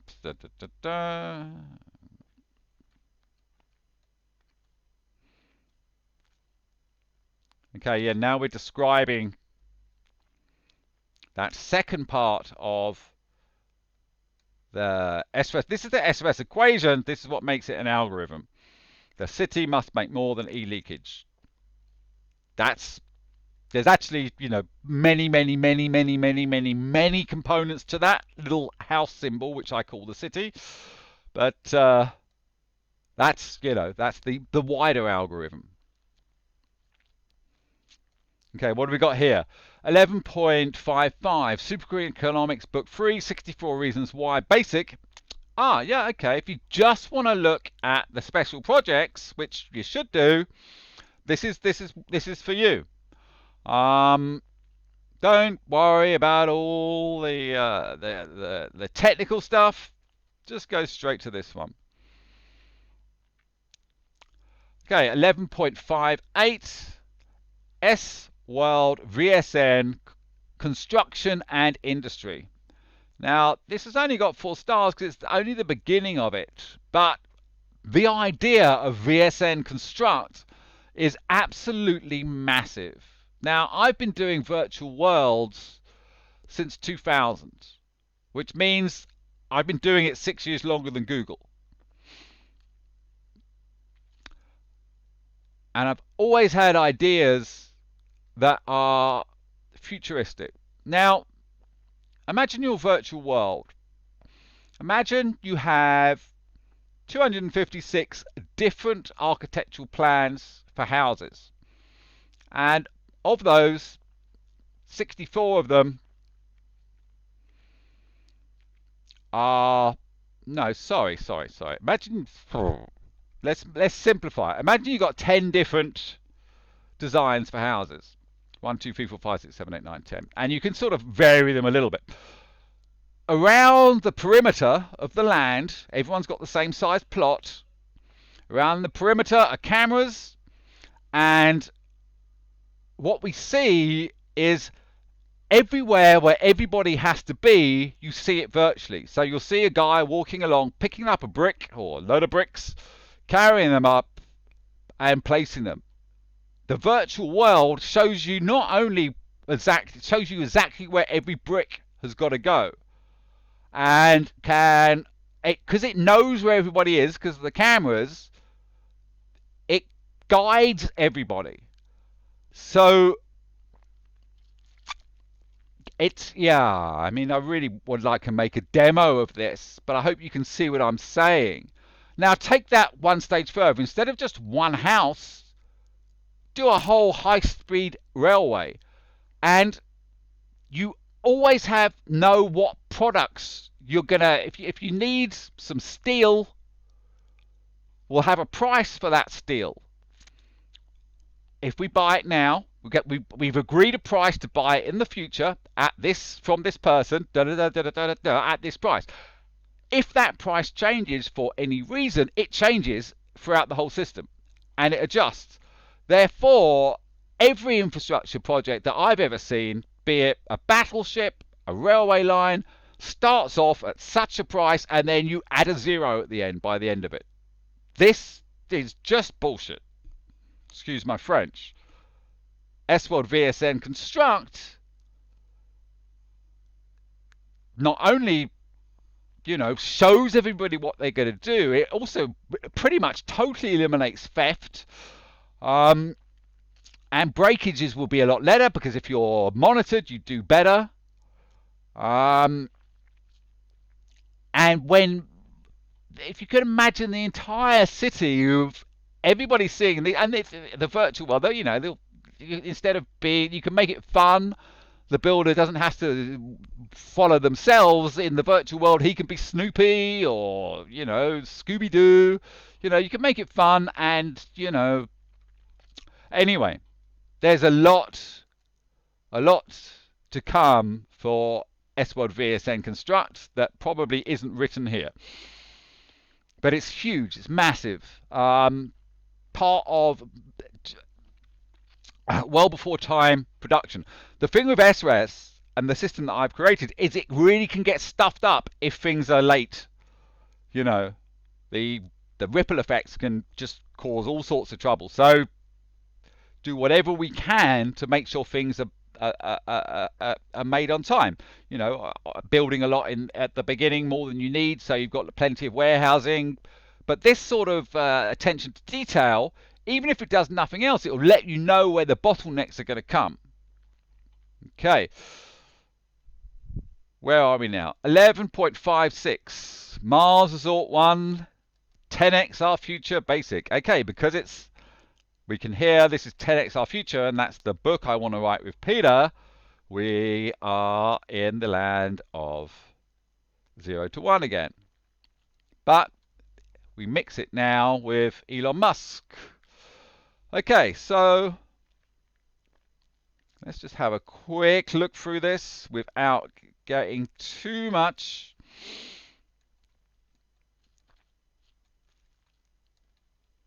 Okay, I mentioned earlier that Paul Romer, I found Paul Romer from this book by Esther Duflo and Abhijit Banerjee, who won the Nobel Prize in 2019, who wrote about Paul Romer, who won the Nobel Prize in 2018. This book was written 10 years before, well ahead of its time. And here we hear that Paul Romer is creating charter cities, which was perfect for me because, yeah, you know, you've done a lot of work on that side of things. I've done no work on that side of things. I've just got SRES, which gives you the money to make it thrive. So I was over the moon when he won a Nobel Prize in 2018 because it means it's not only got an idea of a startup and charter cities, he's now a Nobel laureate with an idea. So I think put the two of us together. Continuing, yeah, my idea that I wanted for Mars Resort, be it a game or be it real, is to make it luxurious. Let's have a golf course. You know, that's the first thing I would try and work out how to do. Is get a golf course up there. You know, after you've got a few nuclear power engines, of course. But yeah, so look, this is quite a nice, mellow journey through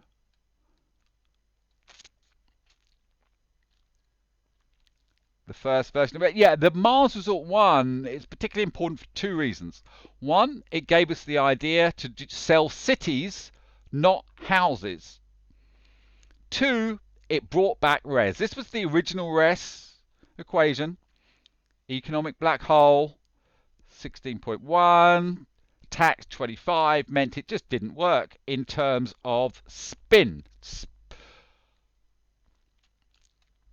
However, if you take away the tax, and by this point I had enough ways to get rid of the economic black hole, and we are where we are today. So yeah, this is a very good introduction to Mars Resort 1 for Peter and Founders Fund.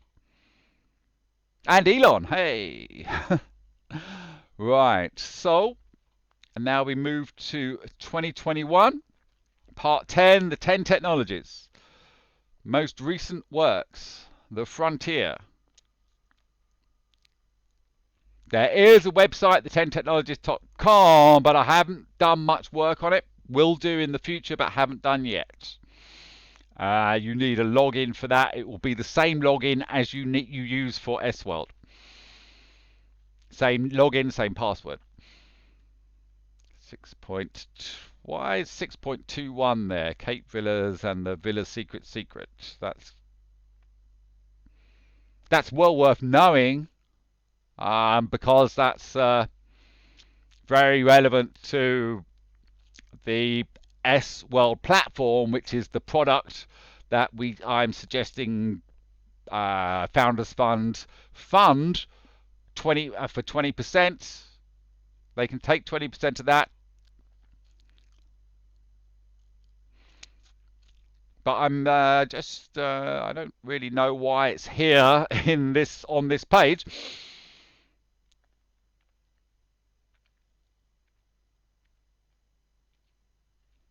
Okay, well, here we come to the next page. What is this one? SRES and the City, Part 2, Grand Spin Networks. We have a lot of repeats, but if I had to give Paul Romer and the Marin Institute, NYU, just one book, this would be it, as of 21st of August 2021. Other IDs relevant to cities, 11.77, 11.14, la-di-da. Yeah, this is a book for Paul Romer and the Marin Institute, which focuses on the building of the cities. It really doesn't go into hardly any of the sort of building cities that they would normally do. It really is just showing how RES fits in with it. because it's not specific for Peter or Founders Fund, I see no reason for us to look at this right now. But note, it is, you know, a massive book. Massively significant book. Okay, 11.77, S-Web, Special Project and Technology One, Villa Secrets and Experience Africa. This is a little bit more of the S-World platform, which 20% of can go to Founders Funds. 11.78, Technologies 1 to 6. Okay, now where we are now is sort of at the end of the long books. You know, with these ones, this one, that was sort of the end of. They didn't need to do any more long books, and I started doing small parts that, you know, wouldn't necessarily have been added, or I would need to add to them more, but I just put them here so as I would know where they are. This is my personal dictionary bit. Sorry, this is my personal list here, so as I can go back to this and I can know which one of these books I want to work on a little bit more. 11.78, Technologies 1 to 6, Basic. Again, that's good for you guys to look at. That's the S-World platform. The S-World platform is Technologies 1 to 4 for 20%. Technologies 5 and 6, S-World VSN, S-World UCS, sit on top of that and become part of the S-World platform, but they're expensive to create, and I don't have other than theory, whereas the S-World platform, Technologies 1 to 4, are already created. We already have it. It's pretty much ready to go. If I wasn't spending all my time doing this, I'd be doing that right now. Okay, next. 11.79, Technologies 1 to 6, S-Web and S-World Villa Secrets. Again, probably good to look at for you guys, because this is what you're, you know, this is the tangible thing that I'm trying to sell, not to sell, to get investment for. That has already seen a lot of work. You know, there's 10, 16 different websites. Out of those, we want to turn that into, you know, put a few zeros at the end of that. Work with companies like Sotheby's, make a lot of money. 10 point, and of course, if you're going to sell cities, you really do need to have the best real estate network for sales. So it's all relevant. You know, don't think we're doing we're doing things in the S-World platform that are not relevant to the higher functions, i.e. number 9, Technology 9, Grand Spin Networks, the creation of cities. Once you've created those cities, you've got to sell the stuff there. Well, we don't. We're selling that city to someone. That person wants to sell some of it, probably to get to pay for their stake back. Anyway, okay, 10.88, 10T, that's 10 Technologies for Bill and Melinda Gates. A work in progress. Definitely worth reading if you are Bill or Melinda Gates or anyone from the Gates Foundation. 11.90, Super Economics Book 1 to 3, plus the History and Histories. Okay, this is interesting. It gives a good history of the project. It took quite a long time to do, and I believe I did it quite well. This is exactly the same, but is shorter. This is the history and the histories plus Super Economics Books 1 to 3. This is just the history and histories. Read at your leisure. I'm not going to show it right now because there's no need. Maybe a quicker version, quicker way to see the history is go back to the beginning of this video and watch it all the way through. That said, probably reading through that will be quicker. Right, the next 11.91, the Grand Design Significant Chapters. That's all from Stephen Hawkins, the Grand Design. This is various elements that I have used. 11.91, the Grand Design, Chapter 3, a good model. S-World UCS M Systems. 11.91b, the Grand Design Chapter 4, Alternate Histories, as if quantized. Yeah, so the network is quantized. We use network credits. If you want to know more about that, read on. 11.91, the Grand Design Chapter 5, TOE and Feynman Renormalization. 11.91, the Grand Design Chapter 8, the Grand Design Beyond 87 Quintillion Histories. That's probably well worth a read.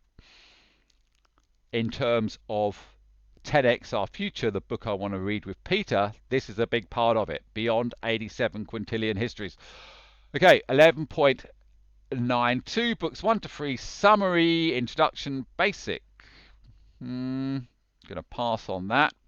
11.94, 10x, the 10x forecasts and the combinatorial explosion basic. That's definitely worth a read. Videos, that shows a lot of videos. Definitely something to look at. It's basically like this, but instead of showing the PDFs, it focuses on the videos. I don't know how many there are, between 50 and 100. Okay, 12.01, SRES 2021 PDF and video library. The 10 technologies. An interesting production, scruffy but good, marks the beginning of the S-World library proper, with various descriptions, then presents the 10 technologies and other meaningful insights. Okay, I'm going to go back to that. 12.02, Paul Romer, NYU Nobel Prize winners lecture, the combinatorial explosion, which I got from Paul Romer, by the way, from that lecture very above. Rough draft research paper, a message for Melinda French Gates, that never got to her because of COVID. She didn't turn up at the, they do something with Cambridge scholarship, and Belinda came over, or was due to come over and give a message. This was going to be the presentation. I got a little bit freaked out by their divorce, actually. It sort of threw me off a bit and moved me on to a definitively Founders Fund trajectory. There we go. Okay, 11. So, have a read of that. It's, it's not bad at all. 12.14, Poor Economics, Paul Romer, Charter Cities. That is the specific section from Poor Economics that discusses Paul Romer's Charter Cities. 12.17, the Susskind Boost, part of, it's actually pretty cool, Susskind Boost is, string theory adapted to economics and business, and is a significant part of the algorithm. 11.17, the beginning of the Villa Secrets library, 1 star, let's not worry about that. S-World summary for Peter Hardwick and Kate Raworth, let's not concern ourselves with that. Celebrity actors write the future, an LQG relativity metaphor. This is part of S-World film, not going to get into that here. The Roderick conjecture and Ed Witten and Stephen Hawking. Okay, all of these are short sort of pieces. Technology 8, S-World Net Zero DCA Soft. That could be interesting. 12.24. 12.32, S-World Library. 12.33, Erin Gleeson Lane, VP of Communications at Founders Fund. I have no idea what this says. This is one of 6 different letters I've written to you, Erin. So go for it.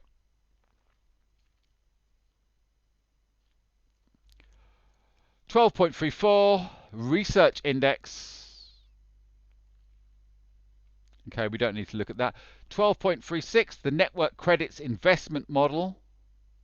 That is something that's very, very, very scruffy, but it's specifically for Peter and is important. Network credits is something I haven't spoken about, but we need to. It is an essential part of the model. 12.37, the first 30 days for Lauren Gross. About Teams. Hi, Lauren. I'm waving. Yeah, so I'm actually changing this to the first 90 days because that's the length of the visa I can get to come out to the US for a business visa. So, and this is just, you know, an idea of to start what I'd like to be doing for those first 90 days. You know, how is time going to be distributed? Some time spent helping people working with the books. A lot of time creating the first version of the SRS software, and maybe 30% of the time working on the S-World platform, which is already pretty much ready to go. Okay, lastly, 12.38, research index. And we end here. There's been more, and there are more articles to add past 12.38, but they haven't been added yet. So, what is it? 4 hours 55. I've never done a video this long before. I've never done a video half this long before. Okay, and chances are by the time it gets to YouTube, the compression is going to make it not visually good, and I'll be better off sending you the raw video, the MP4. Thank you for watching this. If you are the Founders Fund designated reader who has gone from the beginning all the way through, I hope you got to take a few breaks along the way. I really, really, really want to work with you guys. And I think I've got a lot to add. Okay, so I'm going to say goodbye, and I hope to see you soon. Tomorrow is the 24th of November. Would have been Sienna's birthday, and as is typical on that day, something amazing should happen, and that's the day I'm presenting to you. Okay, guys. Cheers. Nick Rayball signing out.